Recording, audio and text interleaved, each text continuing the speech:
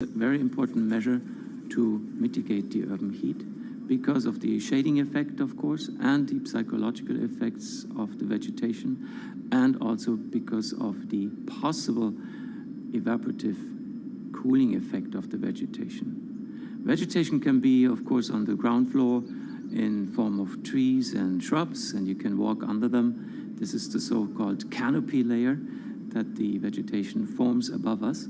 But vegetation can also go up the facades of buildings, and it can go to the roof of the buildings. Luckily, Singapore has been striving for the garden city feel for quite some time. It was a vision initially introduced by then Prime Minister Lee Kuan Yew in 1967 to make life more pleasant for people. And today, Singapore is one of the world's greenest cities in terms of urban vegetation. Kampung Admiralty, a community centre that contains health facilities and social spaces, now provides more green space than the plot of land it was originally built on. It's topped by a roofscape of staggered terraces covered in local plants, which functions as a community park, and a village green in the centre that contains farm plots for residents to tend to. Park Royal on Pickering was designed as a hotel in a garden that doubled the green growing potential of its site. There's now 15,000 metres of sky gardens, reflecting pools, waterfalls, planter terraces and green walls. And the government has big plans as well. Singapore actually has a plan to plant 1 million trees and add more green spaces over the next 10 years. It is actually a mix of wanting to reduce the urban heat island effect, but on the other hand is also to get the people to be more connected to nature. But it's not enough. The city-state has still been warming twice as quickly as the world average over the past 6 decades. That's why Cooling Singapore has developed a catalogue of other potential heat mitigation measures. When you try to mitigate the urban heat island effect in a city or in any building, in a village as well, the first place to start is by shading of the windows. You have to keep areas clear so that the wind can move through it. Water of a certain depth can act as a very good thermal buffer. If you have to construct heavy buildings such as high-rises, at least you can make the surface, the facade, less heavy, and you can protect it from direct sun penetration. We have to make sure that no combustion engines will be in the city in the middle, in the medium to long-term range. So ideally, the electricity production is outside of the city, and you bring just the clean electricity into the city.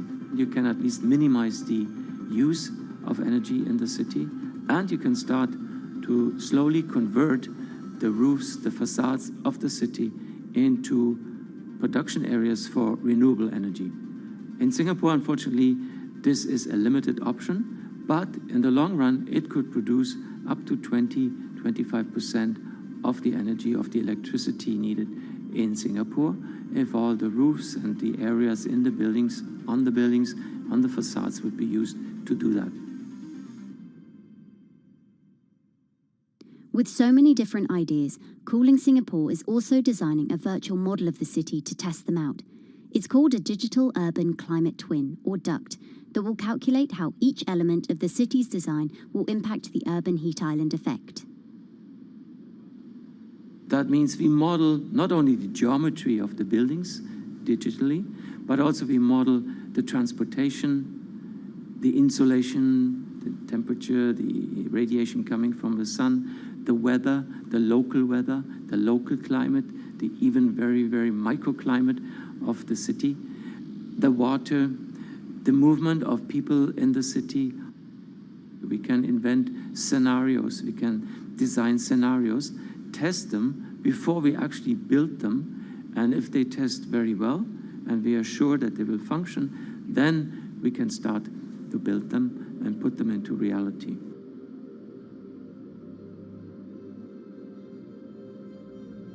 Singapore will be using this new tool to figure out which actions it should take next. And the model can be applied to any city, whether it needs to keep heat out or keep heat in. which will ultimately save energy, slow climate change, and improve our quality of life. So this is something that Singapore will be able to export, maybe even together with its city development systems that it already has.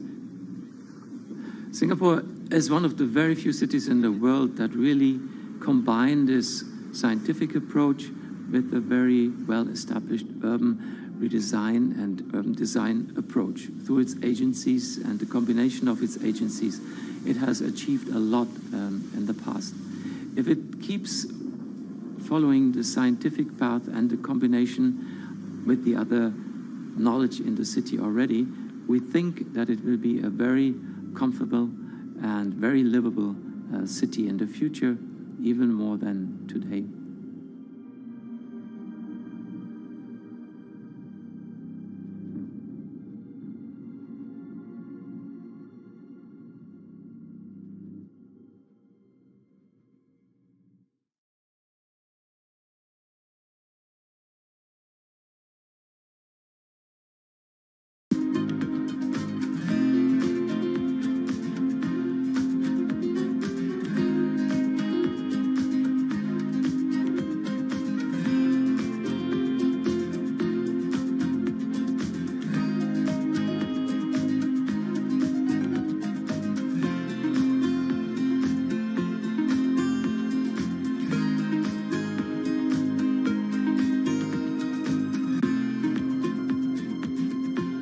Times are tough.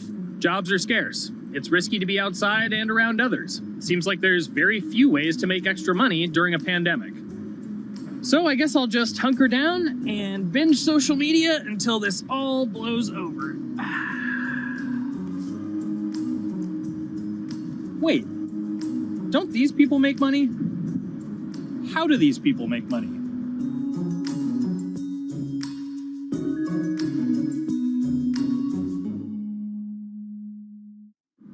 Streamers, YouTubers, Twitch stars.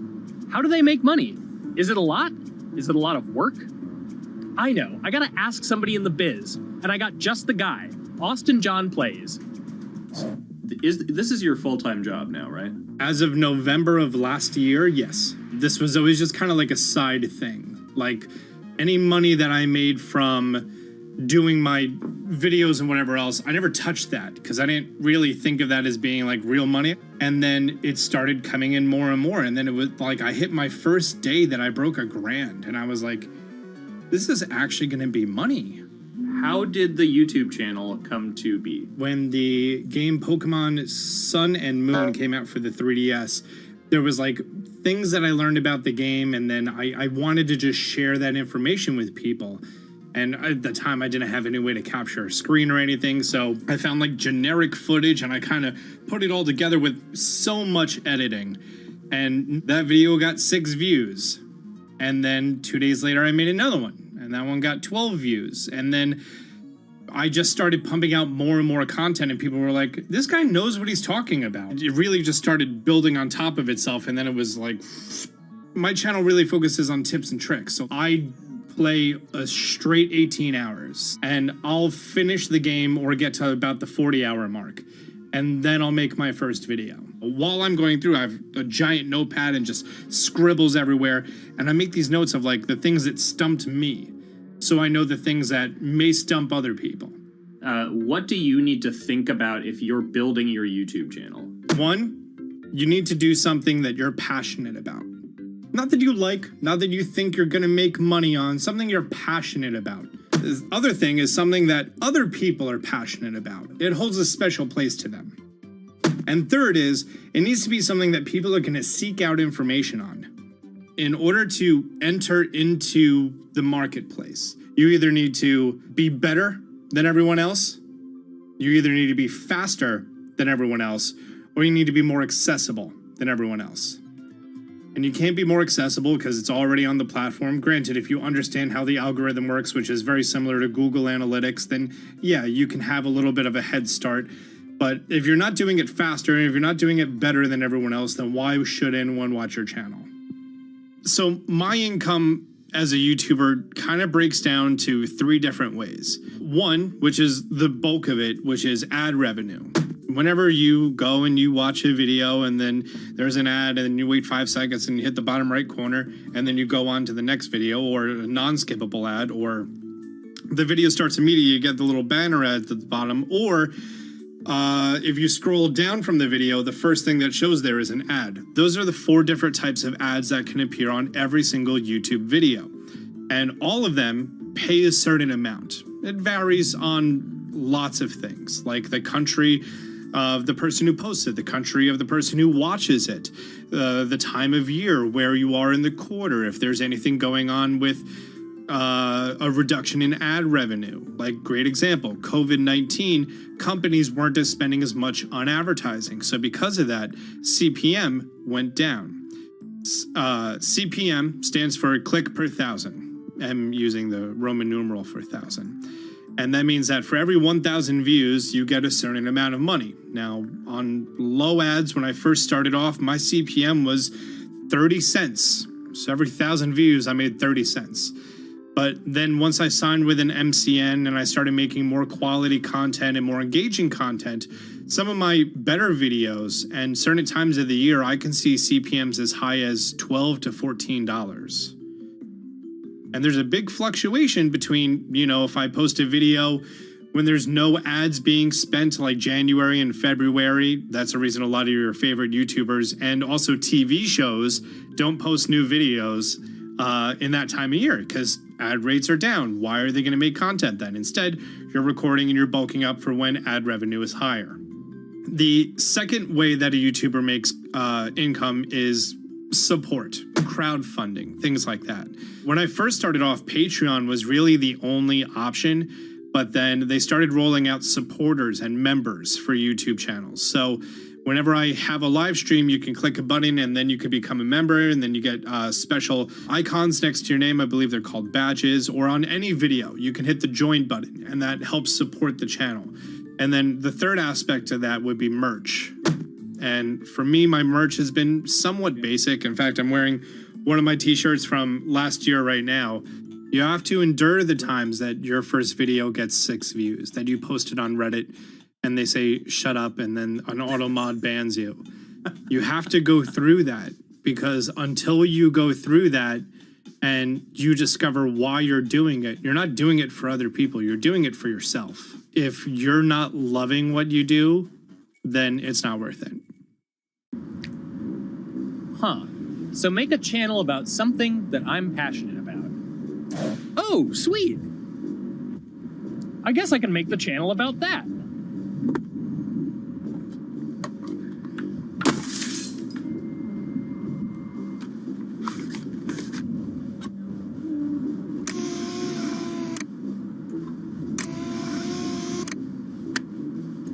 Now, how do I grow an audience?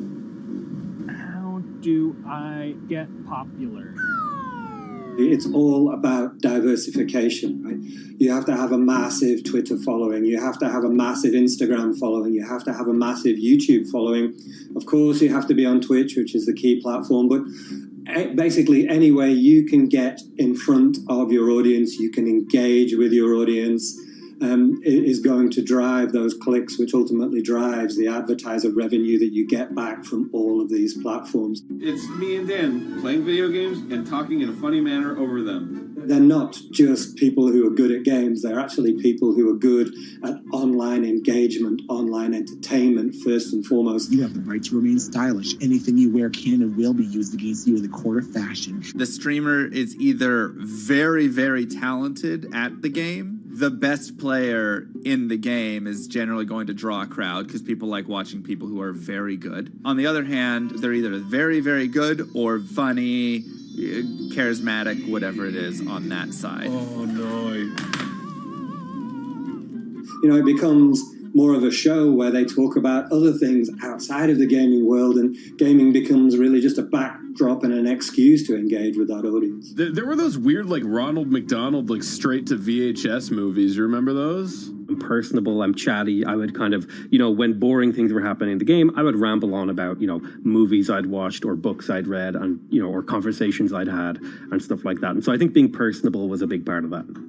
It's not just getting on and playing games. It's getting on and being an entertainer. You are putting on a show. All right, now let me go ahead and grab the samurai sword that every gym has. Okay, he's dead. To have a larger audience and to have that audience, I think, stay with you, you have to bring something extra. You have to find your niche. You have to find what works and what connects with the audience and what makes them laugh and what makes them keep coming back. You got to make it a little more exciting, all right? Throw in a hanging bishop. Have everybody in suspense for a moment. I think the real most important thing is to just get used to being on camera. Like in any sort of performance thing, is get used to talking on camera. My first few videos were terrible, but because I sat down and did it for 6 to 8 hours a day, I just got used to talking and I got over that uncomfortable hump.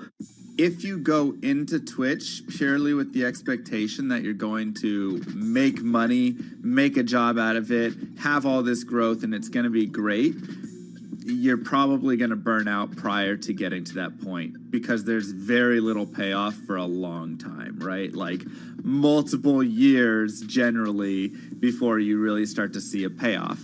And so, those first few times you're streaming, nobody is there. One person shows up every 30 minutes, says hi, maybe, and leaves, right? Like, it's very discouraging, I think, for a lot of people. And so you have to be there just loving it. You have to love talking to yourself when nobody is around. You have to love just the game that you're playing, all of that stuff, because it takes a while. And I think a majority of people burn out prior to getting to the profitable point of it. And there you have it.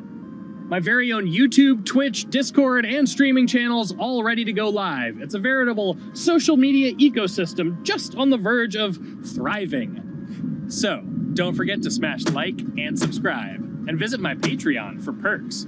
Also, go to my merch page. And one last thing, stay cool, my friends.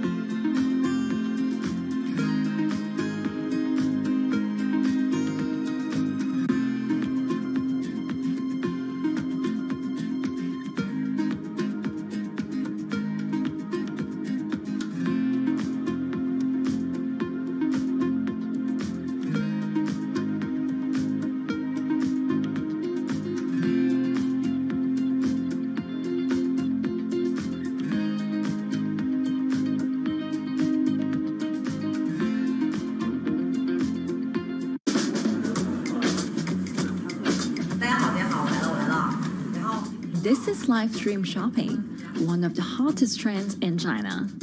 Every night, tens of millions of people watch live shows hosted by influencers like Thea and buy the products they recommend. On e-commerce and social apps like Taobao and Douyin, the sister app of TikTok. 我觉得已经改变了大家的购物的方式。其实各种各样的产品，哪怕你不买，你也可以来看。当然，你看了，你就有可能会买。It's not about, only shopping. It's about the experience. It's about having fun. You got to see 3D. You got to see in some kind of action. It's almost like a theater act. The internet craze has taken over China. By the end of 2020, the country had almost 400 million live stream shopping users. China's live stream e-commerce market has also grown dramatically, with an estimated value of $161 billion in 2020. It's becoming popular outside China as well. So, is live streaming the future of shopping?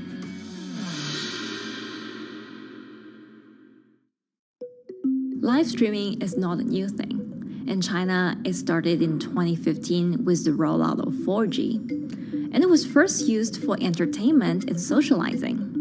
Many live streamers performed for their followers or chatted to them, making money by receiving virtual currency and gifts. In the West, live streaming is mainly the domain of avid gamers. In China, it's broken into e-commerce. China actually has a very big e-commerce empire, so it uses these super apps, what we call, that you have payment, you have search of information, you have recommendation system, and you have huge amount of goods available on the platform, and as well as a lot of consumers. So with this advantage, they merge these features of live streaming to make the influencers actually sell goods. Here is a perfect choice: nice neutrals, beautiful print, nothing overwhelming, and the warmth and comfort of flannel. This is item. Traditional TV shopping involves a one-way direction, whereby a host introduces a product, demonstrates certain things, and say, call this number or something. But live stream shopping is live. That in itself is a very, very big difference. It causes different psychology. And live stream shopping is a very entertaining way of actually engaging someone else. When you shop, actually, this live streaming video will continue. It will minimize into a corner, and you can buy the items and pay all on the same app. And after that, the live streaming screen will just enlarge by itself, and the promoter will come back to screen. So it's very convenient. Taobao, one of China's biggest e-commerce platforms owned by tech giant Alibaba, added a live streaming function in early 2016. In the following years, other e-commerce and social platforms like JD and Douyin also integrated this feature. 开头的时候还是有很多的挑战的，对画面的这个流畅，然后是否能够很真实的去还原商品，它其实在这个上面是有很高的这个门槛跟技术的这个卡口在的。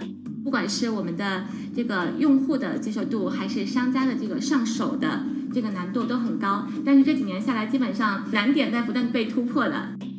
Over $70 billion worth of goods was sold via live stream on Taobao in the year through March 2021. Latest surveys show that over 60% of live stream users in China were watching shopping shows, and over 65% of them shopped at least once via live stream. In 2020, live stream shopping got a huge boost during the pandemic, when millions of people were in lockdown and many retailers were pushed online. People, during the lockdown, felt like there's a need for more social interactions. This live platform creates an interesting kind of environment that gives people the sense that I'm actually interacting with you. And then live stream shopping brings in a lot more variety of things that people could buy and satisfy, the sense of losing control, especially during the pandemic. At the heart of this craze are the top influencers who have tens of millions of followers and sell products worth millions of dollars every night. They often use their star power to get bargains from retailers, which in turn boosts their own sales and influence. So if you think about China's live streaming, you have to know the king and queen of the influencers. The queen of live streaming, Via, she is actually having the biggest viewership and the biggest sales volume for a long time on Taobao platform. She can sell everything from Gucci sunglasses, lipsticks, homes, and cars. One time she offered her followers to go on a Tesla ride with her, and she even, for once, sold a rocket launch in her live streaming room for 40 million yuan. The king will be Li Jiaqi, more widely known as Lipstick's brother. He used to be a cosmetic sales before he turned into live streaming e-commerce, and he knows a lot about the cosmetics. So he's the one that will actually put the lipsticks on himself when he's on the show. Top live streamers like Via and Li Jiaqi have become celebrities in China and can earn millions of dollars a year. Although not everyone can be as popular, mid-ranking live streamers like Tiffany still earn a good income through sales commissions. 如果说单从收入方面来讲的话，那主播的收入是比普通的工作要高很多。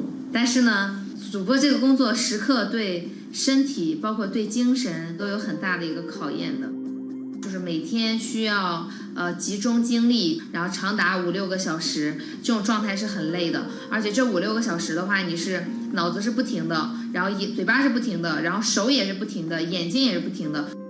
像我们做主播，不是说单一的只做直播一件事情，然后还会有选品的一些工作，然后还会有一些其他的事情排在里面，其实是没有个人生活的。那我觉得增强粉丝影响力的话，不是说某一件事情啊，可能今天做了什么事情你就增大了影响力，而是每天不断的内容的输出，粉丝不断的可能对你的了解，慢慢的信任你。里面有芝麻酱的味道，如果吃不习惯的话就慎买。A lot of successful live streamers are generally very good at communication. They're very good at articulating very simply what a product does, what a product doesn't do. In order for them to sell, they need to be trustworthy and appear trustworthy, and they need to, show in some ways that they're authentic, right? So for Via and Li Jiaqi, they are able to articulate that quite a bit through their body language, through what they say. For example, Li Jiaqi will also sometimes say bad things about certain products because to him that's his honest opinion, and sometimes people want to hear that. And so they seem very credible, they seem very trustworthy, and don't forget, they're also very entertaining and very interesting. If you're familiar with Li Jiaqi, he won a Guinness record for like the most lipstick applications to models in like 30 seconds.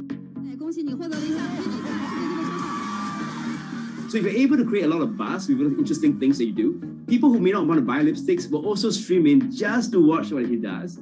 And then from there, you might get hooked. 这就是你一般女生出门的时候涂的口红的颜色。Live streamers also use sales techniques such as limited time or supply. This sense of scarcity can often encourage viewers to buy. The platform in itself creates and enhances some of these things because you see it live. Something because social proof has taken over, meaning that, hey, other people are interested, other people are joining in, other people want the same product. And they add it in the chat and they ask questions and they say, oh, I want this too. What happens then? It makes the whole product even more scarce.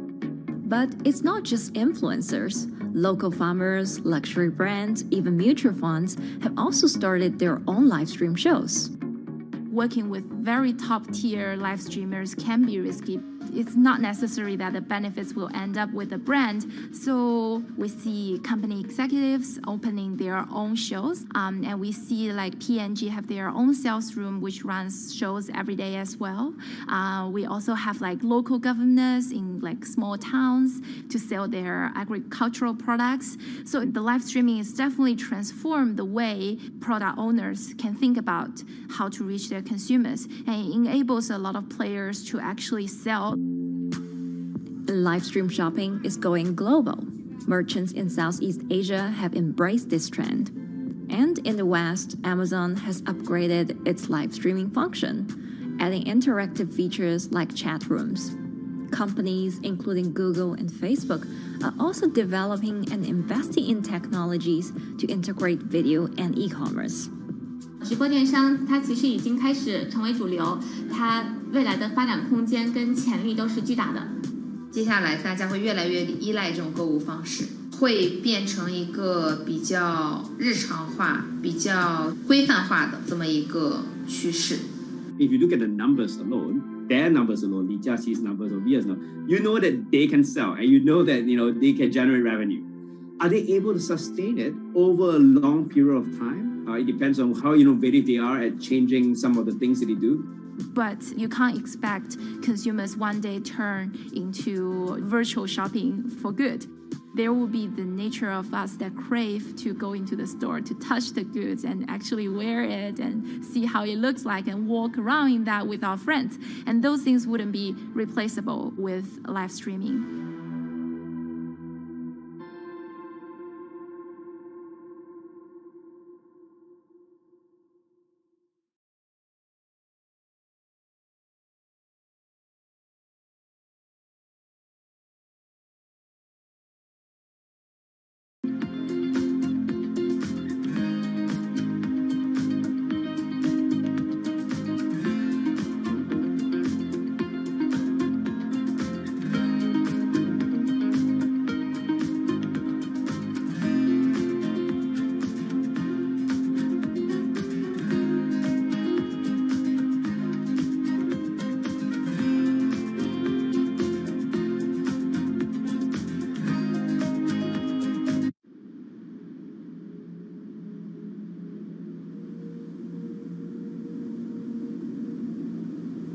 imagine that the oceans are actually the largest battery.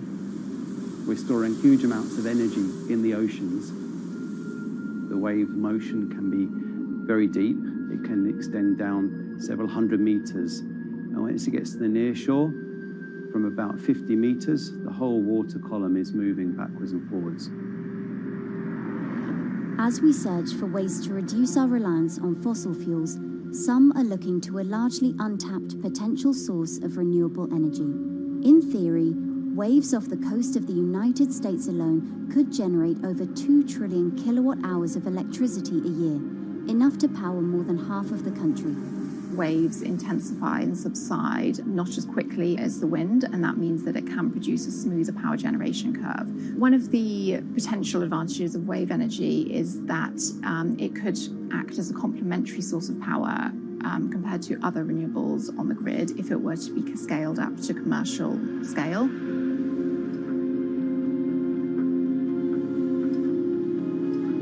For decades, engineers have been trying to convert wave energy into electricity, but a host of technological and financial challenges have complicated their efforts. In the years from around 2006 to 2015, there were a spate of bankruptcies in the sector, and this was largely because of a lack of kind of continuous proven projects out at sea with reliable electricity generation. Since then, companies have been trying to develop the technologies at a steadier pace and with a smaller cash burn. But the same questions remain. Can companies develop devices and technologies that actually work? Is wave energy just a novelty or something that can become a major renewable energy source?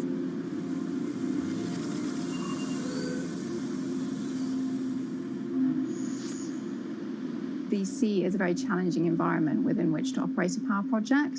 So seawater is corrosive and conditions are very rough. So this means that power projects don't have a very long lifetime, and it increases operating and maintenance costs.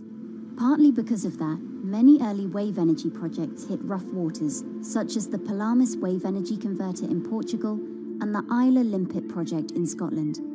But that hasn't stopped others from trying. Companies are focused on testing projects out at sea, proving their durability, trying to raise capital and bring down cost. The sector hasn't really converged around one single technology design, and companies are kind of undecided about which design works best.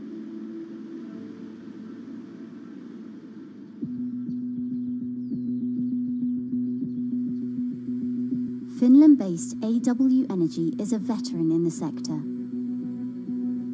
The first proof of concept of the company's device was made in the 90s after diver Rauno Koivusaari observed the strong back-and-forth movement of a hatch cover in a shipwreck in the Baltic Sea. The waves are generated far from the coastline, so the wind blows on the surface of the water, causing the water particles to rotate, and that rotation extends deep down below the surface, and the waves can be very long. They can be several hundred meters long. And as they come into the near shore, this rotational energy turns into an elliptical energy, and eventually backwards and forwards, as you probably noticed if you've been swimming on the seashore in large waves, you're pulled in and out. That's the energy that we're extracting. But there's a sweet spot where we deploy, so around 10 to 15 meters of water depth. That's where there's still strong wave energy coming in. After years of research, prototyping and testing, the company has deployed Wave Roller, a 350 kilowatt device in the waters off Portugal. Wave Roller has an 18-meter wide and 10-meter high steel panel fixed to the seabed via a floatable foundation. The panel moves back and forth with the waves, capturing the energy. It's submerged in the depth of 15 meters, so it's protected from the extreme waves. We generate electricity by capturing the movement with hydraulic circuitry in a machine room underneath the surface. That hydraulic energy we turn to electricity with hydraulic accumulators and hydraulic motors, and also a generator. The Wave Roller has survived large waves at sea for over a year and delivered electricity via an underwater cable to the grid in Portugal. Meanwhile, the company has won a €2.5 million grant to work on an upgraded version of the wave roller, aiming to increase the electricity generation capacity to 1 megawatt. The upscaled device would have a bigger panel, 2 power takeoff units, and improved software to control the energy production. We have taken into use a wave prediction algorithm that kind of tells us what kind of waves are coming in to our device. That gives us few seconds to prepare for capturing more energy, and the difference in that is significant. Our future plans are to deliver technology around the world. So I'm hoping we can be working on delivering technology to projects in Asia and also in the American continent as well.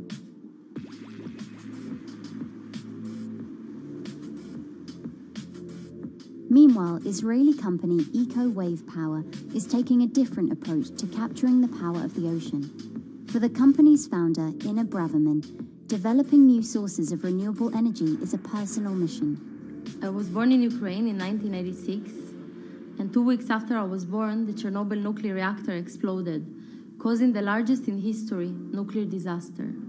I was one of the babies that got hurt from the negative effects of such explosion. I had a respiratory arrest and a clinical death. Luckily, my mother, a nurse, approached my crib on time and gave me a mouth-to-mouth resuscitation, which saved my life. I got a second chance in life and decided to do something good with it.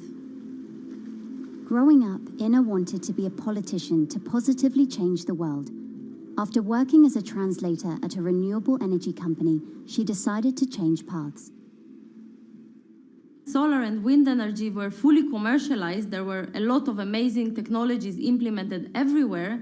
I saw that wave energy, although it's an immense source of electricity, the biggest companies in the world are trying to develop wave energy with no success.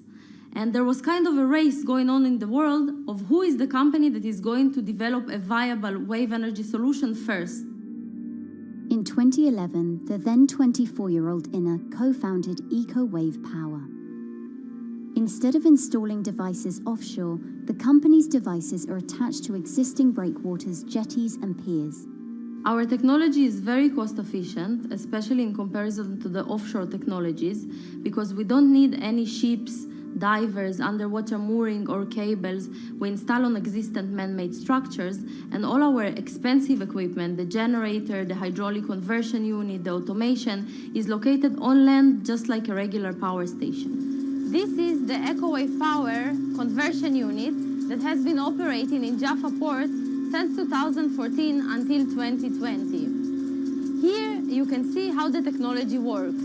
Basically, the floaters are going up and down and pushing the hydro cylinders, which transmit biodegradable fluid into land-located accumulators. A pressure is being built. The higher the waves, the higher the pressure, which is used to turn the hydro motor, which is turning the generators. The whole system is controlled by a smart automation system, which you can see right here. And in case of upcoming storms, the system automatically raises the floater above the water level and keeps them in the upward position until the storm passes. The company has been operating a 100-kilowatt grid-connected device in Gibraltar since 2016, which is enough to power 100 households. Currently, Inna and her team are working on another 100-kilowatt project at the port of Jaffa in Tel Aviv. The project will be also the first time in the history of Israel that wave energy will officially connect to the electrical grid. And our goal going forward is to expand it to all suitable breakwaters in the city of Tel Aviv and to supply a significant part of the city's electricity needs. Today, engineers and entrepreneurs are still trying to crack wave energy. Globally, only a few hundred kilowatts of wave energy are deployed, compared with gigawatts of offshore wind.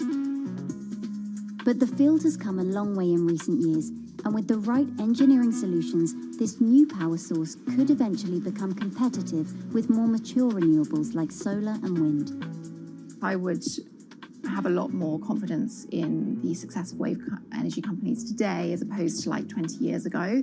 But in the next few years, or maybe the next couple of decades, it will be more likely to be used in remote locations like islands that are otherwise dependent on expensive diesel power, or out at sea on gas decommissioning rigs, or for powering underwater autonomous vehicles.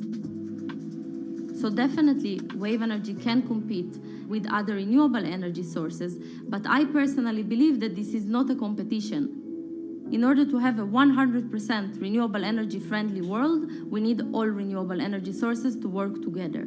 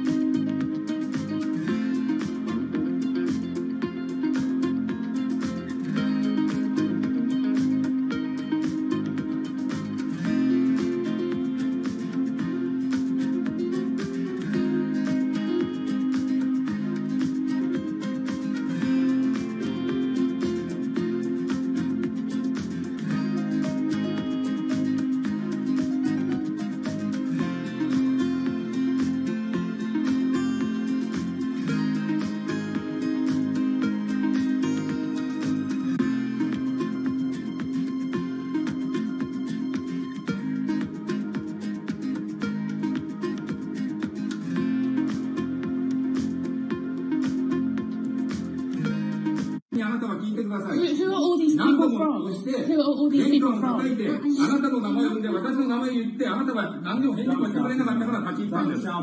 So can you please tell me?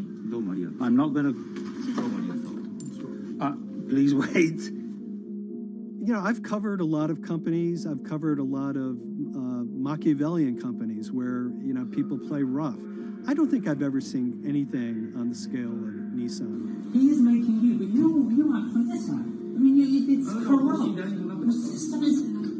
One of the most dramatic elements was Ravinder Pasi's home being raided by court officials in Yokohama. You scared my wife. You scared my children. I worked in Nissan for 16 years. So Rav Pasi's journey into the darkest recesses of the Japanese corporate world started when he was the general counsel, the highest corporate lawyer position in the company.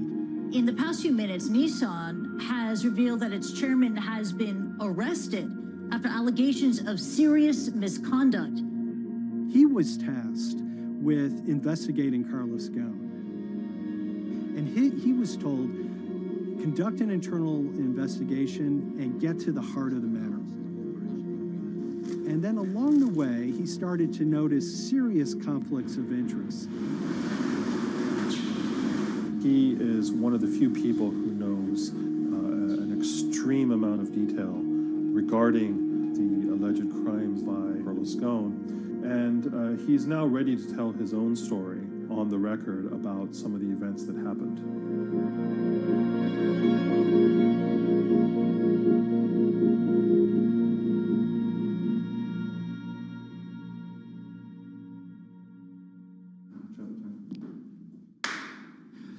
My name is Ravinder Pasi. I'm the former Global General Counsel of Nissan Motor Co. Limited. And you could say, yes, I had a front row seat in terms of what was going on.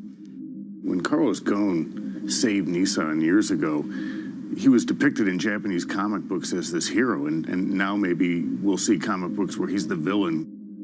In corporate Japan, Nissan was quite an unusual company. It was led for 2 decades by a non-Japanese executive. Well, Carlos Ghosn was a hero in the Japanese business world. If you had a global business celebrity in Japan and worldwide, it was definitely Carlos Ghosn. In a country with few foreigners at the top, he stood out. But over the years, he saved Nissan from bankruptcy, allied with Renault and Mitsubishi, and turned the alliance into one of the most competitive in the world. Yet as the years went on, I think his ambitions changed a little bit. He started thinking about legacy plays, and one of them was to really tighten the alliance between Renault and Japan. And unbeknownst to him, there was a contingent of senior Nissan executives that were really felt threatened by that move. They really thought that they would lose complete control of the car company, and even in the government, there was probably a little bit of anxiety about a national champion in the auto industry falling under full-blown foreign control. Carlos Ghosn was an auto industry leader, respected by many in Japan. Now he's in jail. The arrest of Carlos Ghosn came completely out of the blue. This was in November of 2018. He was coming to Japan on Nissan's corporate jet for a regular executive meeting, and he was met on the tarmac by Japanese authorities who whisked him away to jail and charged him with financial misconduct crimes. So what happened was that a power struggle ensued inside the company, and somewhere along the way, it was criminalized. By that I mean that there were allegations leveled at Carlos Ghosn about the way he reported his pay to Japanese authorities, the way he handled money inside the company, that in other contexts might have been a board action, might have been handled internally. A number of executives at Nissan decided to take this difference and take it over to the Tokyo prosecutor's office, and that unleashed a chain of events that would shake the entire auto industry. So after Carlos Ghosn was arrested, Nissan launched an internal investigation into the events that led up to his arrest. So Rav Passi was tasked with investigating Carlos Ghosn, and he was told, get to the heart of the matter, find out what Carlos Ghosn did wrong and bring it to our shareholders. It's really complicated because you had various things coming out of the weeds. 2018, the investigation has started, and we become aware of matters in terms of conflicts, actions by certain individuals that cause some concern because things might not quite be what they seem. So in our story, we really took a close look at Harinada and his role in Carlos Ghosn's downfall. Harinada is one of the most fascinating figures inside Nissan. He's also a lawyer. He's originally Malaysian. Hello, Mr. Hari. And he had a meteoric rise through the company and became very, very close to Carlos Ghosn and other top figures. He had a front row seat at all the major strategic deliberations at the company. And when he discovered that Carlos Ghosn, as his final legacy play, was going to tighten the relationship between Renault and Nissan, he made a decision to go against Carlos Ghosn. And he became one of the key figures that decided that Carlos Ghosn had to go.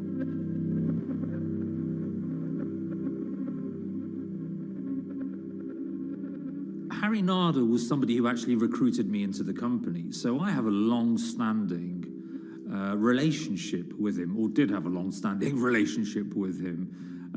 For many, many years, he was a mentor. I had doubts about the credibility of the process right at the start. Harinada had a plea deal with the Tokyo prosecutors. Now, that suggests he was intrinsically involved in some of the wrongdoing, or the allegations of wrongdoing, and it just didn't smell right, just doesn't sit right. So there was a basic conflict of interest. In other words, Harinada had to deliver results to Japanese prosecutors to avoid his own criminal liability, and he's accusing and leading the investigation of Carlos Ghosn. Some of the people who had been involved in the original alleged crimes were also looking into the affairs themselves. Ravinder Pasi began pointing out some of these conflict of interest issues. And the reason for that is essentially his concern was for the company. If the company's own investigation into itself was compromised, that could lead to a very weak position in various lawsuits that it was dealing with across the world. I had discussions with Harry, discussions with the statutory auditors about these conflicts, discussions with HR about some of these conflicts, because at that point, we reported into him. You know, at the time, everything was quite, as you can imagine, it was, we've got to do this, we've got to do that, we've got to move fast. But when you step back and look at some of these things, you just think, my God, what was going on here? Because me, members of my team, were being placed in immediate danger. Your chairman's been arrested, a representative director's been arrested. They both happen to be foreigners. And then now what we need to do, we're being instructed to do, is certain compliance professionals need to go into properties in Brazil, for example, and retrieve evidence. They've got to do it very carefully, because if they don't do it carefully, they're going to get convicted of criminal activities. And likewise, when a team of lawyers were commissioned to go to Lebanon, I mean, one of my immediate concerns was, why are lawyers from Nissan being sent to go to Lebanon to retrieve evidence? These are just lawyers, they're corporate lawyers from Nissan.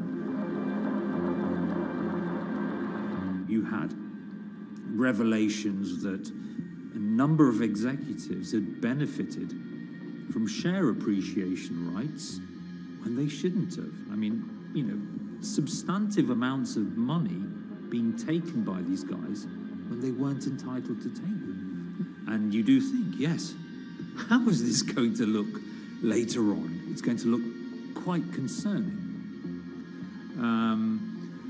So that triggered for me the sort of assessment that, well, I'm going to have to do something, because up until this point, I haven't put down on paper these conflicts and these issues.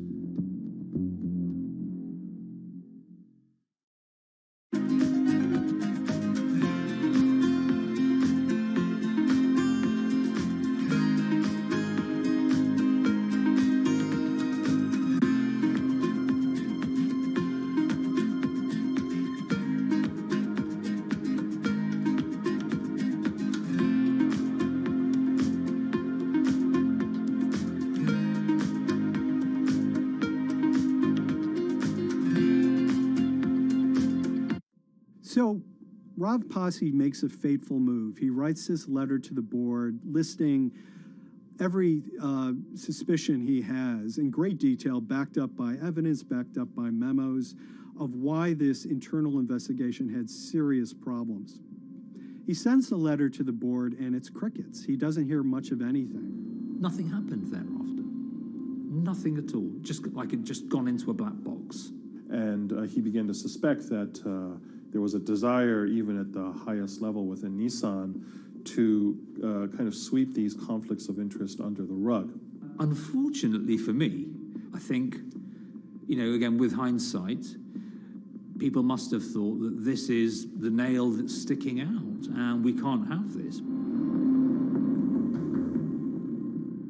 Within 3 days of me submitting that to the board of directors, that letter to the independent board of directors, I was removed from the Ghosn Executive Conduct Matters. I was then told that I could not attend board meetings anymore. And up until that point, I had attended every single board meeting. I was then also told that after 8 years of being in Japan, I'd be going back to the UK. It eventually transpired that I'd be the VP of Projects and Transformation, managing a team of 3. So you can imagine what this feels like at this stage. Almost an arbitrary removal from Japan, where I've lived for 8 years, had 3 children there, my family has grown up, and we've been settled there, having a few months earlier been promoted to vice president at a global level, to being almost demoted. So Pasi was essentially being reassigned to get him as far away from the internal investigation as possible, and also to a certain extent in retaliation to some of the issues that he brought up regarding the internal investigation and Harinada. What happened to Rav Pasi can be seen as a series of corporate humiliations. I mean, first of all, his immediate responsibilities were taken away from him. Eventually, he lost, the coveted general counsel title. But it didn't stop there. Toward the end of his stay in Japan, Rav and his wife were convinced that they were being followed. During that period, I'd noticed that whilst driving my car, I'd have other cars following me. First time I noticed this was around mid-March, and I was driving, I can't remember where I was going, but this grey van, small van, just literally started following me. And I noticed that there was somebody in the car taking pictures. And lo and behold, we were absolutely being followed either by people on foot or other individuals, 2 or 3, normally 2 burly men in a car, different cars at different times, following us around. They were following the family as well. And, given I'd seen the Nissan security department behave in a very, very egregious manner with others in terms of following and surveilling, I was very concerned as to what they were doing and who they were giving this information to. Because if they're giving this information to the authorities, you do think, why? What's going on here? I mean, this is just not normal behavior. And this all culminated in a rather dramatic event in the middle of 2020. Who are you people? Where Nissan had hired a legal team and had obtained an unusual court order from the district court in Yokohama to basically do a search of his home and seizure of his corporate laptop and phone and other documents. If you don't let us in now, we have to break this key. So it's a pretty extreme way to treat someone who'd spent 16 years at the company. These people have all come in. We don't really know who they are, apart from the fact that I've been shown a badge that says the Yokohama court. And they're here to recover a laptop and a mobile phone. It was even more weird because I'd highlighted to the directors that certain Nissan executives were trying to recover this laptop and this phone whilst I was still in Japan.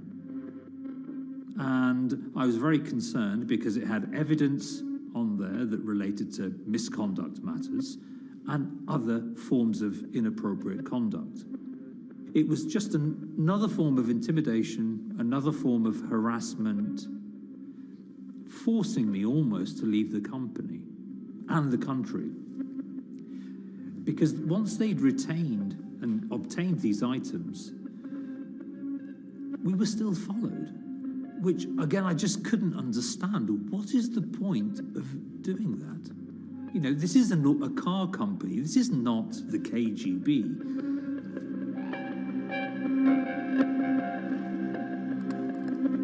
I think it's fair to say that Rav Pasi didn't have full battlefield awareness of all the intrigue going on at Nissan. I mean, Harinada is interesting because he's both charismatic and charming, and one of the most brutal corporate infighters one could ever run across. This is a confidential company email, right? You should not have this. If he had fallen into line, he would probably still have his job at Nissan, be paid very well, and continued his work. A career that he spent 16 years building at Nissan is irretrievably broken. It's been smashed to smithereens. He and his family paid a huge price, certainly. But in terms of being able to sleep at night, I think, he's come out ahead. I highlighted issues to the highest levels of the company so that they could be dealt with appropriately by those in charge. There was no response to those, and there was retaliation against me. What's really profound, like absolutely profound, is that none of your colleagues, I mean people who you have known for years, forget it. Yeah. You're on your own. Yeah. And you got to be ready for that. You've got to be ready for that. If you take it on anyway.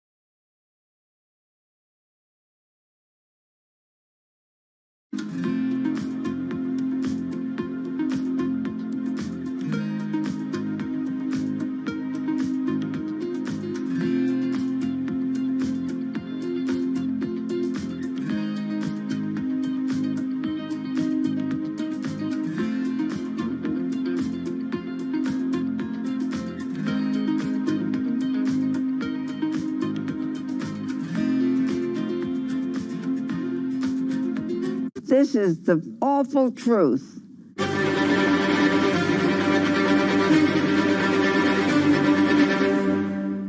There's always someone in the family that's pushing it.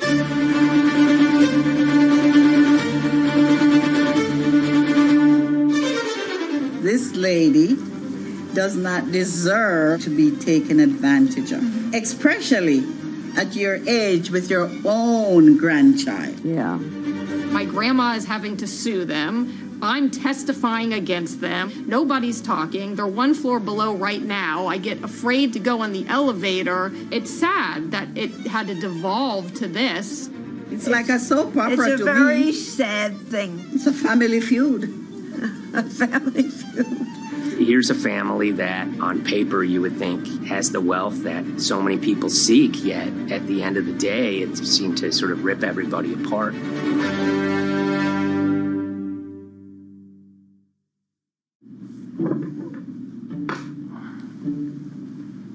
My name's Tom Schoenberg. I'm a senior reporter here at Bloomberg News, cover financial enforcement. I was approached by someone close to the Schottenstein family and asked whether or not I would be interested in writing about Beverly Schottenstein and this case that she had against J.P. Morgan. And it was immediately clear that there was a great story here to be told.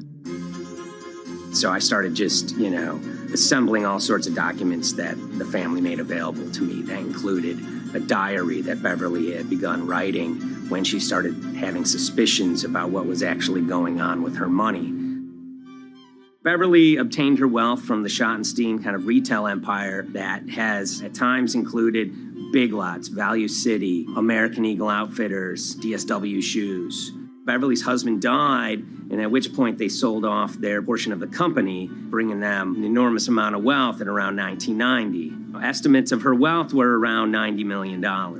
She, for many years, had that pool of money being managed by outside advisors. Her grandsons in the late 2000s had both graduated and were becoming financial advisors. She gave them a little bit to work with, and over time, her grandson, Evan, became the trustee of her entire estate. Managing sort of family money is not a conflict. In fact, some ways in wealth management, it's kind of how you get your start. It's kind of the seed that you need to sort of get going in the business. But Beverly started having suspicions that something was wrong probably in around 2016. Well, there were suspicious things, but taken separately without everyone talking about their own experiences, it was hard to really put it together. She had written a check to her caretaker, Dawn, that bounced. So she went down to her local Chase branch to sort of find out what was going on. She wasn't getting paper statements in the mail, so she asked them to print out a number of her statements having to do with her checking account and her credit card account. So we went to the bank and asked for the statements. And she got a whole year and going through all of them, page by page by page. And it was there she saw all sorts of charges that she said she didn't authorize or didn't know about. I was becoming very, very suspicious. I was starting to look in the money part, and that's what bothered me more when I saw that money was going, and I was not a big spender. Around the same time, Dawn, she starts noticing Beverly's son, who lived in the condominium below her, came up with Evan with a shredder and started grabbing papers in her office area, including some with JP Morgan letterhead, and just started sitting at the kitchen table, just shredding documents over and over. Yeah, they came in one morning. They used to do it in the back. Through the back door, and they brought the shredder inside. And then they went in the drawers in the office and took out all the papers, and they started doing it. I was very suspicious because I know you don't go around and destroying papers. Beverly said that they had done this many times before. That's when she said to me, you know, Dawn, I'm going to write my feelings in this black book. Diary. And it's a diary, and she started writing. Each day she would write a little at a time.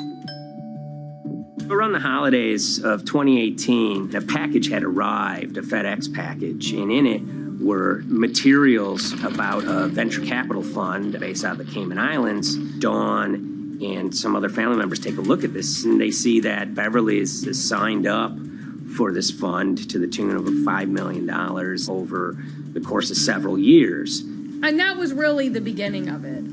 That was sort of the tip of the iceberg when it became obvious that something was going on, that my grandmother really wasn't aware of this fund.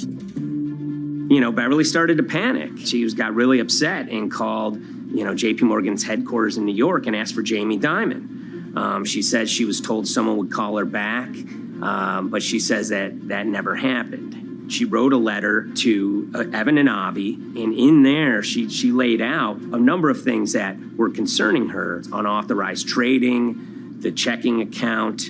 She had about $1 million worth of jewelry in a safe deposit box, and that her son Bobby had the key to that box, and that jewelry had gone missing. All this was kind of packaged in this, 5-page handwritten amendment to a will and trust. There's such an evolving narrative about why the jewelry was taken. The only truth we really know is that the jewelry is gone. But why it happened, there have been a lot of different stories. You just don't take your mother's wonderful things and hand it out. And they emailed that note to JP Morgan to seize all activity on her account. And it ended up setting off a firestorm after that. As soon as they got this email that there was a cease and desist and that she wanted to send her money and change brokerage firms, they were actually vacationing one floor below downstairs. They're there right now. The next day, Beverly's in her place, the granddaughter's still in her place visiting. Dawn is there, and up comes Bobby kind of barging through the door, and he's screaming about what was sent to the JP Morgan. They're now investigating now. And he's furious, takes his mother and sort of puts her into a chair, gets pen and paper, and she says physically forced her to write a retraction letter. They were pushing me around. It was a scary time. I was really afraid too. I had to take her to the doctor, and she did an x-ray because she was in so much pain. The locks had to be changed. The phone number had to be changed. I really thought we were going to have to hire guards to be outside just for protection. Oh, it was terrible. Horrible scene.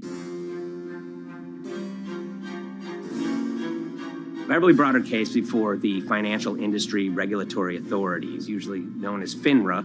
It took several months of hearings. She sees all sorts of transactions that's going on, hundreds of them that she claims that she never knew about, never authorized, but yet were logged in JP Morgan's files as having been direct requests from her.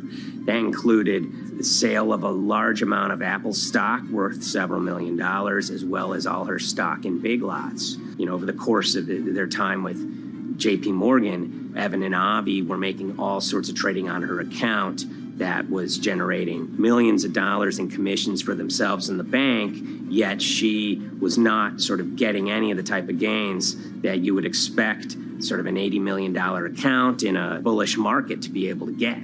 They issued a ruling entirely in her favor, finding that her grandsons, as well as JP Morgan, they were liable for violating their fiduciary duty, misrepresenting themselves, and they also found that the bank and her grandson, Evan, were liable for elder abuse.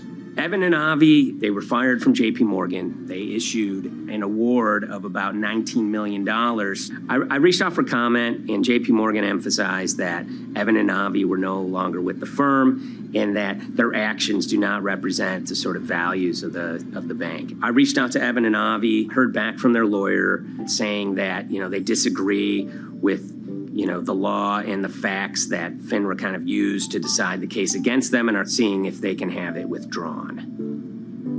Her son, Bobby, wrote her a letter, said his sons weren't criminals, and he also admits to taking her jewelry. And he says he needed it to pay off some bad business debts he had. They never once came up to say, I'm sorry. If there had been an apology and some acceptance, and asking for forgiveness from my grandmother, I don't think we'd be in the position that we are now. Since the piece came out, we've received dozens of messages from people, many of whom are telling their own sort of personal tales of, kind of financial advisors gone bad, or family members who got control of an estate and abused, those within. Seems that it's really resonated with a lot of people. I keep, hearing a lot of feedback about Beverly and how, a lot of people feel she did the right thing. You're never too old to stand up for yourself and try to right an injustice. She was adamant that she wanted to stand up for herself, but at the end of the day, they did wrong. It's a painful life lesson. Beverly taught them that you don't mess with grandma.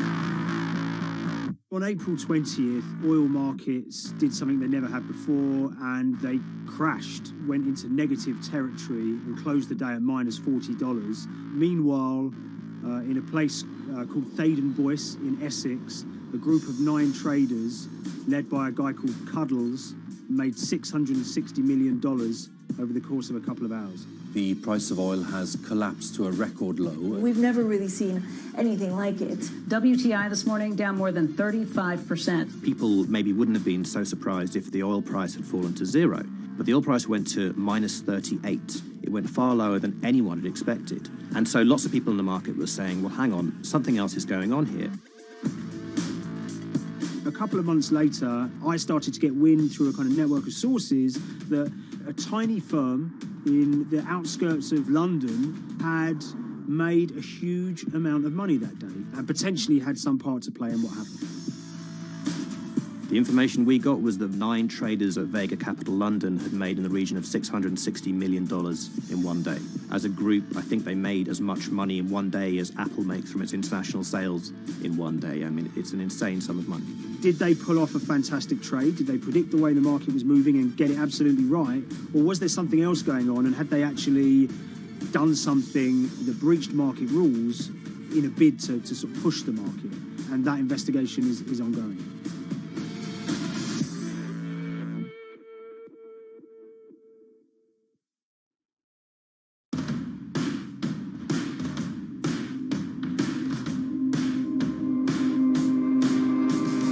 So Paul Commins is a trader who cut his teeth in the pits in the 80s and 90s. When everyone had a nickname, his was Cuddles.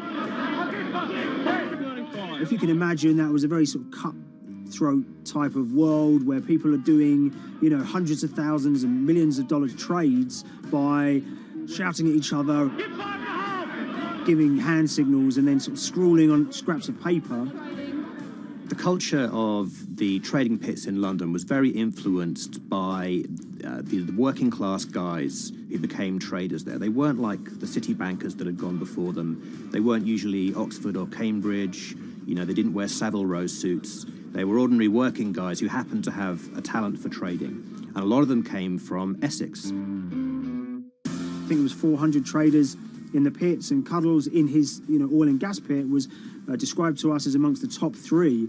In amongst that, was very successful and made very large amounts of money as a young man. But inevitably, mechanization and the arrival of electronic markets was the kind of death knell for the pits. And in 2005, the IPE closed down. And when the pits shut down, a lot of the traders who worked there lost their jobs or quit or went to work for financial institutions. But Paul Commins decided to start his own trading collective out in Essex. Some of them are ex-pit guys, cut from the same cloth as him. Lots of them are actually sort of in their 20s, and they're his, drinking buddy's son, or they're his own kids' friends from football. They're young lads, hungry and ambitious, and he brings them into the fold. And fairly shortly, he's got, maybe a dozen or so traders that they're independent, let's be clear, but they're all part of this collective.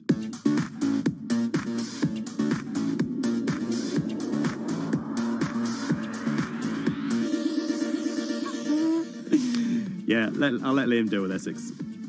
I am from Essex, so I feel like I'm free to get into this. Sweet, as they say. If you were to ask someone in Britain how they would imagine a kind of Essex person, they would see someone who's maybe slightly flamboyant, with a sort of Cockney accent, a sort of Guy Ritchie-style accent. Not afraid to splash the cash, but it's probably pretty bright and has done well for themselves. Don't even make sense, does it? But, these guys, they drove around very nice Rolls Royces and Bentleys. They went to places like Marbella on holiday. Faden Boyce is a very wealthy place. You have to have considerable income to be able to afford to live in that village. It's a really nice place to live, and it's 20 minutes tube ride away from the city. Earlier in the summer, we have this lead, which is that there's this tiny firm called Vega Capital London, and they were the biggest winners from the biggest oil crash in history. Anyone that covers markets is going to be surprised about that. You're thinking your BPs of the world or your Glencores, but there's this tiny firm. And one of the big challenges that we had was actually finding out who worked with Vega Capital. It wasn't immediately obvious, and at first we had absolutely no idea. If you go to the Vega Capital website, it says it's under construction. If you do basic online searching, it's very difficult to find anyone who's publicly connected to the company. So inevitably, we're incredibly curious at this point. Like, who the hell are these people? The more reporting we did, the more it became clear that this group were connected socially as well as professionally. They went to weddings together, they played golf together, they would go on holiday together. We found out that a number of them were members of the West Ham Supporters Club in London. A few of them started companies together, so you could see all the connections between them and start to see a distinct group emerging. And it really just was this kind of shock that, you know, this wasn't just like a hedge fund or a firm you'd never heard of. This was actually a group of buddies who all had the same experience on this day and had all made a huge amount of money. So if you're an oil trader, there's a number of different ways you can trade, and probably the most popular is WTI futures contracts. And it's basically a contract that says, I'm going to buy 1,000 barrels of oil from you at this point in the future, or I'm going to sell 1,000 barrels of oil to you at this point in the future. It's actually just a financial contract to gamble on to predict whether oil is going to go up or down.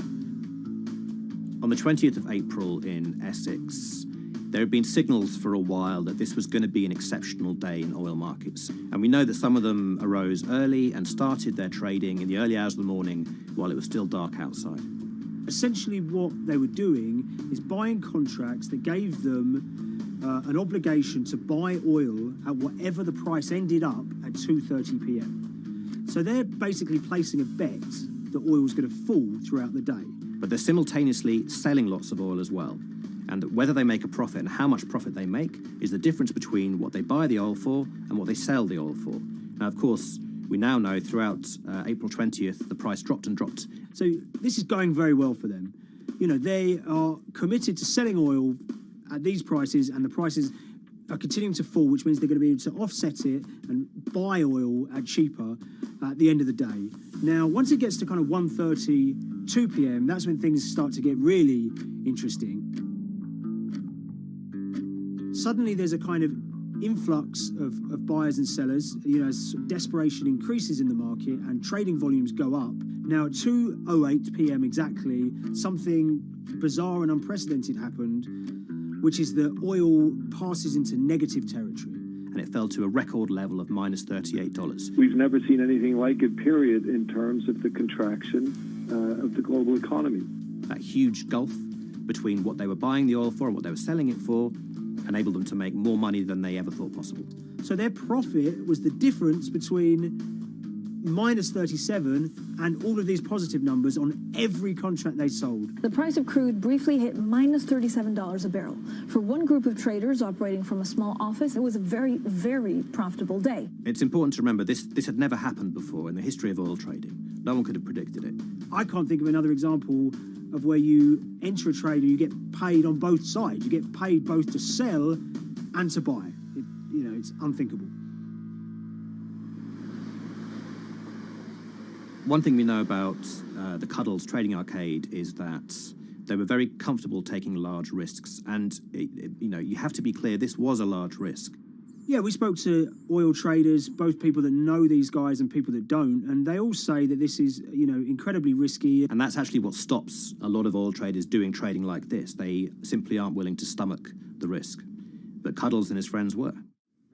So when the kind of final calculations came down, the group of the 9 most profitable traders made $660 million or thereabouts between them. I mean, if you can imagine, I think 3 or 4 of them made in excess of 100 million each. One of the astonishing things about this trade is that 2 of the individuals who made more than $100 million in a single day were in their 20s. One of them was 22 years old. Only a few years earlier, he'd been posting on his social media about doing teenage stuff with his mates in town and going to see girls and rap music. And here he is a few years later making $100 million in a single day's trading. When me and Liam discovered that, we couldn't believe it. We couldn't believe what we were seeing.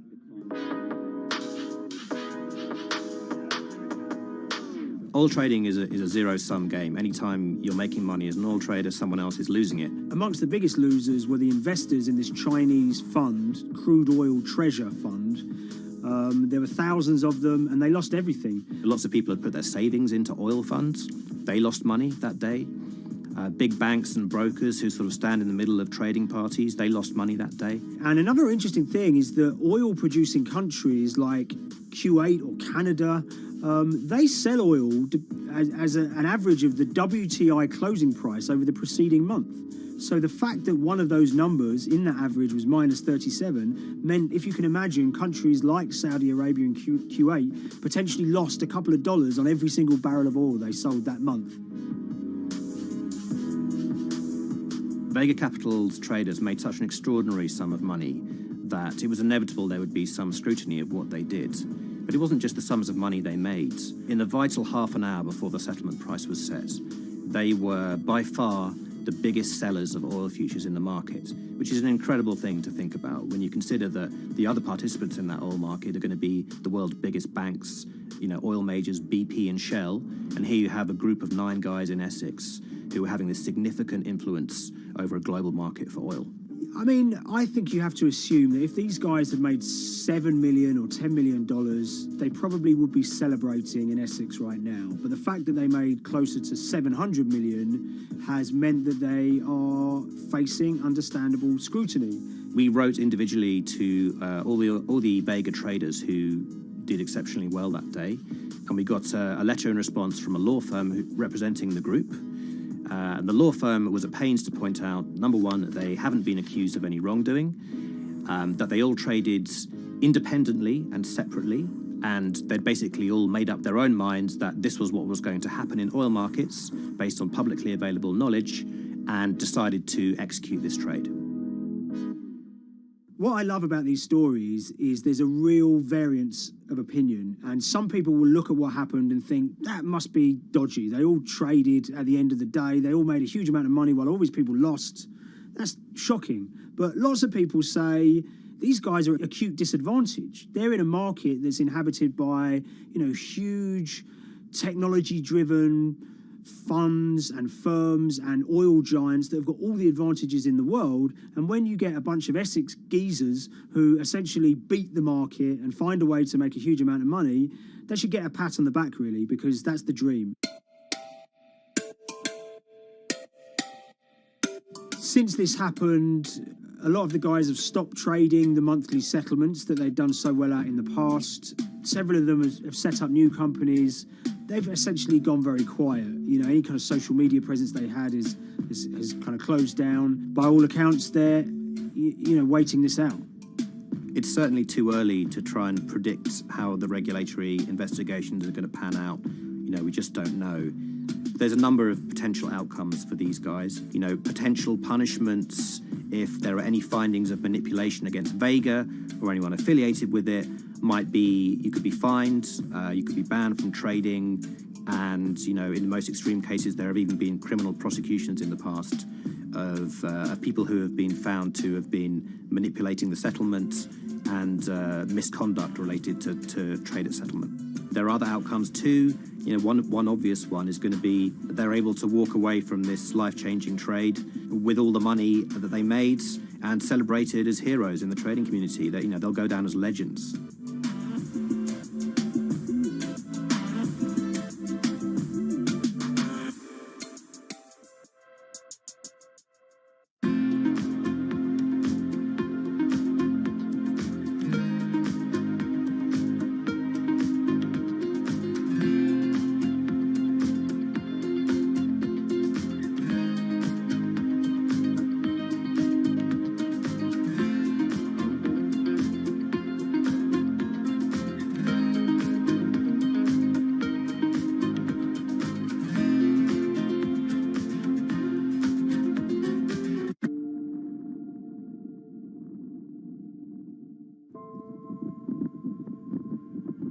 It's very important, given the nature of the climate crisis right now, for the general public to have an understanding of what progress is or is not actually happening. And I think many readers right now, they'll see these hundreds and hundreds of companies making these big, bold climate claims.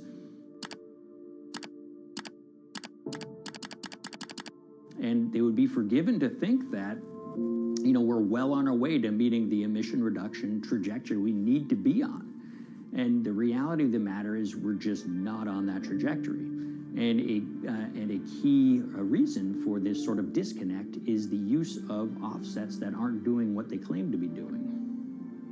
We have a massive potential for sort of willful blindness. We can convince ourselves of things regardless of what the facts are.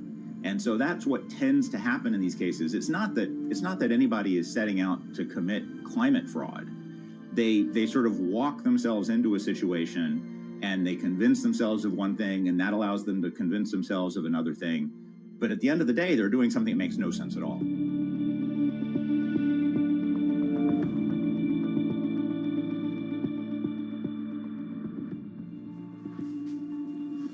My name is Ben Elgin. I wrote the story about how the billion-dollar market for carbon offsets is setting back the fight against climate change. So one of the challenges in reporting on carbon offsets and trying to figure out what's going on is really finding good experts who have been steeped in this marketplace and are willing to candidly talk about it. One of the best people for this is a fellow named Mark Trexler, and I've been talking to him for more than a decade. My name is Mark Trexler. I've worked in climate change for the last 30 years. I was actually hired by the World Resources Institute in Washington to work on the first carbon offset project in 1988. In terms of defining a carbon offset, one of the beauties, so to speak, of greenhouse gases, sort of the silver lining of greenhouse gases, when you put up a molecule of CO2 into the atmosphere, it can be anywhere in the planet in 7 days. And therefore, if there's an option to reduce emissions on the other side of the planet, and you can do that very cheaply as compared to doing it in your factory, for example, then why not pay that person, that factory on the other side of the planet to reduce their emissions? Then you are, in a sense, offsetting your emissions, and the atmosphere doesn't really see your emissions anymore. So carbon offsets have been around for quite some time, and they were actually key with these international climate agreements, such as the Kyoto Protocol, which mandated the wealthiest countries reduce their greenhouse gas emissions. The treaty was signed on the 11th of December, 1997. Decided. The business community in general saw carbon offsets as a huge opportunity to comply with whatever policies and measures might be coming down the pike on climate change much more cost effectively. We've seen a huge surge in companies making big proclamations about how they're going carbon neutral or zeroing out all of their carbon emissions. We're going to reduce our carbon footprint to net zero. Unilever is committing to net zero emissions. We can achieve a net zero emissions world. We began looking at these corporate claims of dramatically reduced emissions, and we noticed so many of these companies were using carbon offsets to achieve these aims. And as we began to look at the carbon offset projects themselves, what we found is that the environmental benefits claimed by these companies are not actually what they seem to be.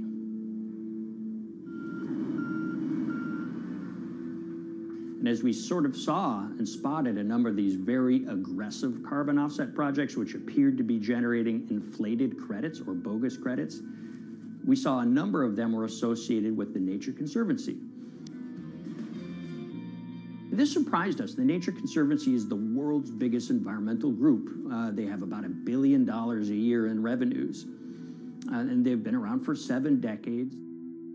They've preserved about 125 million acres of land, and they've done so many good works over the years, and they've been very strong in terms of working with corporate partners. The Nature Conservancy has taken a different approach, a very pragmatic and pro-business approach. They will not go out and criticize a big polluter, but they're very happy to work with them. Some might say that, well, that's selling out, but others would say, and those at the Nature Conservancy would say, these companies have deep pockets. They can help fund important preservation work, and we have absolutely no problem working with them on this stuff. So companies are very warm, and they've partnered with the Nature Conservancy for many years. And yeah, it definitely lends a sheen of credibility to these projects. Here's 20 new reasons to visit Disney World this year. 1, 2, If you look at, for instance, Disney, that's a sprawling company with theme parks and cruise lines that burn up diesel fuel. They have office buildings and television studios that consume electricity. So these companies are trying to make major reductions in their carbon footprints, but it's very difficult to change these fundamental ways their businesses operate. So Disney has been a big buyer of carbon offsets that are orchestrated by the Nature Conservancy. One of the projects that they buy from is called Pennsylvania Ridges. And that's a plot of land. Most of the land is actually about a 3-hour drive outside of Philadelphia. Interestingly, this land, 3,000 of these acres, was actually acquired by the Nature Conservancy in the late 1990s. This land was imminently threatened. There was a pending logging contract on this land. So they do what they've done so well for all of these years, which is they go out, they raise money from local philanthropists, and they go buy this land to protect it from developers and loggers. And at the time, according to an archived version of the Nature Conservancy's website, when they were proudly announcing this deal, they said, these threats have been abated because of this acquisition by the Nature Conservancy. So it's really interesting now, fast forward 2 decades to earlier this year when they put forward this carbon project. And if you look through it, this land is a key part of that carbon project. And what they're now saying is this land is now, once again, imminently threatened. 72% of the trees are going to be cut within 5 years. Now, this is just astounding because this land is owned by the Nature Conservancy. They do not clear-cut land that they've bought through philanthropic donations. So this scenario that they've put forward to get carbon revenues is not really plausible. And what that means is when you have Disney coming in and buying these credits, when it eventually lowers its carbon footprint because of these credits, well, that won't be a credible or truthful claim by Disney.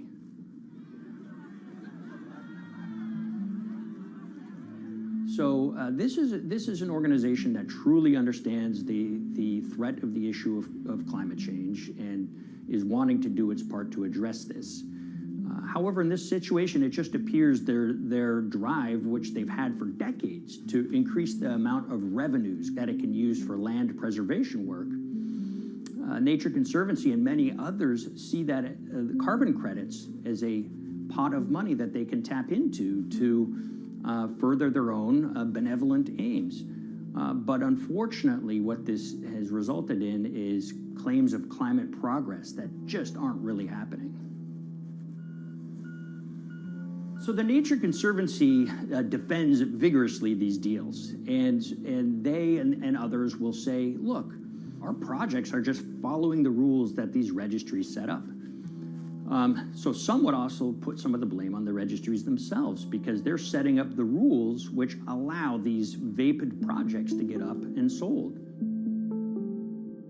So we've reached out to all of the companies we mentioned in this story, including Disney. They didn't want to be interviewed for this story, but they all told us that, look, we have to rely on the experts out there, and those experts, they say, are these carbon registries that have been set up. Most of these Nature Conservancy deals are set up and sold on this exchange. It's called the American Carbon Registry.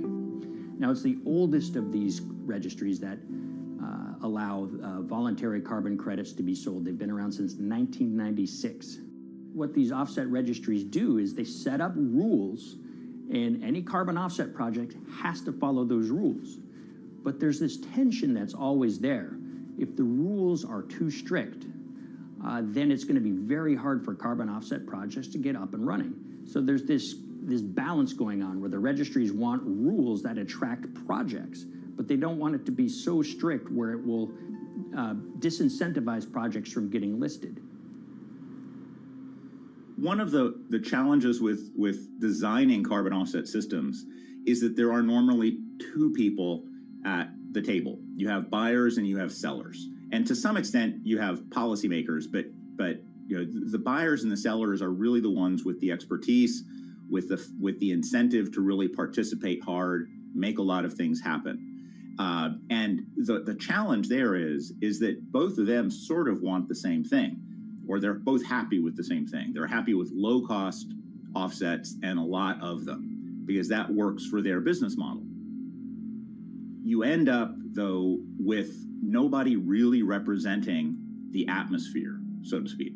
Nobody's really representing the climate in those discussions. And so the policies end up biasing the whole system, and you end up in sort of a race to the bottom, and that's what we've seen happen. When it comes specifically to the topic of carbon offsets, I am a fan of carbon offsets in the sense that they can help mitigate climate change. They absolutely can.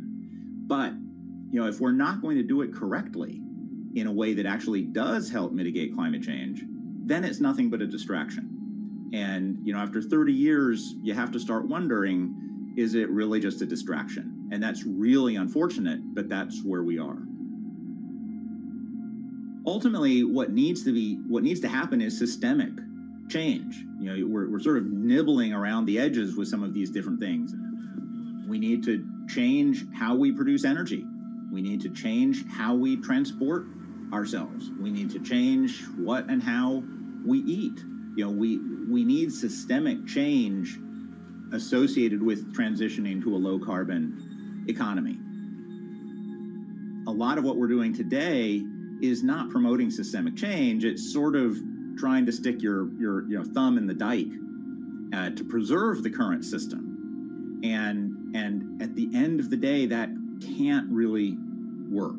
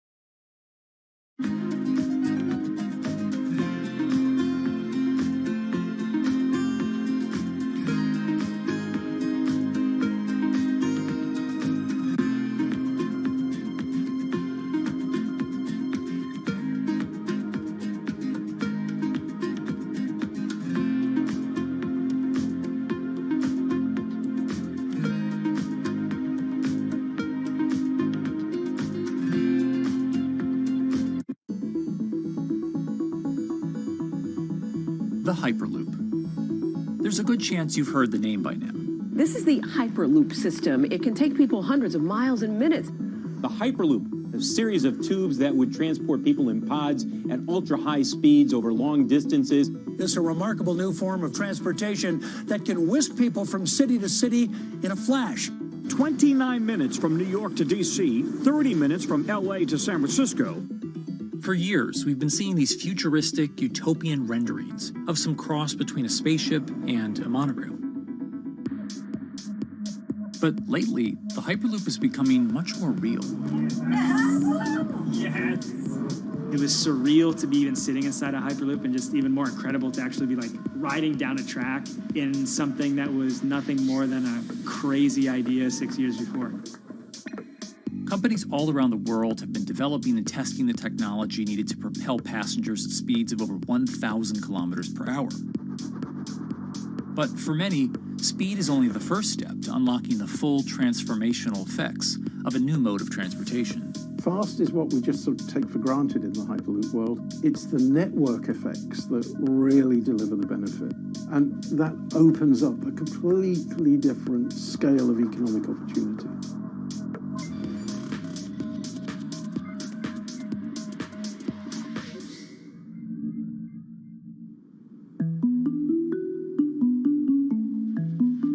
Planes, trains, automobiles, and boats for getting around Earth. But what if there was a fifth mode? And I have a name for it, which is called the Hyperloop. The Hyperloop? Hyperloop, yeah. In 2013, while riding high on the growing success of Tesla and SpaceX, entrepreneur Elon Musk released a white paper outlining the basic framework of the technology he called Hyperloop. The basic idea goes a little something like this. A tube reduces the air pressure to a near vacuum-like environment. A Hyperloop pod is then suspended in the tube, usually by magnetic levitation. The whole pod can then be propelled forward. Because there's no traditional friction sources like air resistance or rolling friction that would push back against the pod, the Hyperloop is able to move at incredibly high speeds and do so fairly efficiently. Despite its futuristic name, however, the general concept behind Hyperloop is actually pretty old. In fact, New York City's first attempt at an underground public transit system in the 1870s was based on a similar principle. The pneumatic transit system was short-lived, however, only stretching one block and topping out at a rather leisurely 10 miles per hour. While Elon would make some 21st century improvements to this concept and bestow a very 21st century name, he wouldn't end up pursuing the technology itself, instead electing to focus his efforts on something a little bit deeper, literally digging the requisite tunnels via his boring company. It would take another billionaire industrialist who dabbles in spaceflight. No, wait, not that one. Yeah, that's the one. After Richard Branson would make a large investment in the company Hyperloop One, it would be renamed to Virgin Hyperloop. What we've always been trying to do as a company is show that this technology could work, that it could be made safe, and that ultimately it's something that's happening in the next couple of years, not the next 20 years. Josh Geigel is the co-founder and CEO of Virgin Hyperloop. In a familiar tech startup story, he's seen the project go from a garage to a large-scale testing facility outside of Las Vegas. So we started building the first kind of Hyperloop system in 2016. We've done a lot of work, about 500 tests that we've done on that over the last 5 years. And what we realized that we need to do is take that technology, show that it can be commercial, so drive the cost down, improve the efficiency, improve the performance. But the key thing is, is actually making it approachable and safe for individuals. In order to do that, Josh, along with Virgin's head of passenger experience, Sarah Lucian, bravely volunteered to take the inaugural ride. What her and I were realizing is we're the first two people sitting in a Hyperloop. The only type of people that have gone through this environment are in spacesuits, and there we are in just normal clothes because of the system, the safety of what we've designed. 3, 2, 1, launch.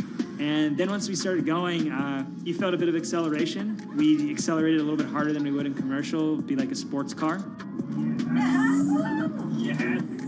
We got to about 108 miles an hour on that test. And it's a short run. It's about 500 yards or so, and came to a stop. The test, lasting only about 20 seconds and covering only a quarter of a mile at just over 100 miles per hour, is a long way away from a true functioning Hyperloop. But as for optics, it's a crucial step for the future of funding. And the number one question we got from investors or from project proponents or just people in general was is a Hyperloop safe? And what better way to show something is safe than by actually getting people on it? But convincing investors and governments that would likely be fronting some of the construction costs for an unproven technology is no easy task. First and foremost is the question of safety. Most people don't know how an airplane works, but yet they get on an airplane. They get on an airplane because, it's faster than driving. And most importantly, they've probably gotten off of one before. They've seen someone get off of one before. And so what we set out to do was actually show that Hyperloop could be safe with two normal people, not astronauts, not adrenaline junkies or test pilots or anything like that. Two normal people getting on a Hyperloop, and then most importantly, those two people getting off. But beyond safety concerns, constructing Hyperloops will undoubtedly require a significant capital investment to the estimated tune of around $60 million per kilometer of track. So a track from San Francisco to Los Angeles, for example, is likely to come with a price tag over $10 billion. And before large governments are willing to come in and front those costs, investors who are funding Hyperloop development must accept it as a long-term mixture of technology and infrastructure investing. Investors that are used to short returns because you're developing apps or something to that effect, those aren't the investors that really get excited about Hyperloop. What you start to see is the people that are looking at platform technologies, right? So this idea that because the smartphone existed, Uber could exist, right? So who are the Vanderbilts of this century? And that's the part where you're going to get a lot more no's than yeses. But those people that have the ability, the fortitude to stick it out, to see the game-changing platform here, those are the people that we're looking for. And since we've done that passenger test, there has been a lot of interest that's really, oh, this is a lot sooner than I thought.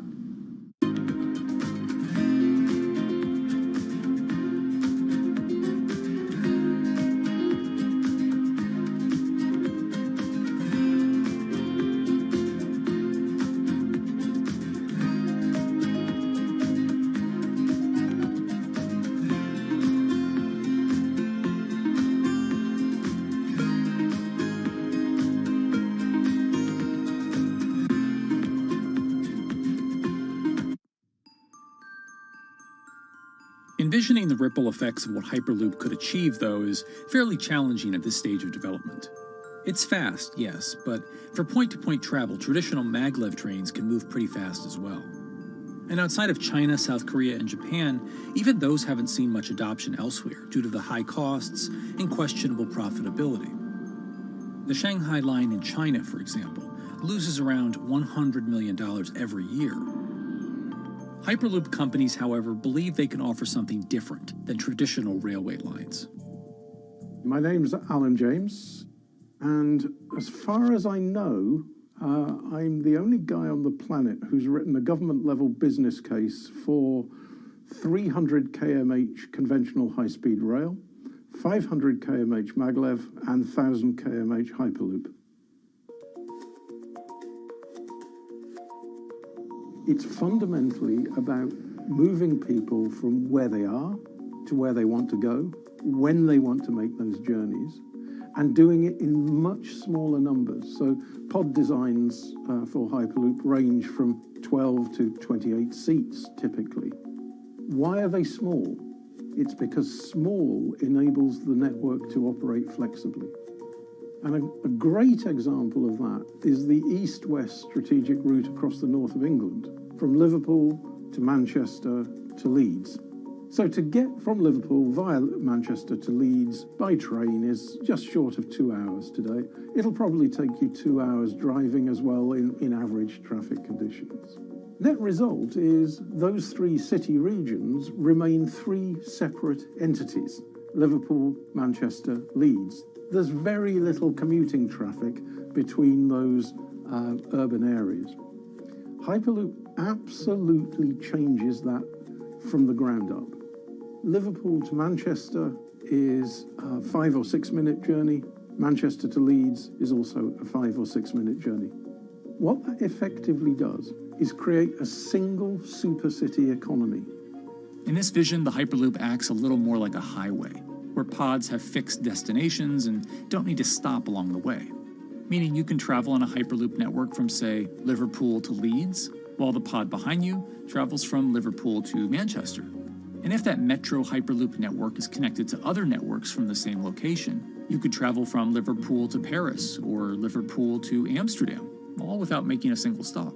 For passengers, for business, for leisure, that is utterly transformational. For high-value freight and logistics, it's equally transformational.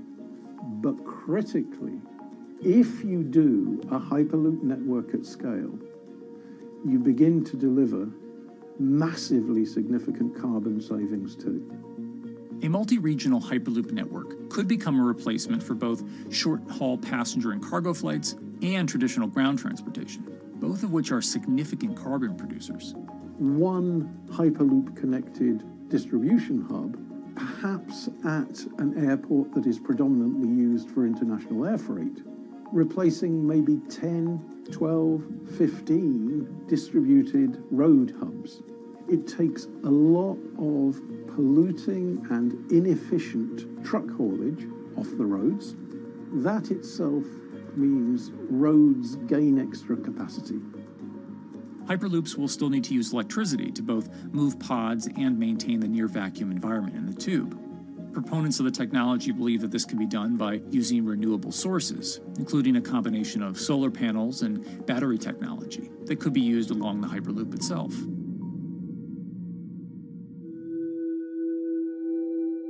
But even with all multipliers of time and carbon emission savings that a Hyperloop network may provide, the investment capital required to actually build such a network becomes even more economically and politically daunting. Committing doesn't mean spending billions on day one. Committing means, how do we phase it?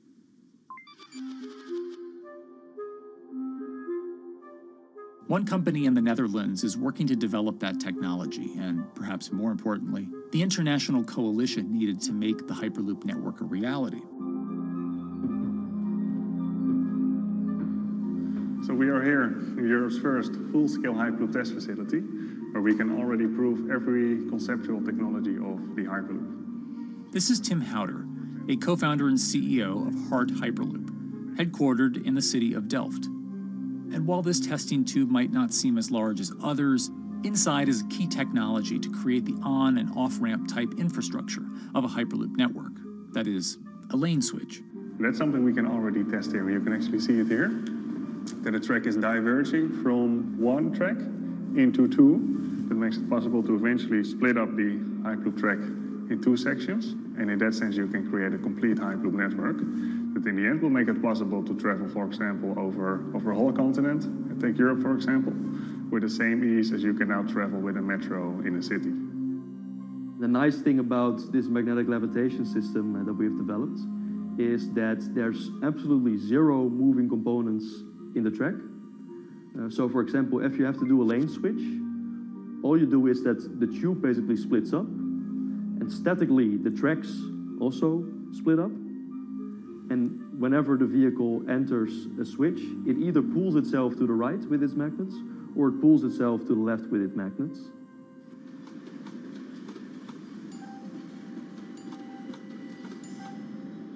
Lane switching on traditional rail requires the physical movement of the rail. Even modern magnetic levitation tracks use lane switching techniques in order to transfer trains from one track to another. And this is a very crucial element, because this is the thing that limits the capacity and, in the end, the usefulness of the rail network. Because the moment that a track is switching, that means that at that moment you are creating an unsafe environment for the trains behind it. So you need a lot of space between trains. But in a Hyperloop, because you have no moving components in the track, all the vehicles can be much closer to each other. You can achieve a very high frequency and basically have vehicles moving and merging in and out of the network very much like a highway. For now, though, HART's physical testing has been limited by the size of their tube. Because the test track is only 30 meters long, they haven't tested this lane switch at speeds greater than 20 kilometers per hour. However, the company is working to build a new test site where it plans to increase that testing speed to 300 kilometers per hour. We're now in a phase where we have proven most of the most important technologies in the test facilities that we already have. And we have also demonstrated the viability and the feasibility of a network. If you look at all the subsystems that it consists of, most of those are proven systems, already demonstrated in lab conditions. So we don't really believe that the technology itself is going to be the biggest challenge. Because for all Hyperloop companies out there, actually building a Hyperloop system requires more than just a good product. We're talking about the safety aspects, we're talking about integration into the environment, we're talking about the social aspects. Do people feel comfortable traveling in such a system? So it's about all these different aspects, and the complexity is really getting all the different stakeholders that are relevant and that do need to contribute to bring this to market, to get them all following the same roadmap.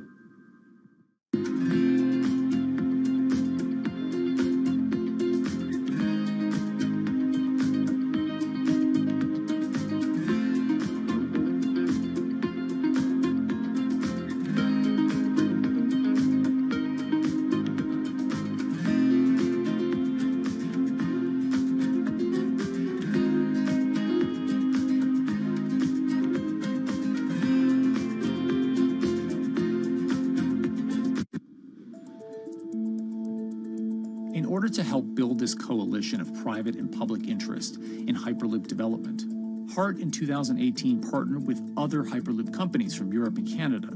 The goal was to define, establish, and standardize the framework to regulate Hyperloop systems.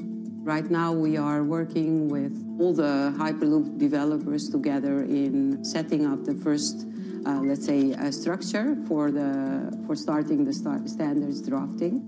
One of the most important goals for HART is interoperability, which is essentially making sure that different systems can communicate with each other. Interoperability is so important because what we want to achieve is actually have this seamless travel experience. So you don't want to end up, for example, going from Madrid to Paris and then switching because you need to use a different technology to get, for example, to Amsterdam. The idea being that as companies around Europe create the first commercial Hyperloop tracks between individual cities, one day those can all be connected to a larger network. Everyone that believes that Hyperloop is a future transport system also realizes that there is a need to have this network because that's where Hyperloop thrives. Hyperloop is such a huge project. It's definitely not something that you can do on your own or as a single company. So you need to do it with a lot of other companies. You need to have the governments. I think in that sense, the biggest challenge that we've encountered is to really get all the required parties together to take the steps in development and in commercial implementation. HART's next plan is to build the European Hyperloop Center, an open testing facility which will include a 2.6-kilometer test track. And the company hopes to test travel speeds there at up to 700 kilometers per hour. Virgin Hyperloop is also racing to construct the first commercial Hyperloop route, with projects in various states of development in India, Saudi Arabia, and the United States. Recently, the company announced plans to build a Hyperloop certification center in West Virginia, which will include a 6-mile-long test track. Proving the technology here will be crucial if Hyperloop networks can find a home among infrastructure investments that the Biden administration hopes to make. The idea that there's multiple Hyperloop companies, I think, is a redeeming aspect in the business. People really want to see something happen, so having multiple people move forward is good for that.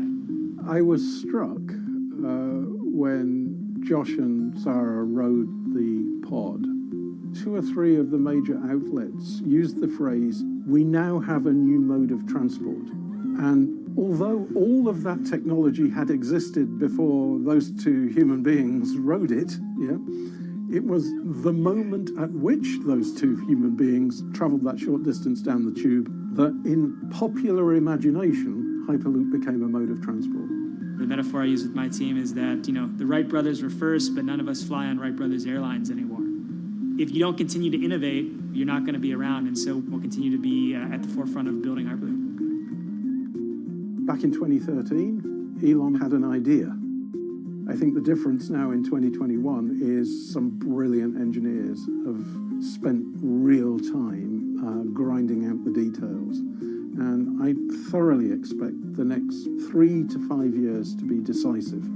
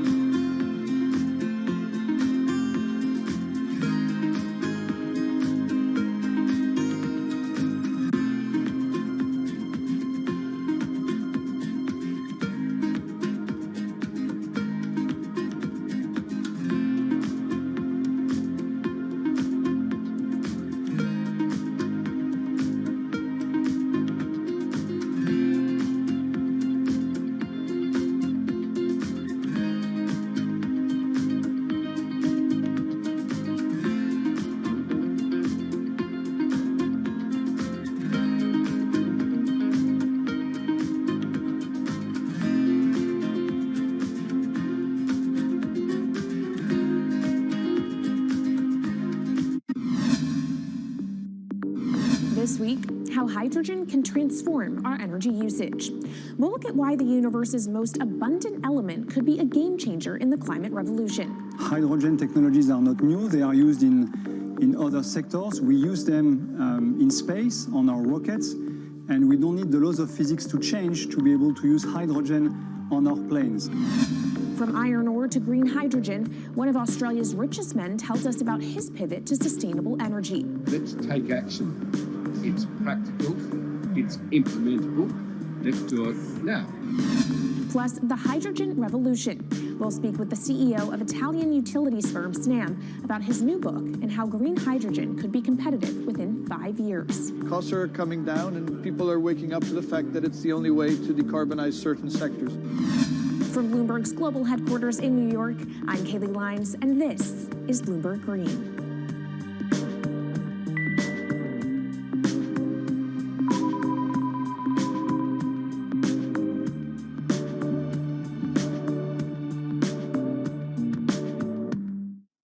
It's a new year, so here at Bloomberg Green, we're highlighting new solutions in the fight against climate change.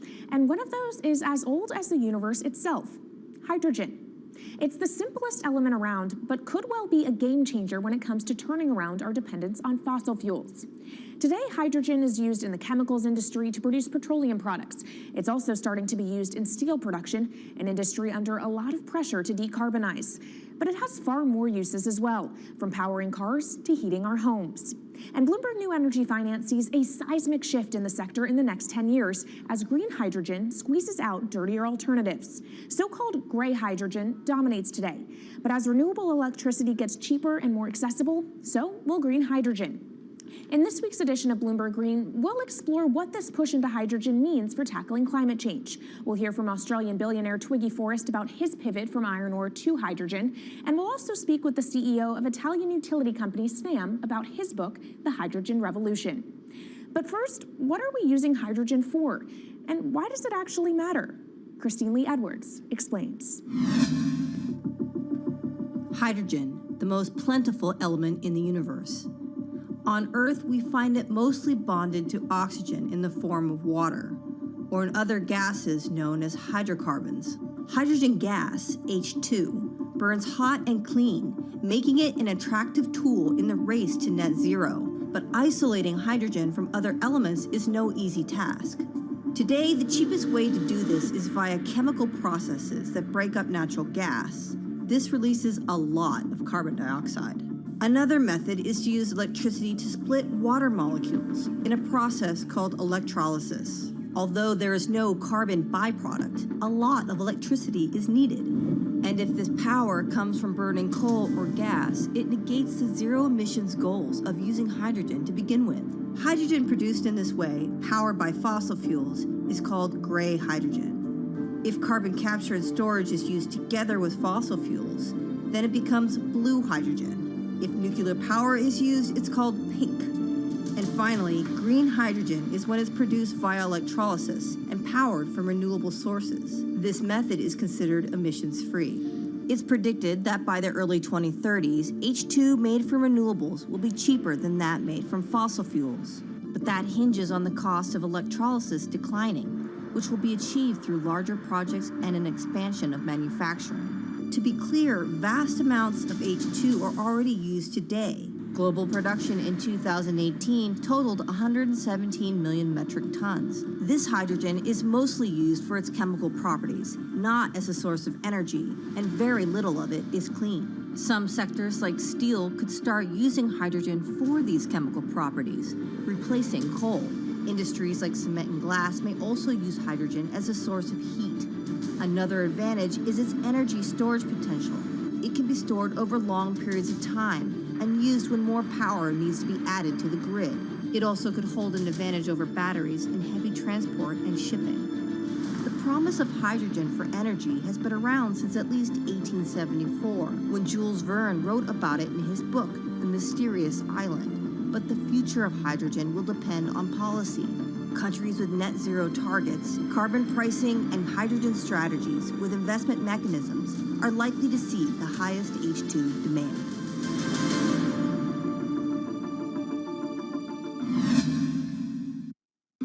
That was Bloomberg's Christine Lee Edwards explaining what hydrogen means for the energy transition. But how are businesses approaching the sector? Well, one of Australia's richest men is making a big play into hydrogen. Andrew Forrest, better known as Twiggy, made his fortune from iron ore, being the chairman, former CEO, and major shareholder in Fortescue Metals, one of the world's biggest miners. But after having made over $10 billion in profit from the metal in the last fiscal year, Twiggy wants to transform Fortescue into a clean energy company. He's been scouring the planet in search of investment opportunities in hydrogen and renewables. The firm plans to allocate up to 10% of its annual profits for green energy investments and is exploring projects across the globe, from Indonesia to Argentina. Francine Lacqua caught up with Twiggy Forrest. There's only one type of clean hydrogen, all the rest is dirty. Yeah. That is green. If you just say green hydrogen is clean, the rest is dirty, then you've actually nailed it. And, you know, anyone else who produces any other rubbish, any other argument, just look them there and say, why is global warming accelerating if anything you're saying is true? And then you'll know, actually, it's greenwashing. Yeah, but there's a lot of greenwashing because I keep on being told it's a transition. We can't just, make the transition at a click of a finger. So what are we doing wrong? What can we do better? I don't remember the personal computer having to transition the typewriter. I really don't remember that. I don't remember the smartphone having to transition the pocket calculator and the old landline. You know, its transition line is complete rubbish. The lie got put to it 2 days ago when JCB, a really loved British company, every right for the country to be proud of JCB, and Fortescue, holding a bit of a similar reputation, fantastic track record, everyone's done super well from Fortescue, huge balance sheet, super strong. When those two companies got together and agreed a $7 to $9 billion US agreement per annum, right, then that's a real wake-up call to say, hang on, green hydrogen is obviously commercial now. You know, every other form of fossil fuel hydrogen, you know, it can compete with it on price, it can probably lose on price, but what we know, it is cooking the planet. And only green hydrogen, zero methane, zero carbon in the supply chain. Don't worry about the molecules in the supply chain. But at the moment, we're not even phasing out coal, if you look at the G20 communique. So we have a long way to go to talk about only using green hydrogen. Yeah, so look, I have a call, which I'd like to make now, that the world should not fund any more coal-fired power stations, coal mining projects, ever. We should wind them down as quickly as possible because they are cooking the planet just like grey and blue hydrogen is cooking the planet.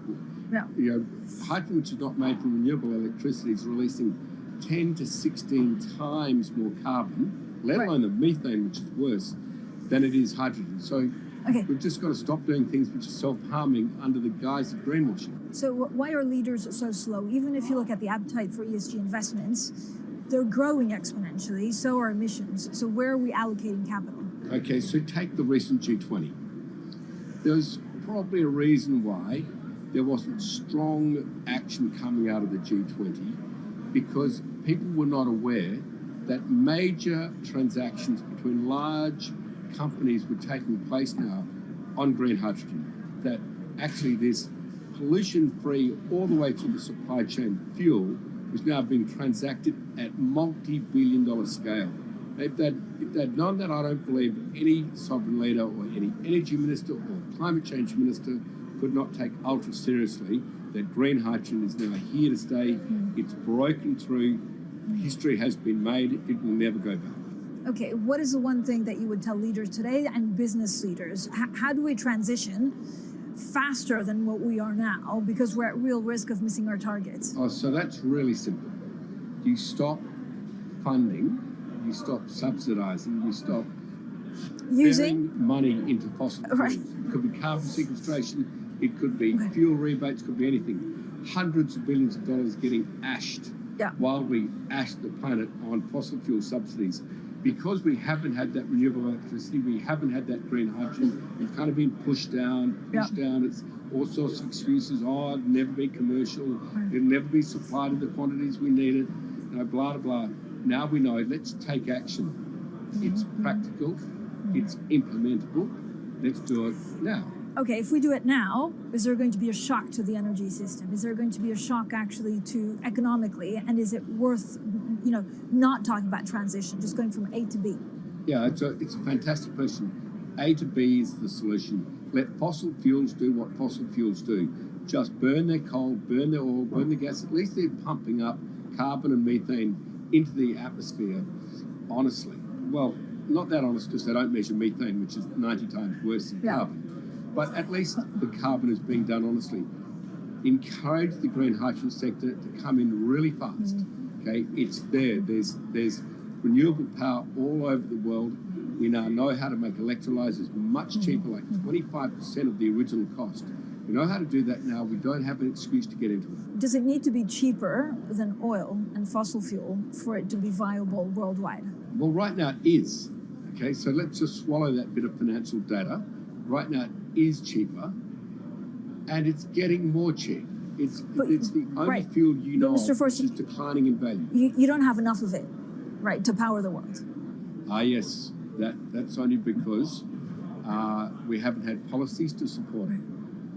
If we had policies to support it 5-10 years ago, it would be everywhere. You'd see the global warming budget start to come down. Yeah. Now, we've got 5 or 10 years to make a huge difference. I need policy leaders all over the world to appreciate now, okay, big business is transacting with green hydrogen in multi-billion-dollar agreements. We now know it's here and it's here to stay. Let's spread it everywhere. Coming up on the program, the hydrogen revolution. We'll speak with the CEO of Italian utility firm Snam about his new book and why he thinks green hydrogen will be competitive in just 5 years. Plus, how are airlines working to become more sustainable? We'll look at how Airbus plans to step up in the climate fight. This is Bloomberg Green.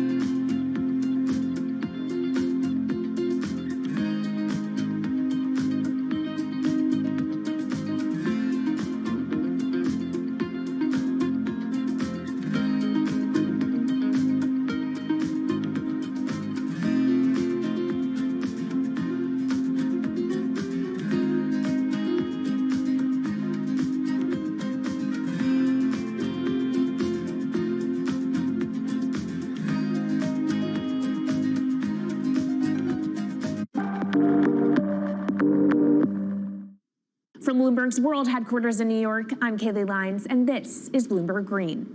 What will the world look like in 2050? Will global temperatures have stabilized, electric vehicles be abundant, and solar and wind power homes around the world? According to Marco Alvera, the CEO of Italian energy company Snam, that vision of the future could be a reality. And he says that hydrogen will pave its way. As he tells it in his new book, The Hydrogen Revolution, Alvera's moment of reckoning came in November 2018 when he tasked the Snam Scenarios team with studying how Europe could reduce its CO2 emissions to zero by 2050. Looking through the results of the study, Alvera said he was struck by how much hydrogen was in Europe's energy mix by that year. Beyond the abundance of hydrogen, the SNAM model also predicted that it would be the cheapest form of decarbonized energy for many sectors, and that it could be cheaper than today's prices for oil, coal, and nuclear power. Our Maria Tadeo spoke with Alvera at COP26. It's happening all very fast. We see the cost of hydrogen coming down a lot. Hydrogen will play a big role in the energy mix. I don't know if it's going to be 15 or 25% of a fully decarbonized energy system, but it's going to be big. Costs are coming down, and people are waking up to the fact that it's the only way to decarbonize certain sectors, the so-called hard-to-abate sectors. And you say it's the only way and the costs are coming down. Where do you see prices moving? Because a lot of the reticence at times has to do with the pricing, that some argue, well, it's still not the cheapest option on the market.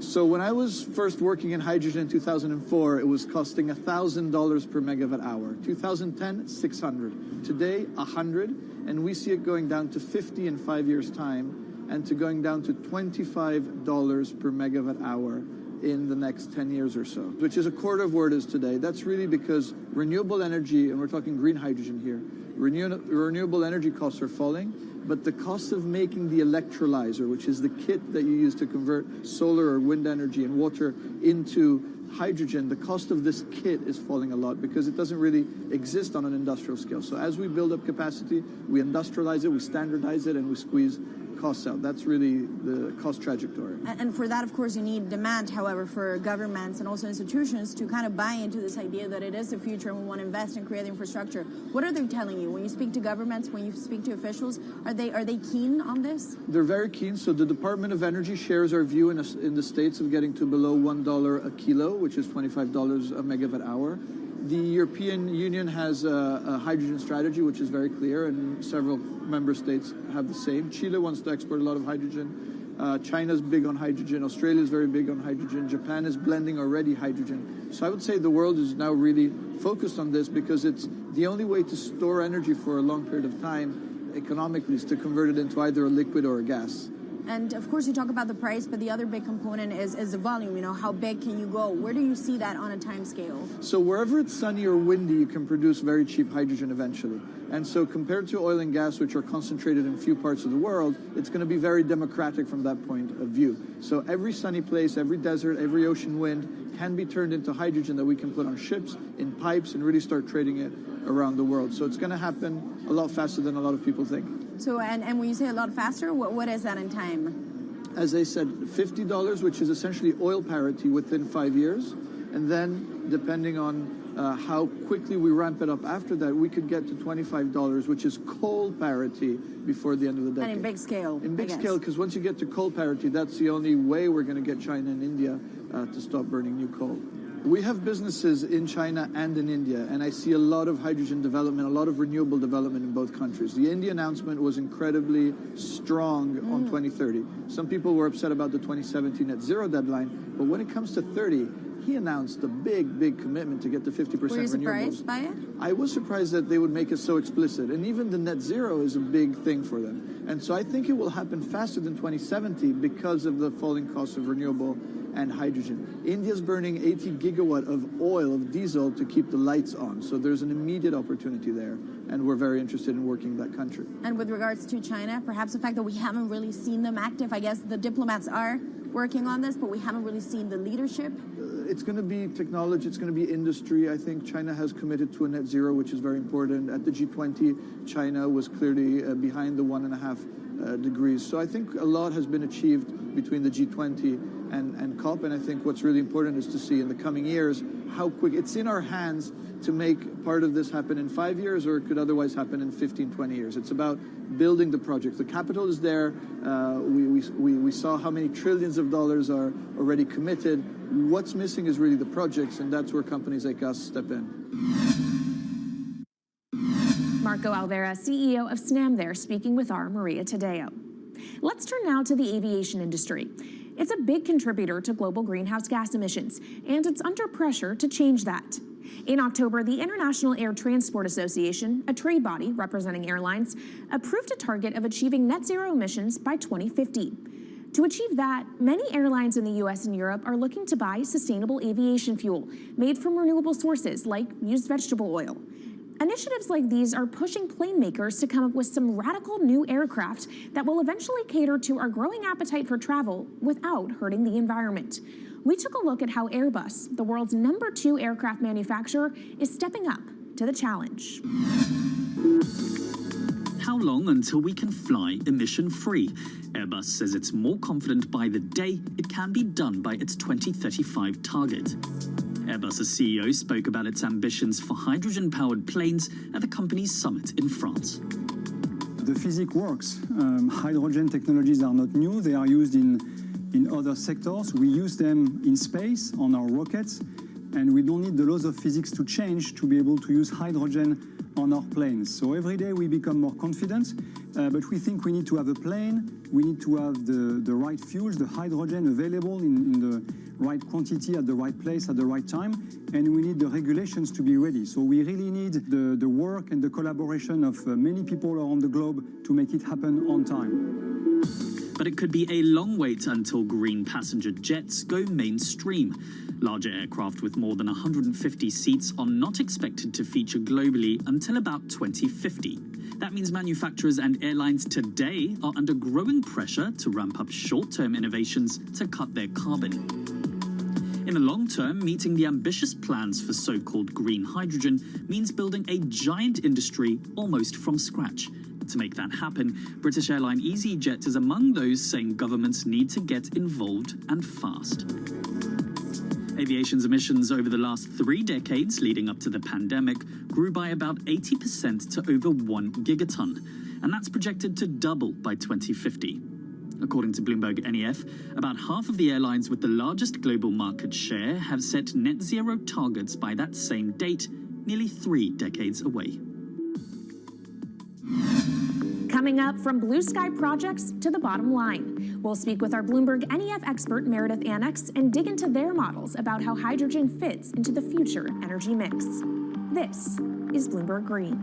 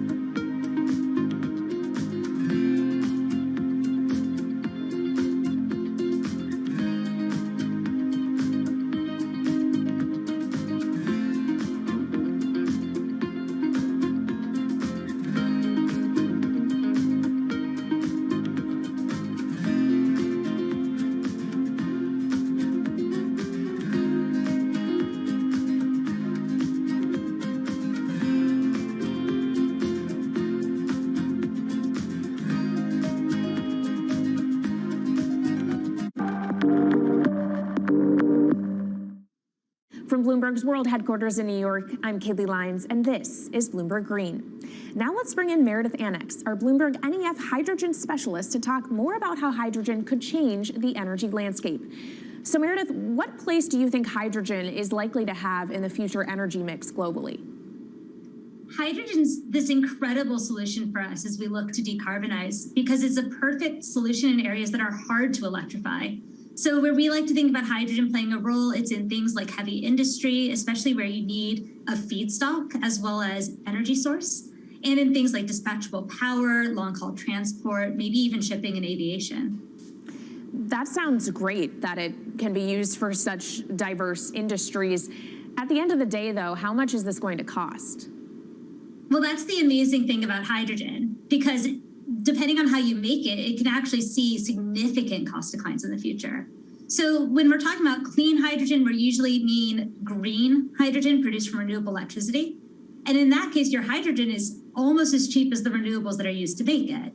So if you're in a place with really good renewable resources, you'll be able to have cheaper hydrogen. But even in places with less good resources, we think that hydrogen can be cheaper than $1 per kilogram, which is the price of unabated hydrogen today, and around $8 per million BTUs for those who prefer to think in energy units. And that can be achieved anywhere in the world by 2050, we believe. All right, so let's talk about kind of the pros and cons list. I don't know where cost fits into that, but what are the advantages to hydrogen over other renewables, and then what are the drawbacks? Yeah, main advantage is the fact that hydrogen can serve roles that electrons struggle with. And that's things like seasonal storage, for instance, or just anything where you need storability, where electrons are harder to store, hydrogen is going to be easier. That also leads to a downside, though, because hydrogen is less energy dense than the usual things that we use for storable energy today, like coal or oil or natural gas. So you will need more volume of storage to handle the same amount of energy. Let's talk about the viability as well and how it may differ in different geographies. What is your view on that? Yeah, so for green hydrogen, again, from renewable electricity, really places with the best renewable resources, things like Latin America or the Middle East, even Southern Europe, have really, really good potential for producing hydrogen. And then when you're looking at blue hydrogen, which is produced from natural gas or coal with carbon capture and storage, we do see that becoming more expensive than green hydrogen in the future, especially as renewable electricity costs come down. But that can be a viable option in places like the US Gulf Coast or Russia, where you've got good geological storage for the carbon, as well as ample natural gas that's quite cheap. All right, great breakdown. Thank you so much to our Meredith Annex, our Bloomberg NEF hydrogen specialist. And of course, you can get more from the Bloomberg NEF team on the terminal and online. And they've recently done a podcast called Hydrogen 101 as part of its Switched On series. So from iron ore titans pivoting to cleaner energy to talk of a hydrogen revolution, that's it from this week's edition of Bloomberg Green. We'll be back next week with a deep dive into the state of electric vehicles. And you can keep the conversation going by following us on YouTube, Instagram, and Twitter @Climate. I'm Kaylee Lyons from Bloomberg's world headquarters in New York, and this is Bloomberg Green.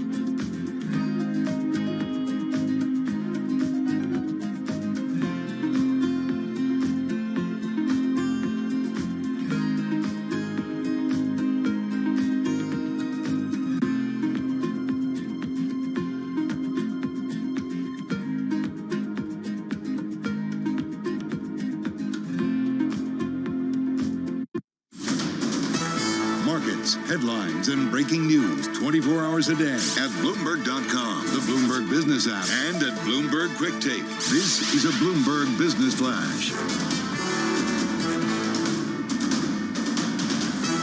It's now 2 p.m. on Wall Street. We've got markets trading mixed at this hour. From Bloomberg World Headquarters in New York, I'm Doug Krisner. Earlier today, some weak economic data sparked debate over whether or not Fed Chair Jay Powell might deliver a less hawkish message when he speaks on Friday. Sales of new U.S. homes down in July for a sixth time this year, and U.S. business activity contracted for a second straight month during August. Well, now it looks as though markets appear to be coming to terms with the idea that the Fed is resolved to fight inflation with higher interest rates. We are learning now from the Bloomberg terminal that directors at two regional Fed banks, St. Louis and Minneapolis, were seeking a rate hike last month of 100 basis points. In the Treasury market right now, long-term rates are moving up. 10-year Treasury higher by 3 basis points in yield. We are at 3.04%. Very little movement on the shorter end of the curve at this moment, with a 2-year at 3.03%. The dollar remains weak, with the Bloomberg Dollar Spot Index right now off about 0.5%. The equity market is mixed. Dow Industrial Average weaker by 0.5%, but the NASDAQ Composite holding onto a gain of 0.1%. In the broader market, we have the S&P 500 index down about 0.2%. The decline being paced by real estate, healthcare, and utility stocks. Earlier in the day, Macy's cut its full-year forecast for both profit and revenue, the retailer blaming steep markdowns and bloated inventories. Even so, shares in Macy's right now trading higher by more than 3.5%. UBS was saying the bad news may have already been priced in. Before today, shares in Macy's were down 29% so far this year. And Zoom Video shares right now being hard hit, off by more than 14%.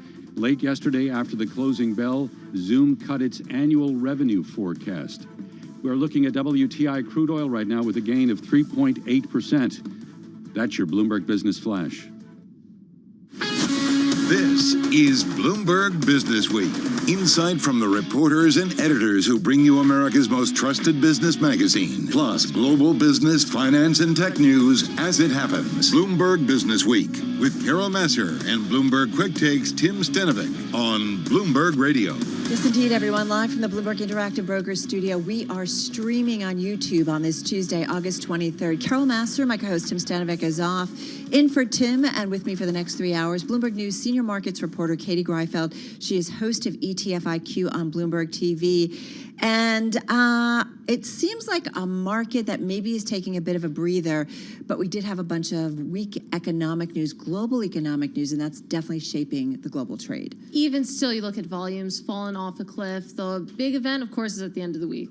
There's something happening? That's what I heard. Jackson Hole, folks. All right, with that in mind, hang on, everyone. The era of economic whiplash may just be beginning. I thought we were living through that at this moment. Wasn't this the year of volatility? Who knew? Who knew? We're also going to talk about Harvard may be about to lose its status as the wealthiest school. Tiniest violin for Harvard. We're also going to talk about the common denominator between a well-known healthcare organization, a venture capitalist, and an NBA star. So talk about that combination. And then let's not forget, we've got earnings from Intuit, Nordstrom, and Toll Brothers after the close. So lots to get to on this Tuesday. Let's get to the Market Drivers Report. Let's set your business week agenda on this Tuesday. Kriti Gupta, markets correspondent at Bloomberg in our Interactive Brokers studio. So too is Molly Smith, economic editor at Bloomberg News. But first off, let's talk about the market trade, because it does seem like we're maybe marking a little bit of time waiting for Jackson Hole. Yeah, no real conviction, I would say, in the market here. The S&P 500 down about 0.2%. The NASDAQ about flat on the session. Even in the yield space, I would say there is some intraday volatility. You are seeing swings of as much as 10 basis points on an intraday basis, but we're still hovering around 3%, 304, really. Yeah. And Bespoke Invest, actually, I try not to really quote research here, but Bespoke Invest came out with a really good note a couple of days ago saying that every time the 10-year yield hits 3%, you do start to see some selling in the stock market. It almost feels like, it does at least bump today, up, right? Right. So it feels like at least today, perhaps it is taking its cue. The stock market is taking its cue from the cross-asset picture. And of course, we do know the Bloomberg Dollar Index is also weaker on the session. So really, I mean, I hate to say this, Matt Miller gets mad at me every time I do, but like, nothing's really happening Matt in the never markets. gets really mad. Come on. No, but He's it's like in a slap Spain. on the He's wrist. not listening. It's fine. I would say the bigger story is perhaps what you're seeing, a redhead crossing from the Bloomberg terminal right now. Let's get to Molly on this, because you were breaking it on TV. So what does this mean that there were two members of the Federal Reserve's regional bank branches that said, you know what, we would really like to see a full % hike?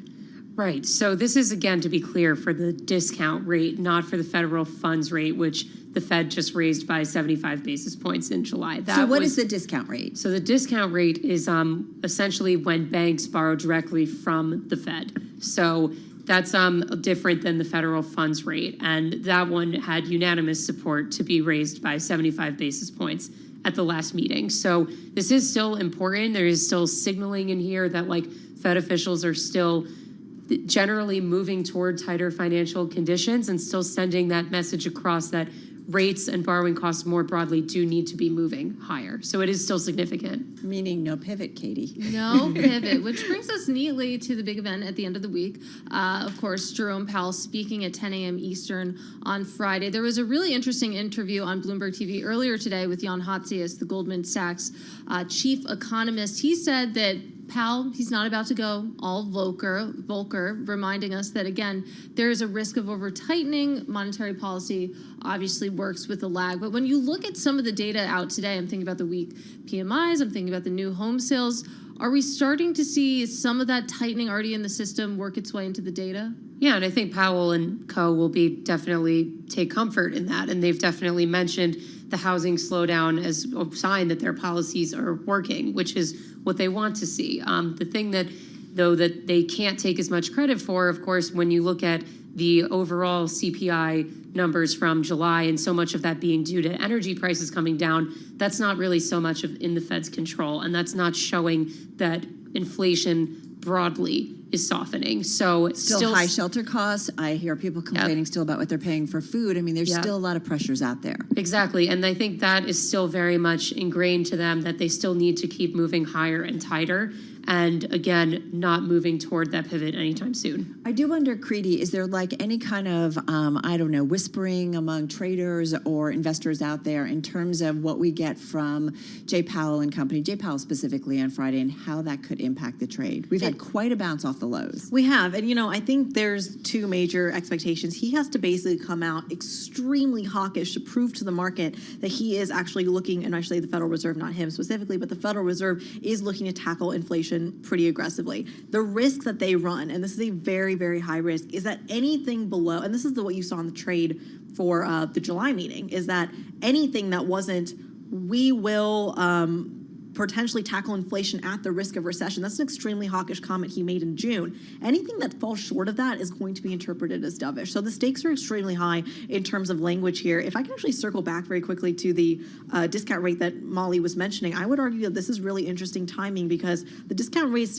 typically set higher than the federal funds rate. It's meant to be kind of this extra check on the banks to ensure liquidity and things like that. So if you see the regional banks start to say, you have to hike by 100 basis points, it almost kind of clears the way for perhaps a conversation about 100 basis points on the federal funds rate as well, because that margin has to still stay about the same between the discount and federal funds rate. That's a lot of nerd talk, basically, for saying that a way for Chairman Powell to deliver those hawkish comments to the market is by potentially the market saying, is 100 basis points actually on the table for September at a time when the market is pricing 50? Saved to 30. Well, right now, the debate is really between 50 and 75 for September. Of course, that is still, I would say, very up in the air, and we're going to see another set of the Consumer Price Index, another PCE reading, which is the Fed's preferred inflation this Friday, another jobs report. So still a lot of data points between now and September. And what does our Vince Signorella say? It's time to cut rates, doesn't he, or stop? Something like that. Yeah, he's super, super harsh on that Federal Reserve. Somebody's going to be right. That's all I'm going to say. All right, we're going to leave it on that note. Guys, thank you so much. Great to have you both here in studio. Kriti Gupta, markets correspondent at Bloomberg, and of course our Molly Smith, economic editor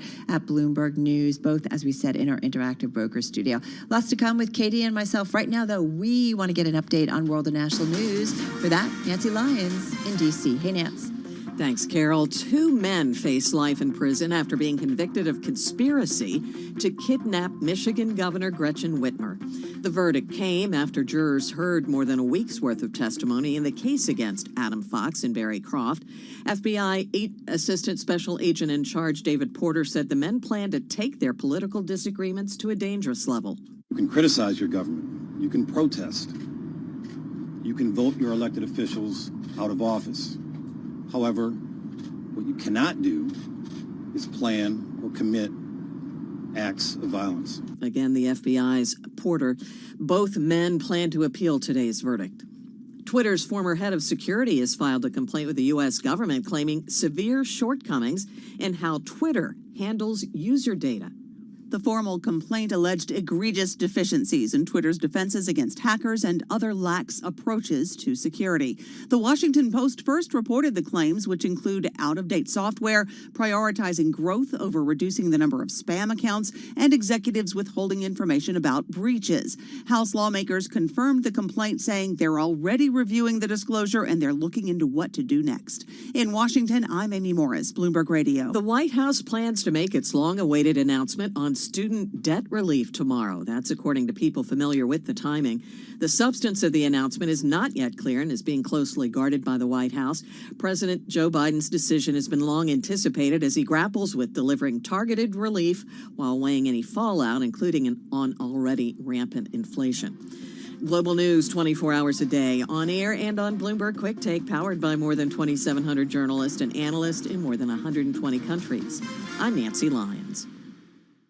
Nancy Lyons, thank you so much there in our 99.1 newsroom in Washington, D.C. All right, the most read story on the Bloomberg in the past 8 hours on this Tuesday has to do with Julian Robertson, very well known, of course, to members of Bloomberg here and, of course, our Bloomberg audiences. He was the billionaire Tiger Management founder. He became one of his generation's most successful hedge fund managers, a mentor to a wave of investors known as Tiger Cubs. We often talk about it. We report on them and what they are doing, how they were performing. He did die at the age of 90, Katie. And what a fascinating career. So born in North Carolina, he started New York-based Tiger Management in 1980 with about $8.8 million.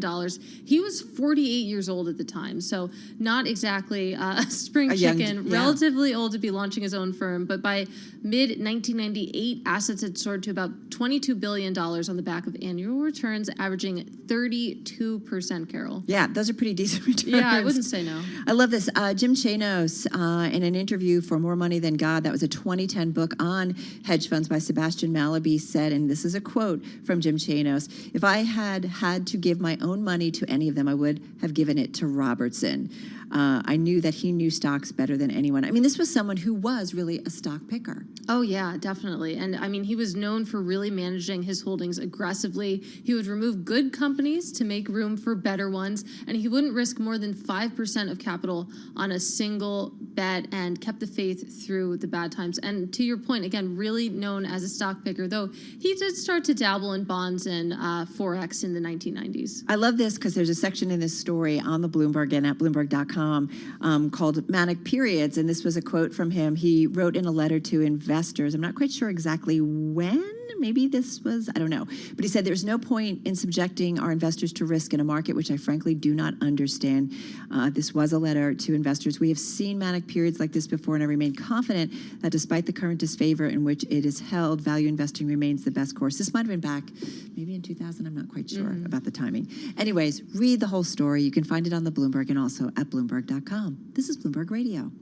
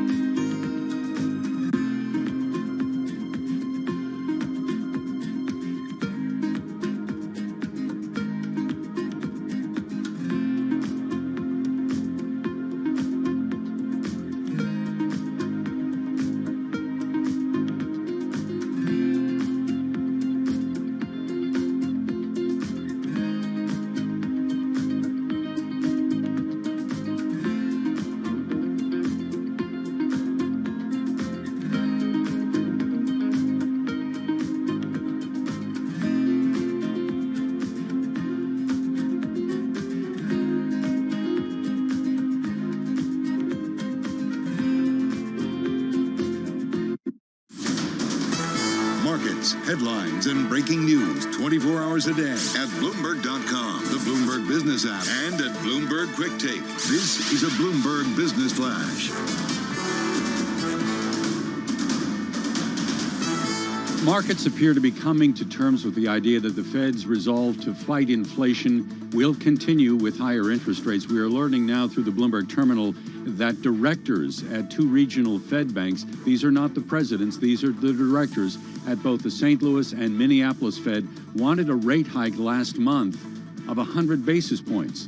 10-year Treasury is up more than 2 basis points in yield now at 3.04%. We're down a basis point on the 2-year at 329. In the equity market, we've got the Dow weaker by 0.5%, but the NASDAQ composite rising 0.2%. The S&P 500 is down 0.2%. That is your Bloomberg Business Flash. Kickoff to the close. Bloomberg's comprehensive cross-platform coverage, bringing you insight on what to watch ahead of the U.S. market close, starts right now. And a very good afternoon, everybody. Welcome to the Kickoff to the Close. Carol Masser and Katie Greifeld. She's in for my co-host Tim Stenovec on this Tuesday. We welcome our TV colleagues Carolyn Hyde, Taylor Riggs, and Gina Martin Adams as we walk you towards the closing bell on this Tuesday. And let's kick things off with a look at today's trade, because we're, for the most part, some bouncing around on the equity side of things, but down just off our lows. Perhaps investors taking a little bit of a breather as we await more clarity on Fed policy due later this week from Jackson Hole. We did see that 10-year, though, move back above 3%. There you have it for folks on TV. Right now, the S&P, little change, call it flat, slightly lower. Same thing for, we're taking a look at actually the NASDAQ, a little bit higher, up about 0.2%. Small caps, too, up about 0.25%. Dow also down. But overall, Katie, pretty flat here. Pretty flat, yeah. Not much to speak of in terms of volumes either. And I'm going to pick it up as well from here, because you talk about sort of the mixed equity market on the day, some of the mixed volumes on the day. How much of this really comes from some of the key data, of course, that we're watching as we count you down to the closing bells? And for me, it always comes from some of the key economic data that really sets the tone, maybe around 8:30, sometimes 10 a.m. or so. I'm going to start with some of the key PMI data that we got this morning. Gina, for me, it's a composite that falls to 45, the weakest since May 2020. Before that, the weakest since 2009. A services that falls to 44. And manufacturing, it's still, quote, above the contraction territory. It's still an expansion, but it's also, too, rolling over. Yeah, and increasingly difficult to argue that the U.S. economy is not entering or already in recession with this kind of data coming out. Not only the PMIs, but certainly the consumer starting to show some weakness. That's showing up there in those services PMIs. And the housing data, Katie, also has been pretty ugly so far today. Big time, and we got another update today. U.S. new home sales plummeting by 12.6% in July, that to the slowest pace since early 2016. The other part of that was the homes available for sale rose to the highest level since about 2008. So again, just this long lag of monetary policy tightening. Maybe it's starting to show just in some of the data we got just this morning. I wonder, though, what you make of a median home price that's still up 8% year over year in that report. It's still $440,000. So you are seeing a little bit of a slowdown. But Caroline, when you think about some of the price pressures and the massive gains that we're still seeing on a year over year basis in terms of those median home prices, those aren't falling yet. Yeah, interestingly, how does that affect consumer sentiment when perhaps you are owner of a home? Does you see the value fall? Does it mean that you withdraw on your spending once more? I got a real good check-in on the health of the consumer from the CEO, chairman of Macy's a little bit earlier, Jeff Gannett. He actually was saying, look, the consumer is relatively healthy right now, surprisingly healthy, but also get this about the inventory level, which was 7% higher than this time last year. But overall, Jeff Gannett was saying, look, this is an industry issue, not a Macy's issue particularly. I've got some categories where there's a glut of inventory. Look, he's talking about the things we're all buying in the pandemic, your athleisure and the like. But he said other areas, I've got categories that are flying right now for him, particularly the luxury consumer, Katie, still very strong.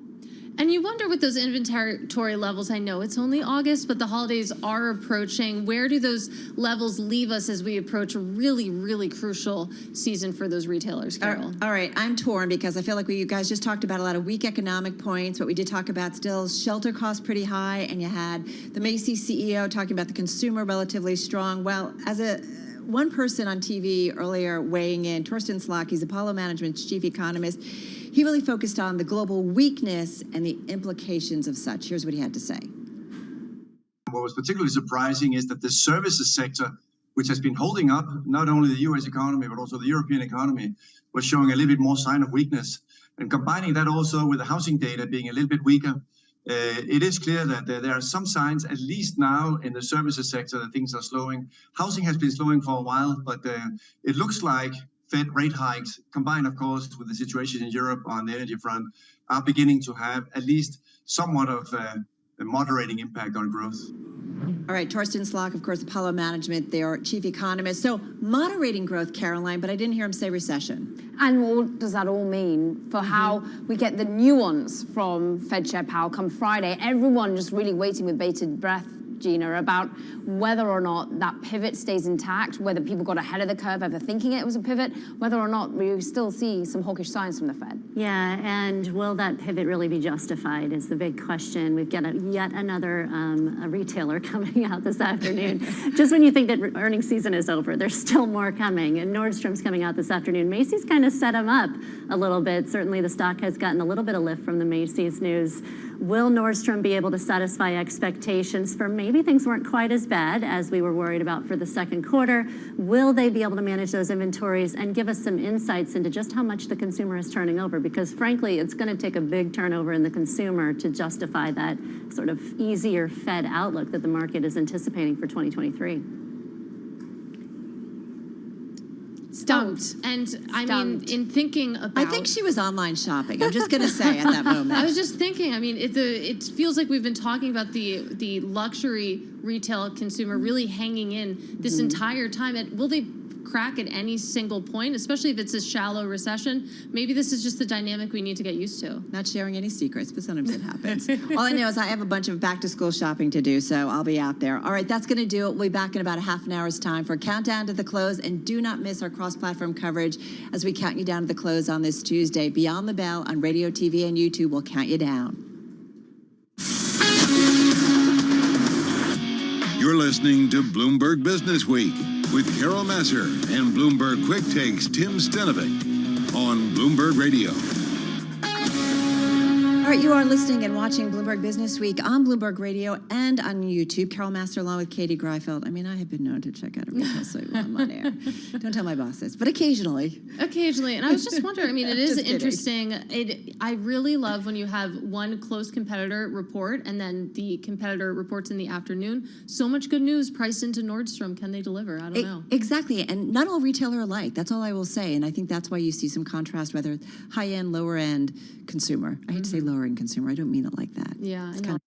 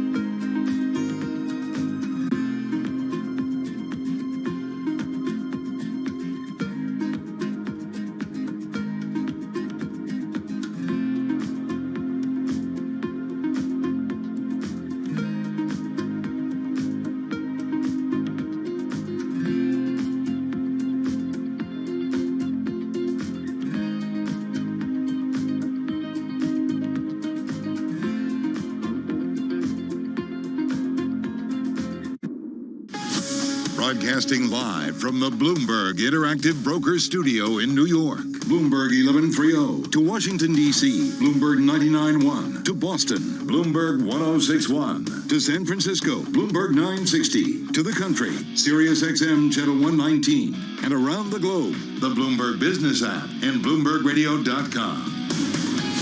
This is Bloomberg Business Week. All right, you are listening and watching Bloomberg Business Week on this Tuesday. Carol Masser and Katie Greifeld in for Tim Stenbeck. Coming up, this is among our most read stories on the Bloomberg. You said you had a tiny violin for Harvard, I believe you said earlier. You don't have one. I have the world's smallest violin for Harvard, but this is a really interesting story, really, if you think about this ESG push. Maybe this is the other side of it. Yeah, we'll get to that in just a moment with our own Janet Lauren. First up, though, back to the markets. Your top business stories. Here is Doug Krisner. Hey, Carol. So markets, I think it's fair to say today, are coming to terms with the fact that the Fed is going to be resolved to fight inflation no matter what. Higher interest rates are in store. We're learning now through the Bloomberg terminal that directors at two regional Fed banks, this would be St. Louis and Minneapolis, they wanted a rate hike last month of 100 basis points. We're looking right now at a 10-year Treasury, 3.05%. We're up nearly 4 basis points on the day. At the shorter end of the curve, the 2-year very little changed in yield at 3.31. In the equity market, we've got a mixed picture. The Dow down about 0.4%. NASDAQ comp, though, higher by about 0.3%. And in the broader market, we've got the S&P showing just a little bit of weakness, off less than 0.1%.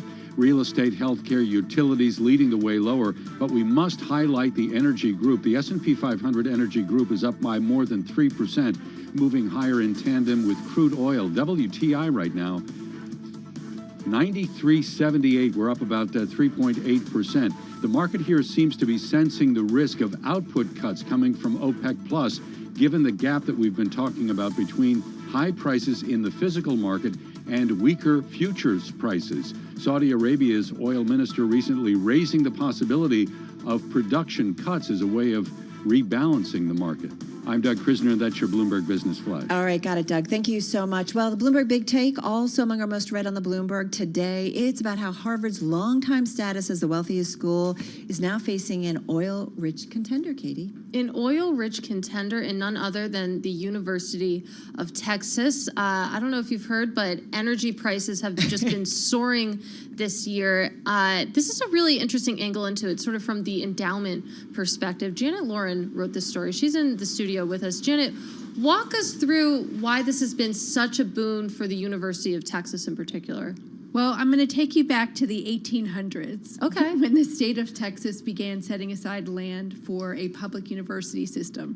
Flash forward, the land ended up being in West Texas, where they said perhaps you can get some money from grazing rights. And then what happened 100 years ago?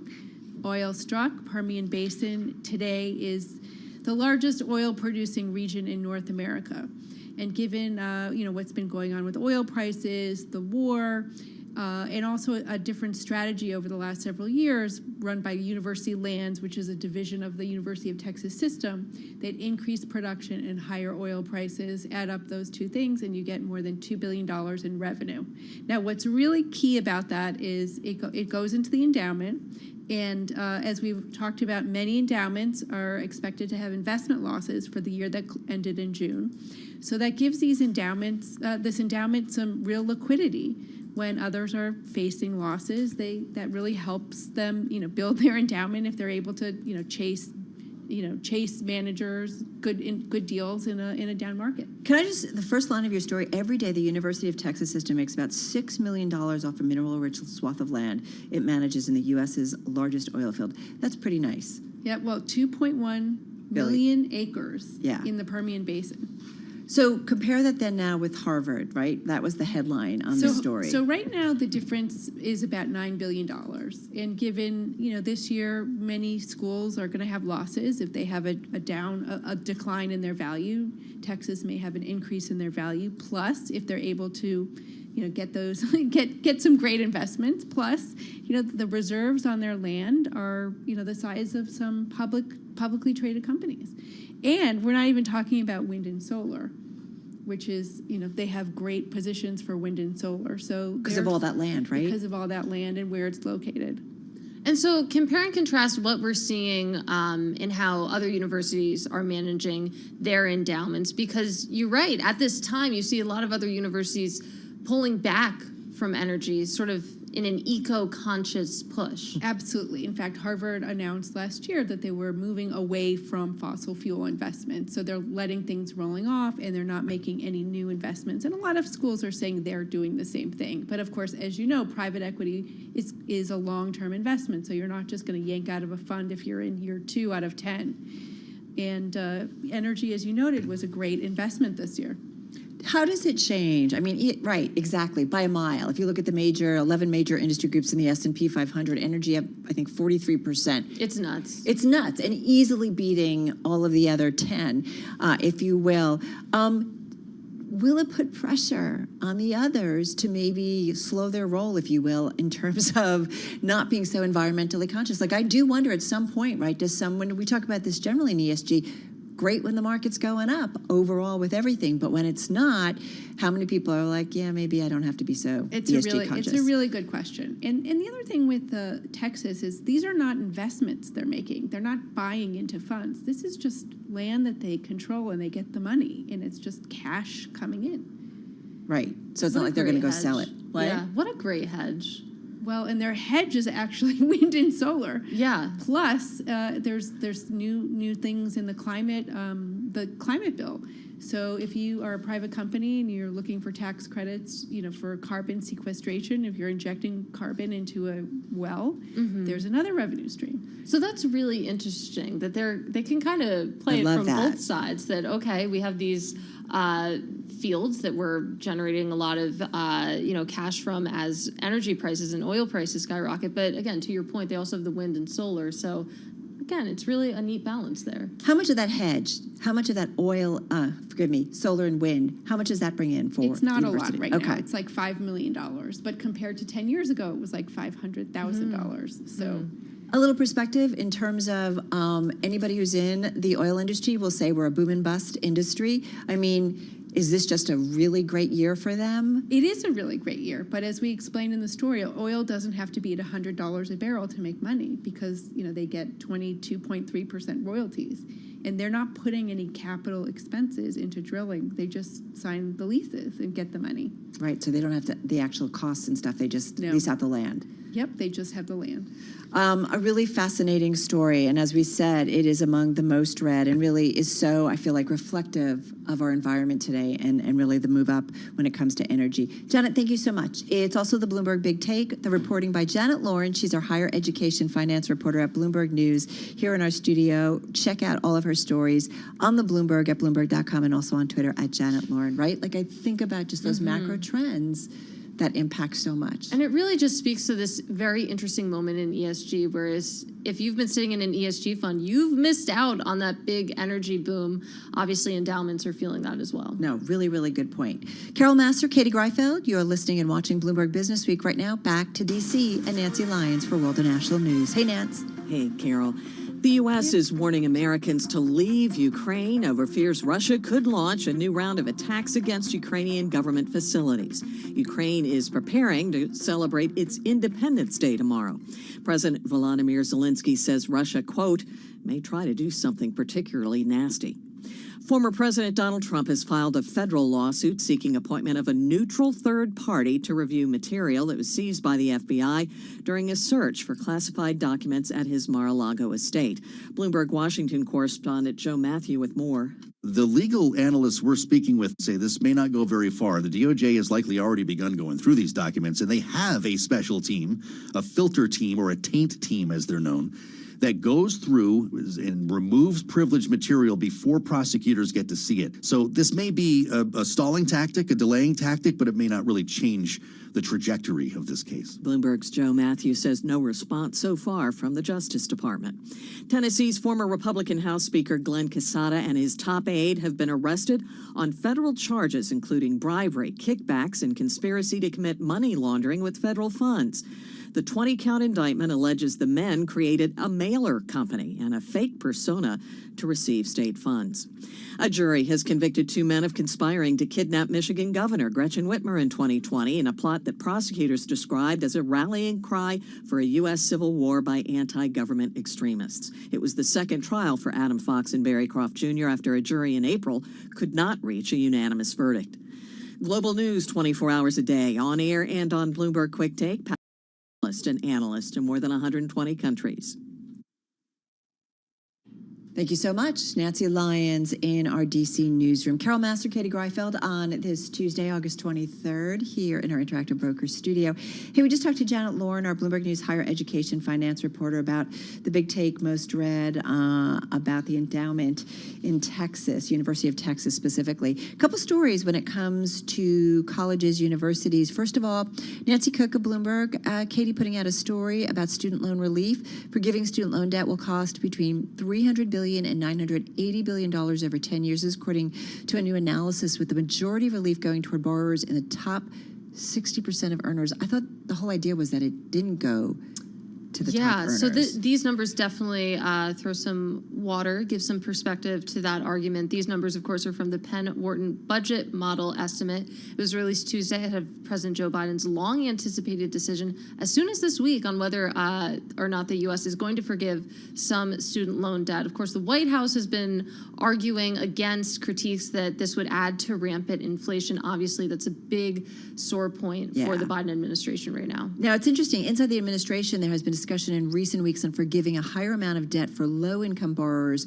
who have already received Pell Grants, according to people familiar with the discussion. So this is something that we heard about a lot on the 2020 presidential campaign from then-candidate Joe Biden. So we will see ultimately what will come out. I think we are expecting some decision on this very shortly. In the meantime, Wheaton College, it's a small private school in Massachusetts.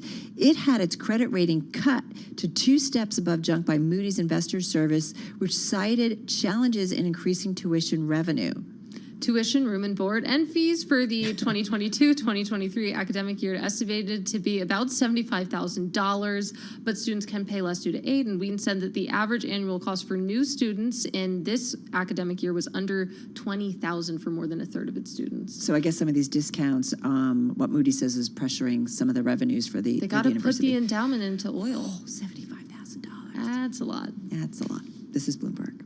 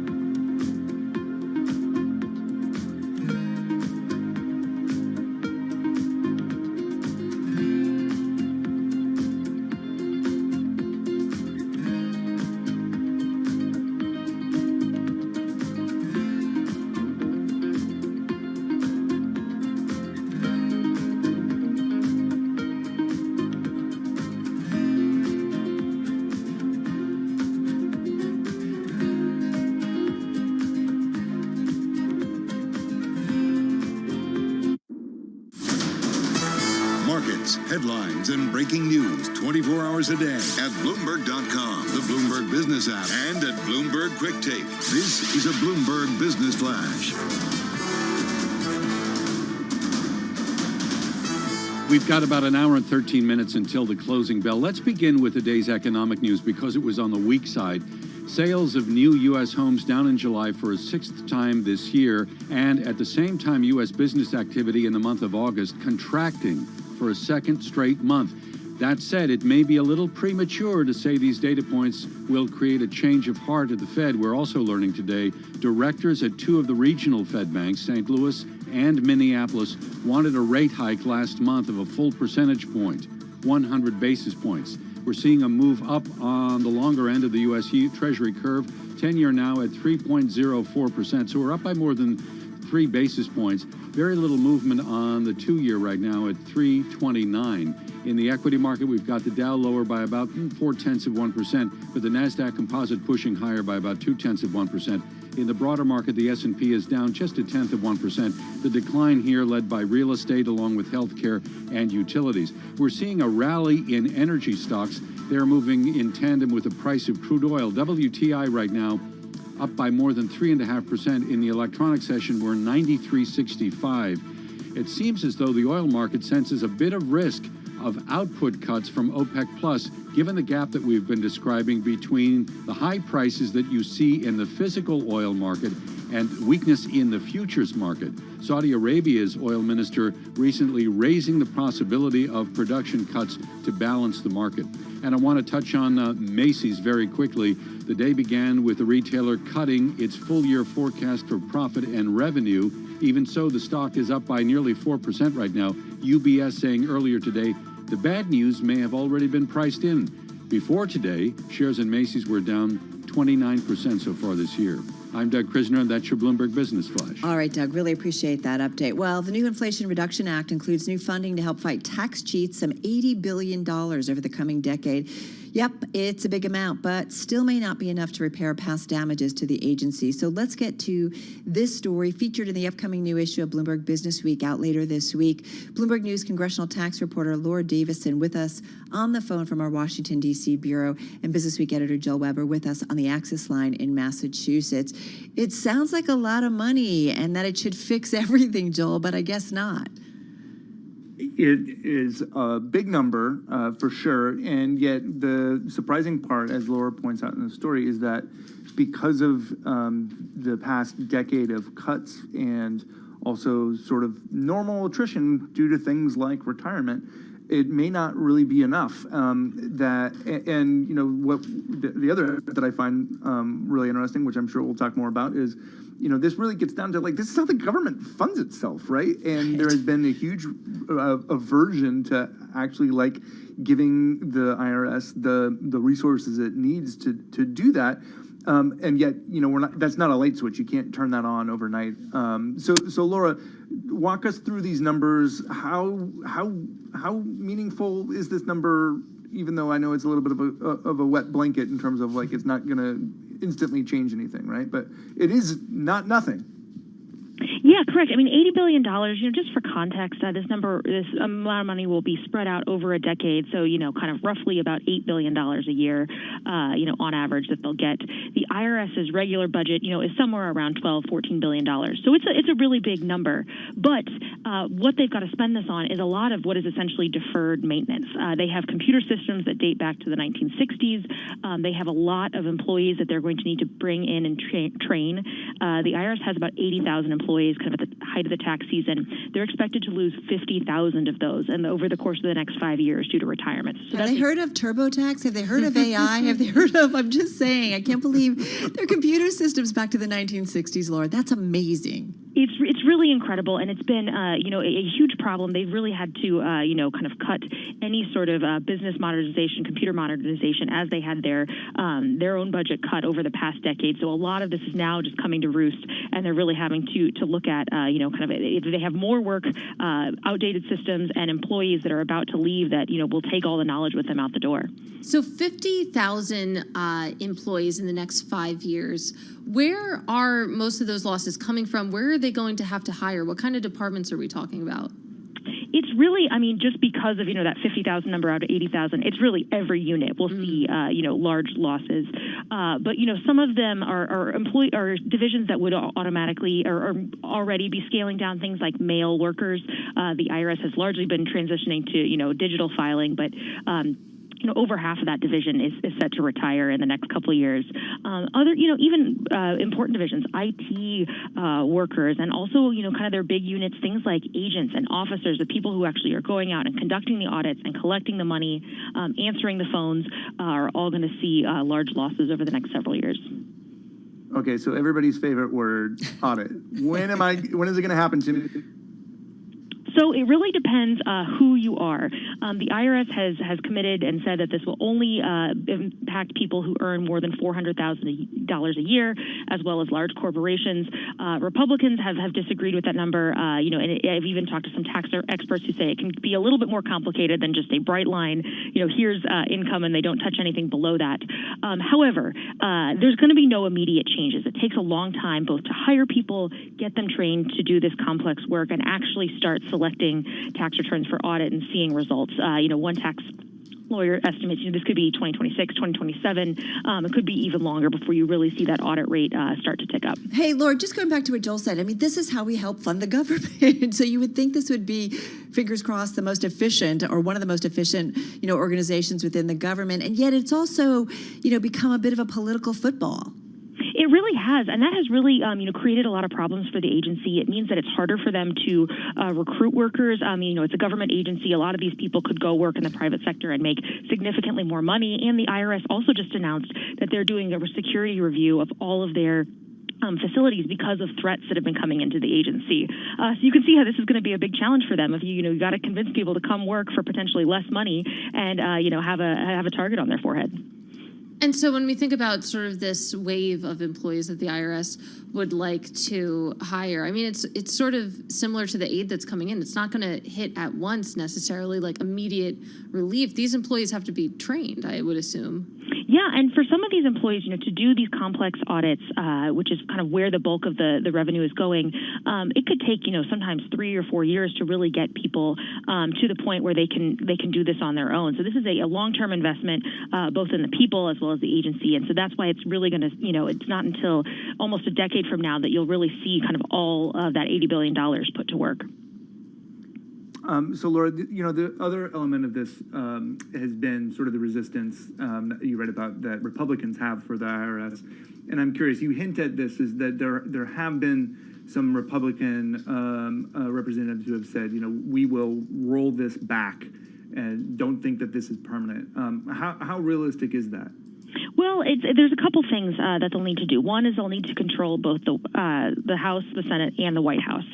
So even, if Republicans win big in the midterms, they still have, Joe Biden to contend with in the White House. So it's not likely that in the next, 2 years or so that they could do anything. But if, in 2024, Republicans were to have a full sweep, they could start defunding and clawing back some of this money that's going in. Of course, it gets a little bit trickier once, the money's been in rotation for a couple of years. If, some of the things that Republicans like, having better customer service, if you start to see results there, they may be hesitant for political purposes to pull all the money back. But it's certainly something that's possible, though, unclear if or when that could happen. Customer service would be nice. I'm just going to say. A great story. And in the upcoming issue of Bloomberg Businessweek magazine, you can read it in its entirety. Laura Davison, thank you so much. Congressional tax reporter at Bloomberg News, on the phone in our Washington, D.C. bureau. And our thanks to Joel Weber as well. He is the editor of Bloomberg Businessweek magazine on the Access line from Massachusetts. We said it's in the upcoming issue, that new issue, out on newsstands on Thursday, also at Bloomberg.com/Businessweek and on the Bloomberg terminal. All right, you are listening and watching Bloomberg Businessweek on this Tuesday. We're going to check in with our TV teams, talk about the markets in just a moment. Carol Master, Katie Greifeld. This is Bloomberg Radio.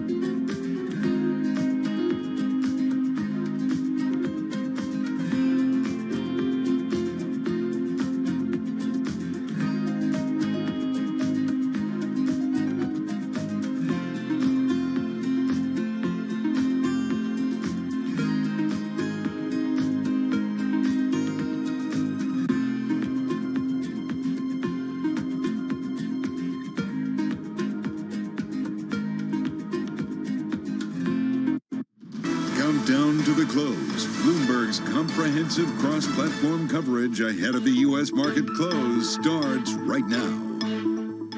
This is Countdown to the Close. Just 60 minutes left in your trading session. Caroline Hyde, Taylor Riggs, Gina Martin-Adams, joined now by our colleagues Carol Massa, Katie Greifeld, in for Tim Stenovic. We together welcome you, your audience. If you're a TV, radio, YouTube addict, we're currently seeing, well, less of an addiction to trading these markets. Volumes are low, and we're flat, basically, on the day, should we call it, Carol? Yeah, absolutely low. I will say, in terms of some outperformance, once again, it's the energy names. It's the outperformer of the year as we know it. Just pull up the Energy Select Sector Spider Fund, and it is up about 3.25% in today's session. This says U.S. nat gas futures hit $10 for the first time since 2008, and as Saudi has flagged the possibility of OPEC Plus cutting production in order to stabilize the volatile futures market. So once again, surprise, surprise, energy an outperformer, Katie. An outperformer, a big mover. You are seeing some volatility too if you look at the Treasury market. I'm looking at two-year yields. They were down about 10 basis points back to flat on the day. And you're seeing that sort of intraday action make its way into some of the measures of Treasury volatility. If I look at the MOVE index, for example, big move yesterday, probably going to see another big move today. Anyone volatility, just cast your gaze on the natural gas market in the US as well today. There's a lot of volatility outside of the world of equities, but right now we're seeing a lack of volatility when it comes to the overall benchmarks. I mean, we are down just by 1.6 points in the S&P, so totally flat, 4,136 after yesterday's sell-off. The Dow, though, moving a little bit more, off by 0.4%, that's 127 points. The Nasdaq actually managing to raise itself up, Tesla having a lot to do that, up 0.3%. The Russell 2000 as well. Actually, small caps outperforming on the day, Gina. Yeah, and certainly a wide dispersion between sector performance as well. So don't be fooled by that really tame headline of down 0.4% for the S&P 500, because you've got a 500 basis point spread between the winner on the day, energy, and the loser on the day, real estate. A very distinct sort of bond market skew to this as well, though. Not only oil prices impacting the energy stocks trading higher, but also when rising rates are one of the big drivers of the equity market, you tend to see real estate, utilities, some of the defensives like utility staples, real estate underperform. So there definitely is a bond market influence here too. Trying to find some fundamental influence as well with some of the key movers on an otherwise sort of unch day on sort of the headline indices. Underneath the surface, I'm taking a look at J.M. Smucker, of course, the packaged food company boosting its annual outlook. So Barclays comes out saying that they're positive on that. Macy's, of course, Caroline, a great interview that you did, cutting that full year forecast for profit and revenue. Citigroup, though, saying that such a prudent move for them to do, and shares sort of react positively as well. To the downside, taking a look at Medtronic. First quarter results did beat expectations. They affirmed that full year forecast.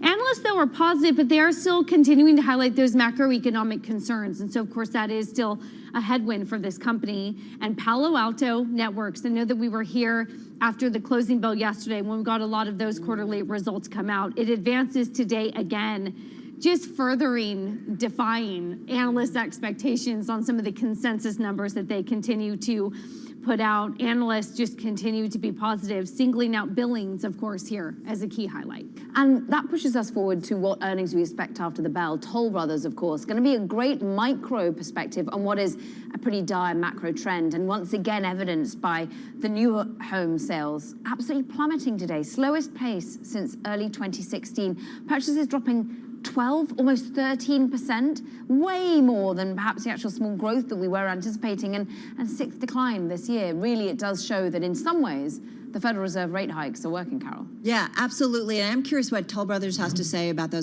higher mortgage rate environment and the impact it's having on that company. Speaking of rates, Jan Hatzius over at Goldman Sachs, he's their chief economist. He weighed in on all of the rate discussion in terms of his expectations for what the Fed might do. He's talking about a raise and hold strategy that the Fed might implement when it comes to interest rates. And he says that could maybe ultimately bring down inflation. Check it out. I think it could be a couple of years. I mean, really? If you get to the mid threes or maybe even a little bit higher, and then you stay there, because I think while inflation will look a lot better a year from now, I think it'll still be significantly above the target, and ultimately they do want to get back down to pretty close to 2%. So interesting, right? This kind of plays into, guys, the conversation we've been hearing, and of course that was Jan Hatzius over at Goldman, but that maybe we see the Fed's target stay a little bit higher and inflation stays a little bit higher because we're going to need that in order for it to ultimately, Katie, bring down inflation longer term. It's really interesting to think about when we do hit terminal, do we stay there, to Hatzius's point? I mean, if you look at past hiking cycles, the Fed doesn't tend to stay at that ultimate destination for too long before cutting, but this recession could be different. This hiking cycle could be different. And I mean, was inflation at 8 or 9%, right? Yeah, I know, exactly. And I think that is the key, is we're in a different type of environment. This is a different environment than we've been in for more than 20 years. So using the last 20 years as a representative of what to expect next has proven to be a giant fallacy. And the other thing that I think we want to look at is what does how slow was the Fed getting going? We talked a lot earlier today. Taylor talked about the Taylor rule. The Taylor rule says they've got a long ways to go to even get to neutral. So I sympathize with this case. I do think that it is more likely the Fed has to go much higher, frankly, than they have in the past. And we shouldn't expect what's happened in the last 20, 30 years to be a representative of what is likely to happen in the next year or two. It's just not realistic. I am curious, too, when you talk about some of the delay in getting going. We've often talked about this program in the delay of what these rate hikes actually start to be felt in the economy. And a lot of people, I think I was hearing some of the first rate hikes, the June, the July, won't even be felt until the fourth quarter. So we're hiking, and then the risk of that over-tightening, which I think, of course, Jan Hatzius, bringing this full circle, was also sort of alluding to, of having to be careful how much higher we go. Maybe not how much higher, but maybe the speed at which we get there, given some of those risks. And it was really interesting when I was talking to the CEO of Macy's earlier. He was really saying it's all about the way in which we PR a recession. For his consumer, if we talk about it too much, if the R word becomes too prevalent, if we do see that, it becomes reality, and his consumers do dial back overall. The luxury end, though, is still very strong, still willing to spend. And as it seems, the stock market impact has yet to affect those earning a fair amount. Right, and how much can we talk ourselves into it? We talked about this a little bit yesterday as well. Can we talk ourselves into that giant R word of recession? The other thing I'd bring up, though, is how interest rate sensitive really is the economy. How interest rate sensitive is the household? When you're looking at the aggregate numbers, debt relative to GDP, very, very low. Debt service relative to GDP, record low levels.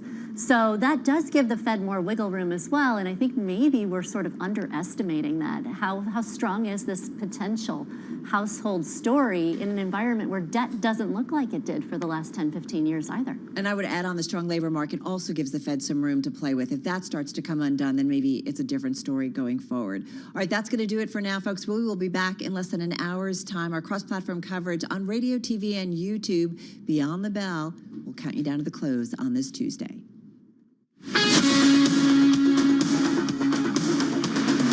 You're listening to Bloomberg Business Week with Carol Masser and Bloomberg Quick Takes Tim Stenovic on Bloomberg Radio. Yes, indeed. Carol Masser, Katie Greifeld here in our Interactive Brokers studio at Bloomberg headquarters in New York City. Bloomberg Business Week. I don't know, as we work our way through the week, what are you thinking about with the markets?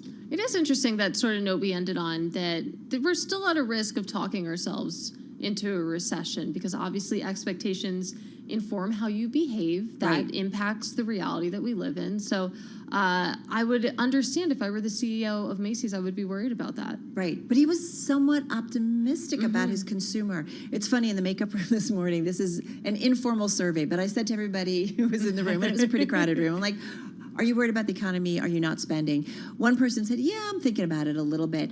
Other people were like, I'm spending a lot. And those who were saying in particular that we're spending a lot all had kids. Interesting. And we're like, yeah, I'm out there, back to school. Yeah. I'm out there spending. That's an important asterisk. How about your world? I would say I'm thinking about airfares. Like, when is the best time to book? Especially, I don't know, it feels like prices are still really high right now, but similar to what we're talking about in the housing market. Right. When are those prices going to crack? Because you're thinking about traveling. Yeah, I would love to. It's been a while. Okay, that's not retrenchment. No. That, to your point, I'm still thinking about traveling, but I'm wondering, when can I get a better price? Because everything seems still really high. Agreed. Just watching, right? Because you do think at some point there's going to be a little bit of a tipping point where people are going to start pull back, and some of these numbers will come in. Anyway, add it all up, we're going to have a lot more to talk about with our TV colleagues. We will count you down to the close at 4 p.m. Wall Street time. Right now, though, back to D.C., back to World and National News, and back to Nancy Lyons. Hey, Nance. Thanks, Carol. Guilty verdicts today in the second trial for two men accused of trying to carry out a kidnapping plot against Michigan Governor Gretchen Whitmer. A jury also found Adam Fox and Barry Croft Jr. guilty of trying to obtain a bomb to blow up a bridge as part of their kidnapping scheme. U.S. Attorney Andrew Burge says he's pleased with the jury's decision. No governor, no public official should have to contend with what Governor Whitmer contended with here.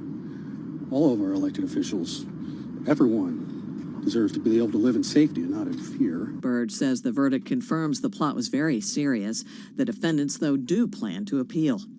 Ukraine is set to mark its Independence Day from Soviet rule tomorrow. It's also 6 months into the Russian invasion. U.S. officials are warning of a potential Russian attack, and we're also hearing from officials the U.S.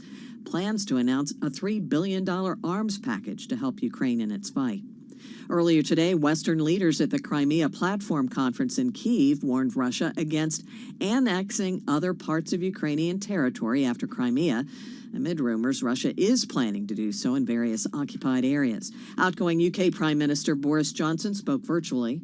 It has never been more important for us all to stand together in defense of the foundational principle of international law, which is that no territory, no country can acquire territory or change borders by force of arms. Johnson says Britain will never recognize Russia's annexation of Crimea or any other Ukrainian territory. Global news 24 hours a day, on air and on Bloomberg Quick Take, powered by more than 2,700 journalists and analysts in more than 120 countries. I'm Nancy Lyons. Nancy Lyons, thank you so much. Nancy Lyons in our 99.1 newsroom in Washington, D.C. Carol Masser, along with Katie Greifeld on this Tuesday. This story, we talked about it on our planning call. It was among the most read stories on the Bloomberg today.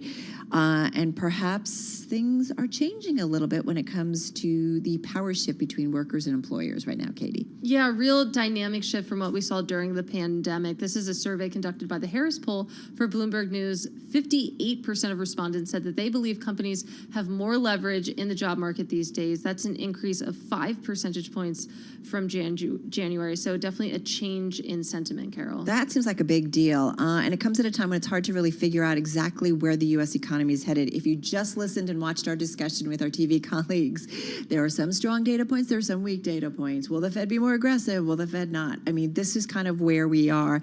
I mean, on one hand, the labor market, we know, we say it over and over, it's red hot right now. The economy added double the number of jobs as expected last month, and recent data showed that initial unemployment claims dropped for the first time in 3 weeks, suggesting continued demand for labor. So there's that going on, right? But at the same time, think about all the headlines that we've been sorting through over the past few weeks. You have Apple letting go of recruiters. You have Robinhood slashing a quarter of its workforce. Peloton eliminated hundreds of jobs. And half of U.S. companies, according to a recent survey, are planning layoffs of some form. So again, that's not showing up in the big headline numbers yet. Why is that? No, it's a backward-looking sort of still look. It's a little bit of a lag. It's the best we have, though. Right, exactly. Yeah, it is the best. With that in mind, employees say that they are feeling less empowered to ask for everything from raises to remote work. In the poll, as Katie said, 59% indicated that even though they would like a raise with inflation near the highest level in decades, they don't feel comfortable asking for one. Yeah, and that's a big change. That is a big change. Also, a change is the potential that people might have to return to the office. Many major firms are saying this will be the last summer of fully remote work. Employees appear to be picking up the message. Remember all the stories like things are going to change forever? Yeah. Look at Katie, she's like, I like working from home when I can. I know you do. This is Bloomberg Radio.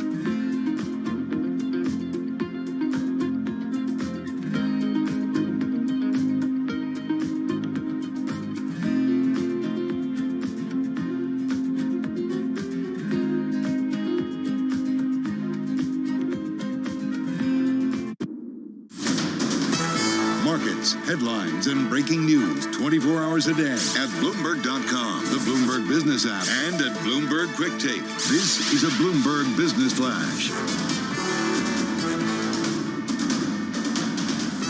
Less than 43 minutes until the closing bell. A mixed picture for the equity market. Let's get you caught up with the very latest. We'll cross to the Bloomberg Macro Squawk Desk and check in with Bill Maloney. Hey, Bill.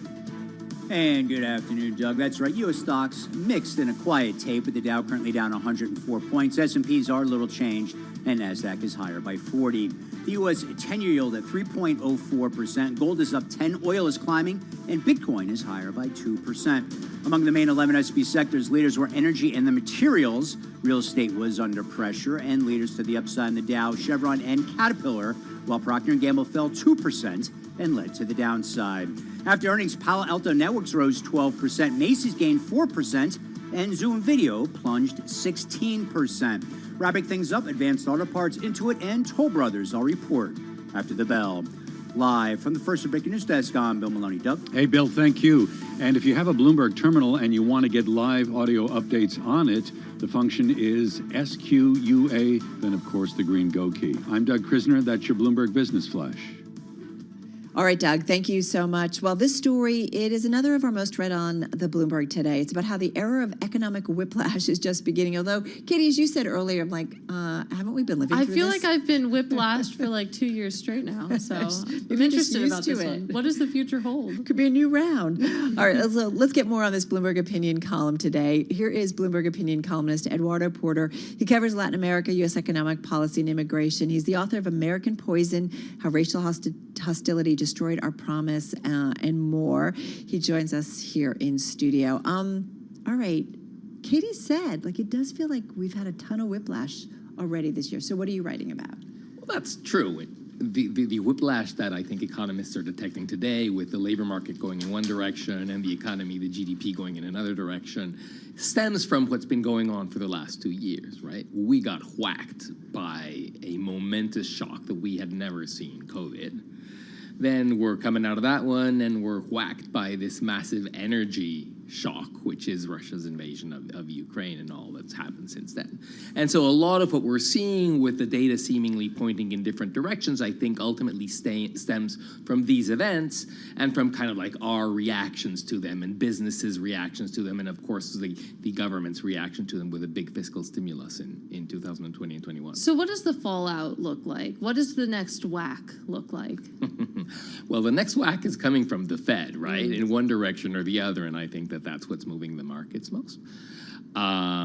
Because the Fed is trying to read this. So the Fed is kind of sitting there and looking at an economy that looks kind of like crazy weak suddenly, and a labor market that does not look that crazy weak, and inflation that's been running very hot, but suddenly in the last 2 months seems to be, stabilizing somewhat. And it has to, and in reading this, the possibility for error is very large, right? It could, I've heard now people fearing over-tightening. And so I think that's where we will see the next big mover, right, of the economy. Well, there's this line in your story, and I know you've kind of hit at this already, but I want to go back to it. Like you say, these shocks, these crazy shocks, the coronavirus pandemic, Russia's invasion of Ukraine, right? It's unbelievable, and we don't really know what it all is like on the other side. But I love how you word this. They might also tell us something real, rejiggering economic relationships in a way that will complicate the policy response. So is it just a case of data not reading things correctly, or is it the relationships of one another? Because as you say, it's like we get something on the labor market that's weak, and then we get something on the labor market that's strong. Like, it's very difficult how to square all of this. I think the easy part is that there is some data issue. There is some mismeasurement out there. So the fact, for instance, that GDP and GDI, which should by definition be the same thing, are looking very different in the data, gross domestic investment and gross domestic product, right, is a data mistake. It's a data error.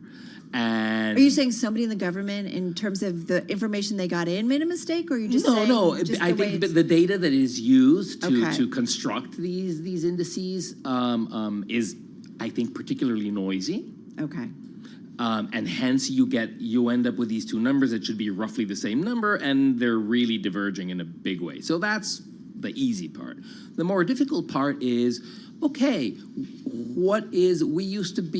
were accustomed to, okay, when the economy is strong, we see employment rising. When the economy is weak, we see employment falling. And now we're seeing these relationships kind of like a little bit turned upside down. So that's where you wonder, okay, how has this relationship changed? And still, of course, I think that over the long run, it's true. In a weak economy, employment's going to go down because businesses are going to start, letting people go and stuff. So over the long term, I'm sure that these things still hold. But maybe there's new lags in the system, because we were trying to hire last year, but we weren't finding enough workers. And so we're really, really, really trying, and we pull too hard. And now demand is soft, but we're still pulling. Right? So there's maybe new lags, new kind of whiplash effects that somewhat change how these things work together. And let's talk about how long-lasting that change is, whether that whiplash and that change in behavior becomes permanent. I mean, at the tail end, if you look out far enough, do you see, the economy, relationships with businesses, between businesses sort of returning to normal, or do you think these will be some permanent changes? Look, I'm kind of conservative, so my guess is that we do go back to a normal that roughly looks like the normal that we had before. I don't see, the Earth is still a sphere, but there are some things that might be different forever. And one thing that I point to in the column is, for instance, this idea of working from home. Working from home is going to stick around to some degree. I hope so. Yeah, go on. Right? I mean, so many workers want that. And in fact, some businesses like it. And so that is going to be a permanent difference, that some share of the workforce is going to work from home. And how is that going to affect the economy? Well, that could go in several ways, too. Right. Hey, Eduardo, just got about 25 seconds. Does, though, this whiplash increase the chances of a Fed policy mistake, just quickly? Oh, yeah, for sure. I think it does because, the data, the Fed is used to knowing in which direction to push. Maybe, the question is, do I do it harder or softer? But whether it needs to cool it or it needs to, not cool it. Now there's stuff in the cooling and in the not cooling direction at the same time. If you think about how many things were miscalled, I feel like in the last couple of years, like you do wonder about what you're saying and how it makes it very tricky on the other side. Eduardo Porter, economic policy and immigration columnist at Bloomberg Opinion, right here in our Interactive Brokers studio. Check him out at Opinion on Twitter. This is Bloomberg Radio.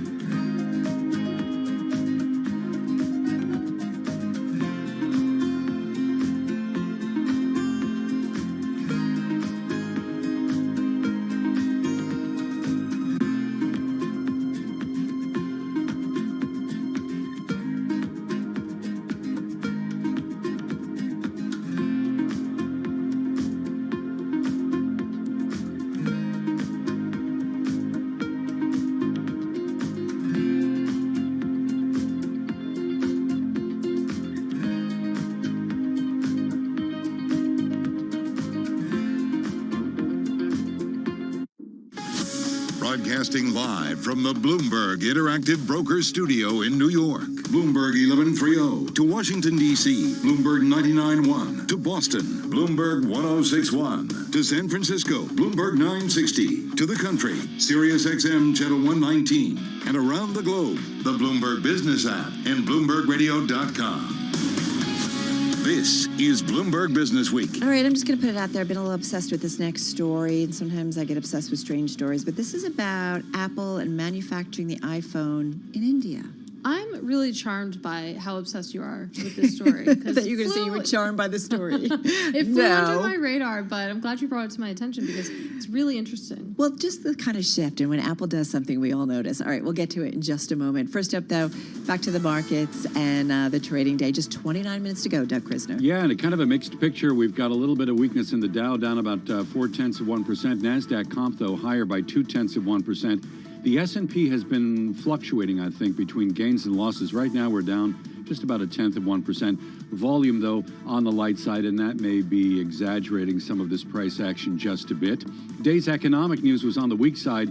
Sales of new homes down in July for the 6th time this year. Meantime, U.S. business activity in the month of August contracting for a second straight month.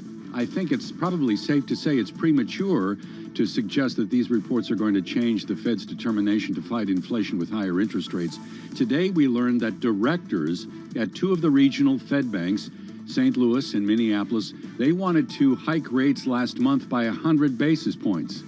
Got a 10-year Treasury now up about a little more than 3 basis points in yield at 3.04%. The 2-year, interestingly, down about a basis point to 3.29.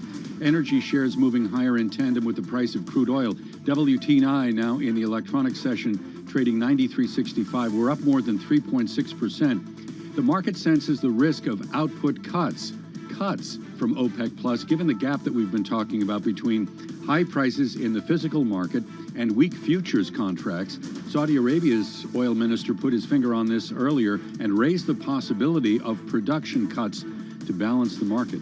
I'm Doug Krisner. That's your Bloomberg Business Flash.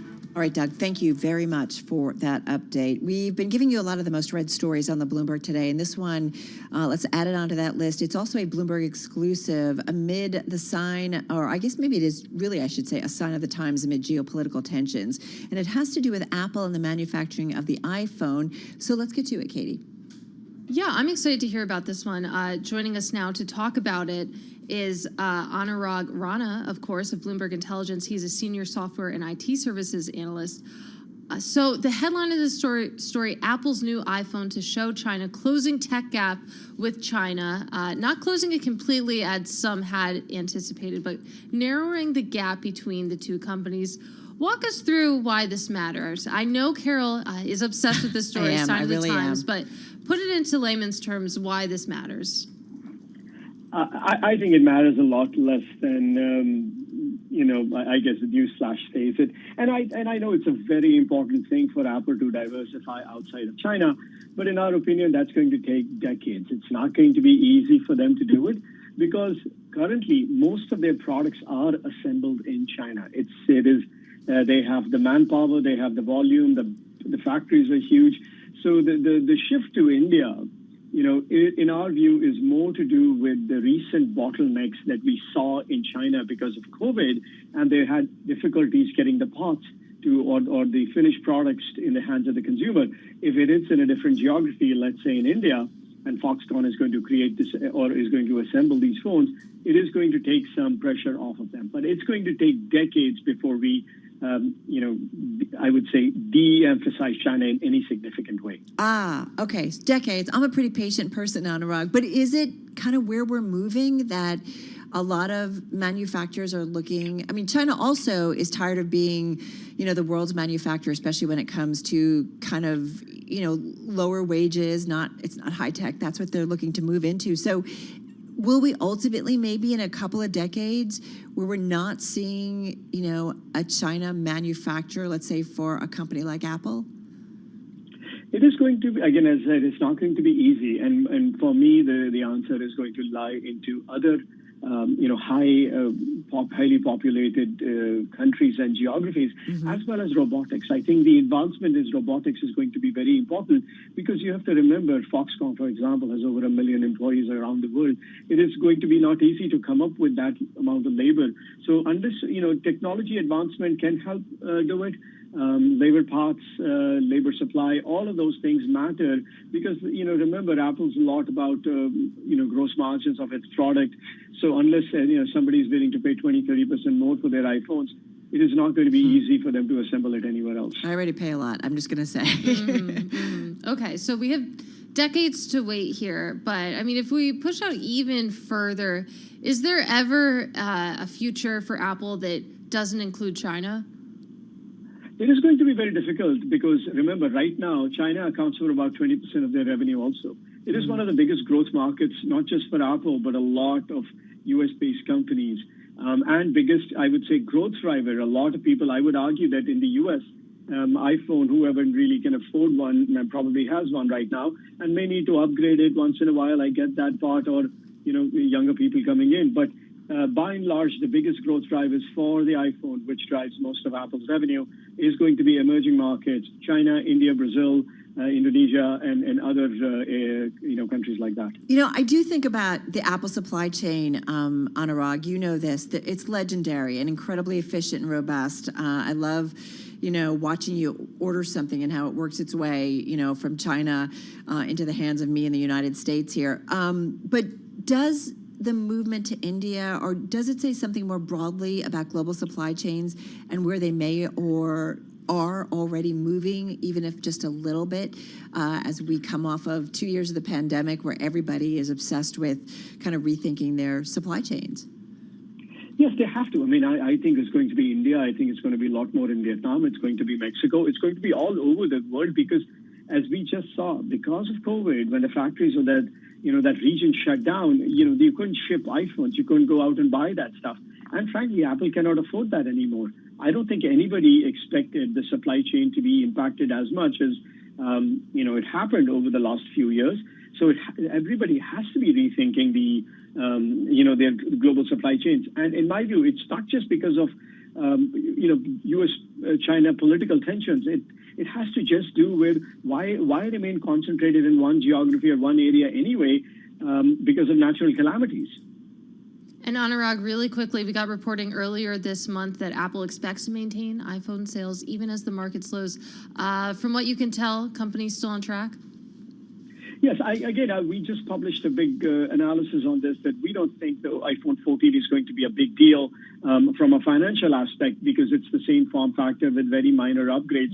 I think next year's is going to be a big refresh cycle for a lot of users because the economy is still, a bit weak, I would say, for a lot of people to upgrade. All right, so not time for me to necessarily buy a new phone. I got to wait for another year. All right, Anurag, thank you. When we want to know things about Apple, Anurag is certainly one of the guys that we reach out to. Anurag Rana, he is Senior Software and IT Services Analyst at Bloomberg Intelligence, joining us on the phone from Chicago. All right, off to D.C. with another update on world and national news with Nancy Lyons. Hey, Nance.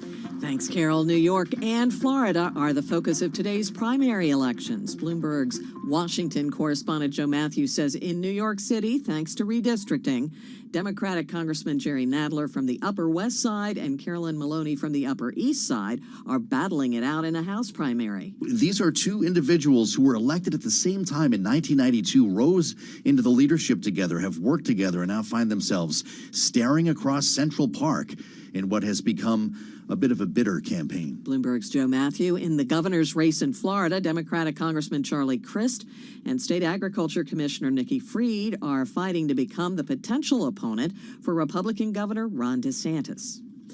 The U.S. is urging its citizens to leave Ukraine. Officials say they believe Russia is preparing to target civilian and government infrastructure as the war reaches the 6-month mark. The warning follows a ban by the Ukrainian government on celebrations in the capital, Kyiv, on tomorrow's anniversary of independence from Soviet rule. That was over fears of an attack. Michigan Governor Gretchen Whitmer says today's guilty verdict for 2 men who tried to kidnap her shows those who try to commit violence will be held accountable. This is U.S. Attorney Andrew Burge. The verdict confirms that this plot was very serious, very dangerous, posed a threat not only to the governor personally and her family, but also to innocent bystanders and to basic social order. Burge says no public official should live in fear. The defendants plan to appeal. Global news 24 hours a day, on air and on Bloomberg Quick Take, powered by more than 2,700 journalists and analysts in more than 120 countries. I'm Nancy Lyons. Nancy Lyons, thank you so much. Nancy Lyons in our DC newsroom. So we mentioned, of course, the most read story on the Bloomberg terminal has to do with Julian Robertson, hedge fund guru. He really is somebody who set the tone, helped really create, I feel like, the industry that we talk about today. Really one of his generation's most successful hedge fund managers, a mentor to a wave of investors known as Tiger Cubs. He has passed away at the age of 90. This is our most read story on the Bloomberg. In the meantime, our Hema Parmar and Catherine Burton, who follow the hedge fund industry, they have reached out to a bunch of well-known folks in the hedge fund industry to weigh in on his passing.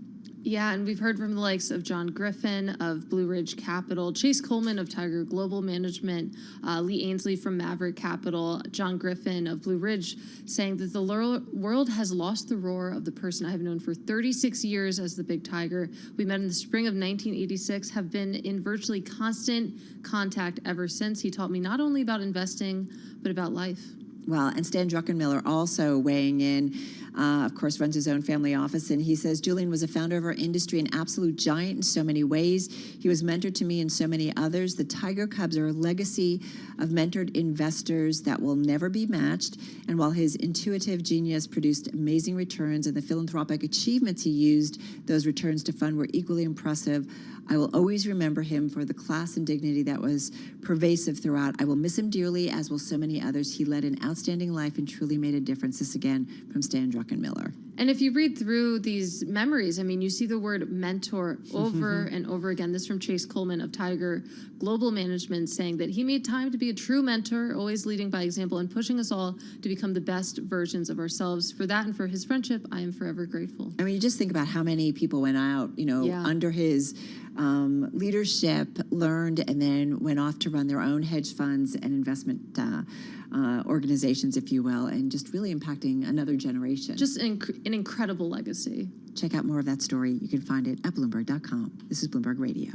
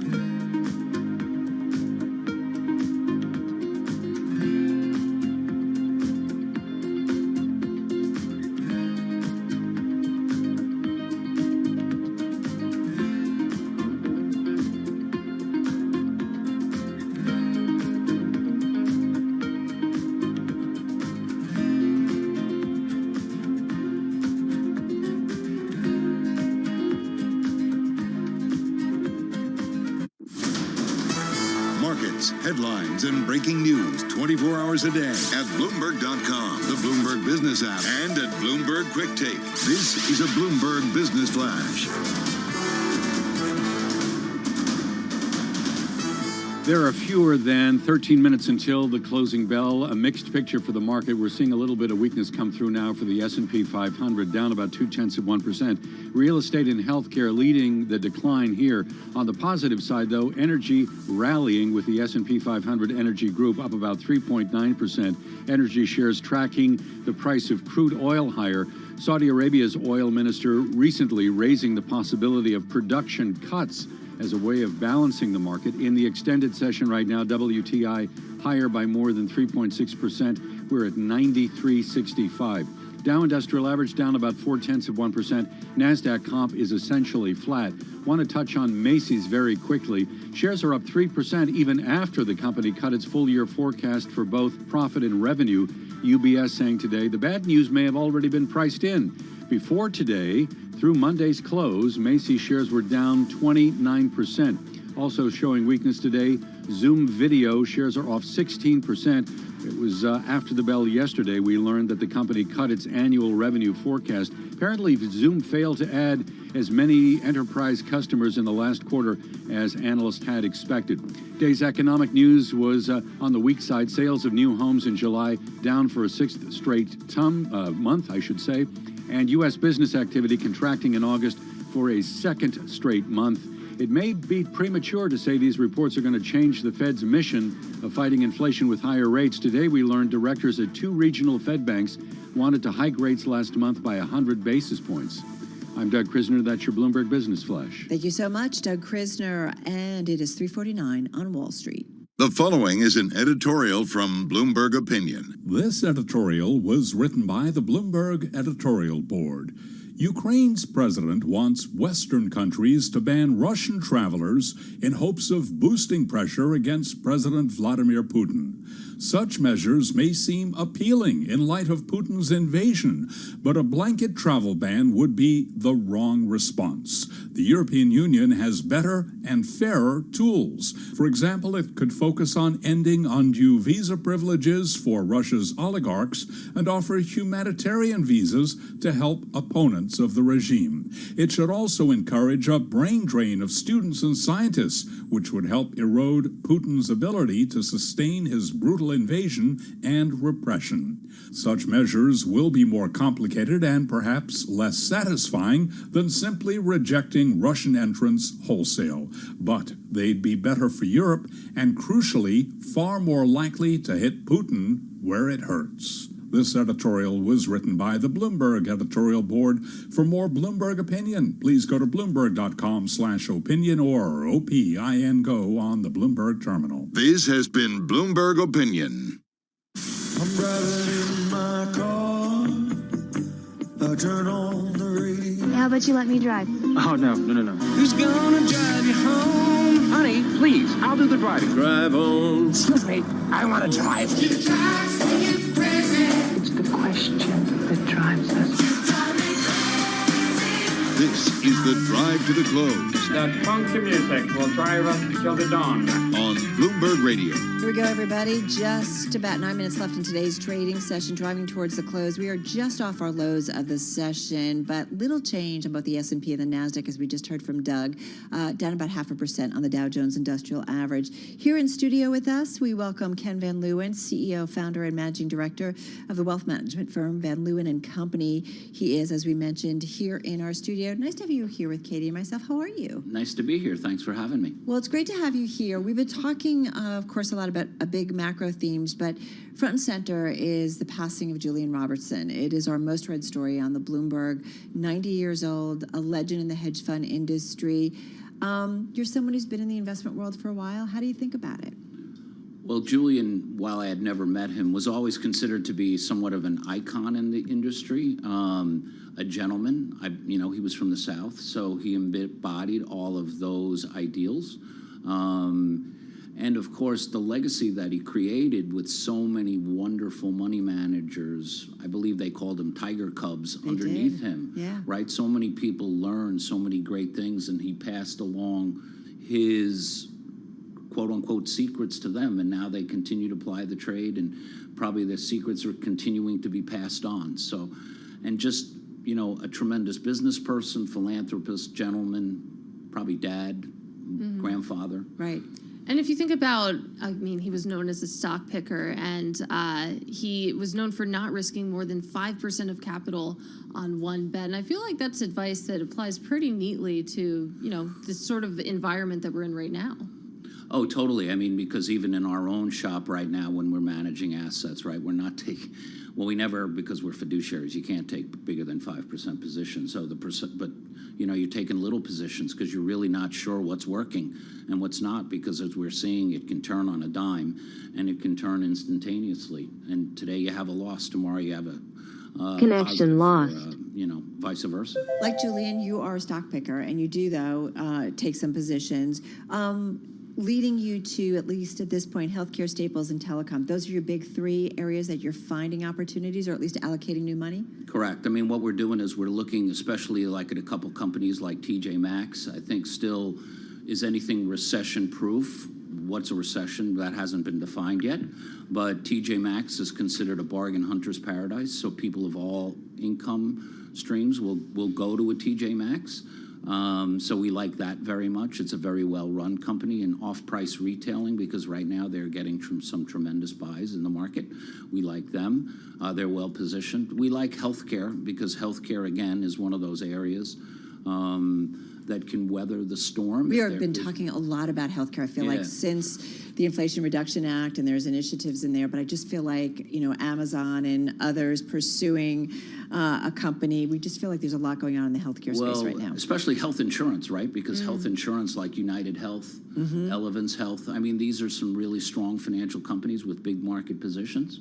And people pay their premiums, for lack of a better word. So TJ Maxx, healthcare, health insurance, we like those. What are you avoiding right now? What doesn't look good? Of course, anything gold related right now, miners in particular, we're avoiding. Interesting. Why? Because we don't see them right now. You know, like if you look at the gold, just the GLD, it hasn't performed well at all, even during this quote-unquote inflationary environment that we've had. It's not working, so why be there? Okay, so that's an area that we're not in. Thankfully, we were able to come out of a little bit of energy. We're slowly inching back into energy. You are. Yeah, we like energy. Don't fight the energy trade, basically? Don't fight it, because, you know, hey, look, as we go towards the end of the year, and we have to remember it's already going to be September in a couple weeks. That's right. We're trying to forget that. Yeah, it's I know. It's pretty remarkable, right? Right. We're going to start to, you know, people are going to want to show up at the end of the year with things that have worked in their portfolios. So energy has clearly worked this year. Snap-on, tool company. It's so funny. Money managers come in here and they're like, a lot of them talk about this name. What specifically about it? It's, first of all, just right, it's that handyman specialty. It's that small contractor, the guy who's busy, the convenience of Snap-on. Remember, they bring the tools to your site. You don't have to The trucks, right? Right, the trucks. You don't have to go to your hardware store or order them. They come right to you. And it's a tremendously well-run company. They just increased their dividend a little bit ago. And those are companies we look for, right, that are economically healthy, that are raising their dividends and have the confidence to do so going forward, you know, because we hear about what the CEOs are thinking about the, you know, the next 6 months, 9 months, year. So you care when a company comes out and reports their earnings and they say, we're maintaining our dividend, we're raising our dividend, we're doing buybacks. That is certainly something you take into consideration? Very much so. Very much so. Dividend health and dividend increases are a big player to us. I mean, those are stocks we're focusing on, too, that increase dividends. What about the fixed income market? Do you see any opportunities there as we talk about dividends and that consistent cash flow? We continue to like the muni market. Okay. We like muni high yields because we still think that tax advantaged income is going to be good for a lot of people. It sold off, honestly, substantially earlier in the year, so much so, if we remember, We look back at the analyst Whitman. I think she basically talked about how munis were going to go broke, and they sold off tremendously. That was the buying opportunity in the spring, was in municipal bonds, honestly. All right, we're going to have to leave it on that note. Thank you so much. Good to talk names with you. Really appreciate it. And come back soon. You got it. Thank you for your time. Ken Van Leeuwen, CEO, founder, and managing director of Van Leeuwen & Company, joining us here in our Interactive Broker studio. And folks, we just have a few minutes left in today's trading session, just about 2.5 minutes. And we are seeing equities. It's been kind of a choppy day, but we've been staying near our lows of this session really for the last few hours. And right now we're relatively flat on the S&P. Dow is down about 1/3 of 1%. Call it flat, slight gain when it comes to the NASDAQ. It's just up a hair, up 8 points at 12,389. All right, right now it is time for our cross-platform coverage on radio, TV, and YouTube. We're going to head over to our TV colleagues for Beyond the Bell, and we're going to count you down to the close on this Tuesday. Full market coverage on the bell. Beyond the Bell, Bloomberg's comprehensive cross-platform coverage of the U.S. market close starts right now. We are about 2 minutes away from the end of the trading day. Caroline Hayes, Taylor Riggs, and Gina Martin-Adams counting you down to the closing bell. Here to help us beyond the bell is our global simulcast. Carol Massa, Katie Greifeld in for Tim Stanovic. We bring together our TV, radio, and YouTube audiences. Ladies' Day again. We love it when it's Ladies' Day. I know it. Thanks for all the shout out, everybody who's kind of loving it as well. Gotten a lot of love on Twitter, on LinkedIn, really. So I'm the only one that gets the hate mail. Oh, sorry. Well, meanwhile, Romaine and Tim are going to be Send sending a little bit of hate mail. Guys, don't forget us, don't forget us. But meanwhile, we love our Ladies' Day, we miss our boys, but we're also looking at a market that, well, I think Romaine and Tim aren't missing much if you're looking at the benchmarks, Carol. Oh, right, exactly. We're flat on the day here. Slight gain holding on to the NASDAQ. And if you look at the S&P 500, kind of an even split.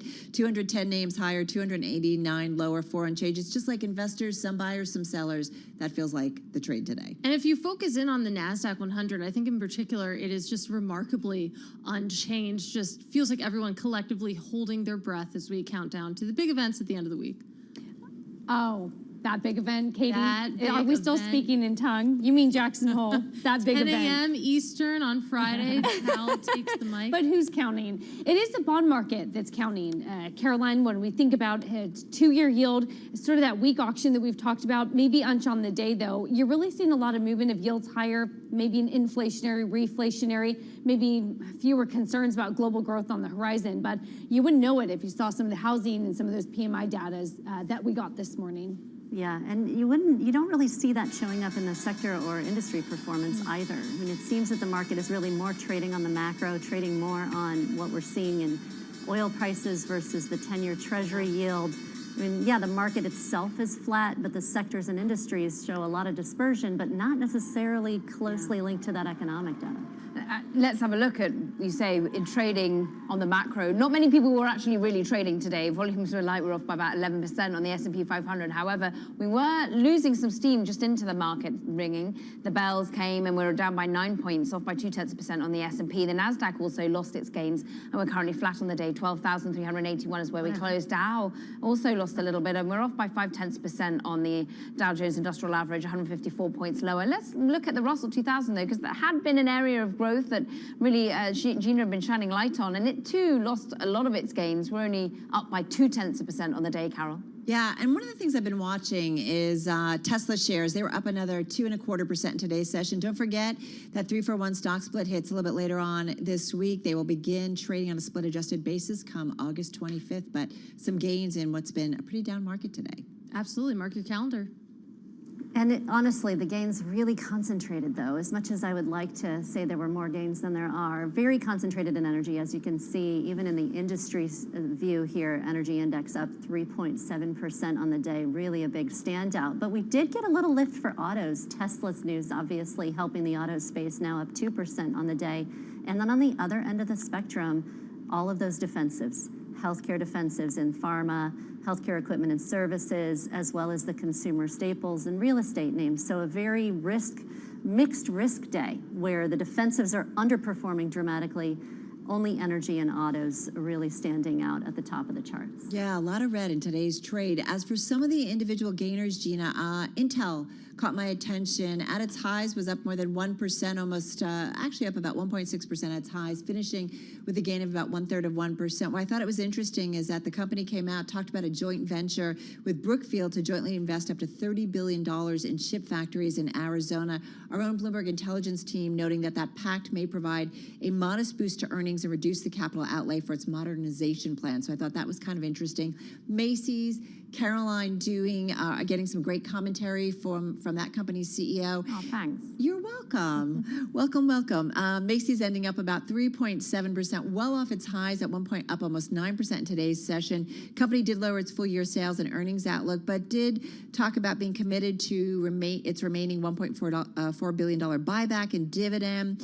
And then, its forecast, Wall Street may be saying some of the downward news already reflected in some of the results here. And I did want to mention Palo Alto Networks, top in the NASDAQ 100, up 12%, holding on to the day's gains, reported better than expected quarterly results last night. We talked about it on our simulcast and projected full-year revenue that exceeded analyst expectations. So a mega outperformer today, Katie. Well, if we look at some of the mega underperformers, we have to start with Zoom. Of course, reported really ugly earnings after the bell yesterday. To recap, Zoom reported its lowest quarterly sales gain ever. It also cut its revenue forecast. You add that together, closing 17% lower at the lowest level since January 2020, just a wipeout. You also had Twitter taking a bit of a dive. There was a lot of drama around this name today. Twitter's former head of security filed a complaint alleging that there were, quote, egregious deficiencies in security protections. Of course, Elon Musk's lawyers coming out and saying that they've subpoenaed that whistleblower. Twitter shares down by more than 7%. And Domino's Pizza, too, taking a bit of a dive.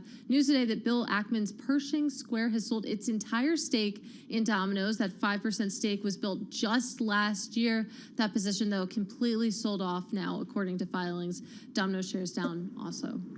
And Domino's, of course, a company that's having to weather pretty high commodity costs when it's on the soft agricultural side of things. I'm looking at our global macro movers, and actually corn was on the higher side as we had worries about weather, coffee on the higher side as we had worries about Brazilian weather. And I'm looking on the higher side also in commodities, Brent crude, WTI crude, powering up more than 3%. This is some rhetoric coming from OPEC Plus saying, look, we'll be there to take on volatility.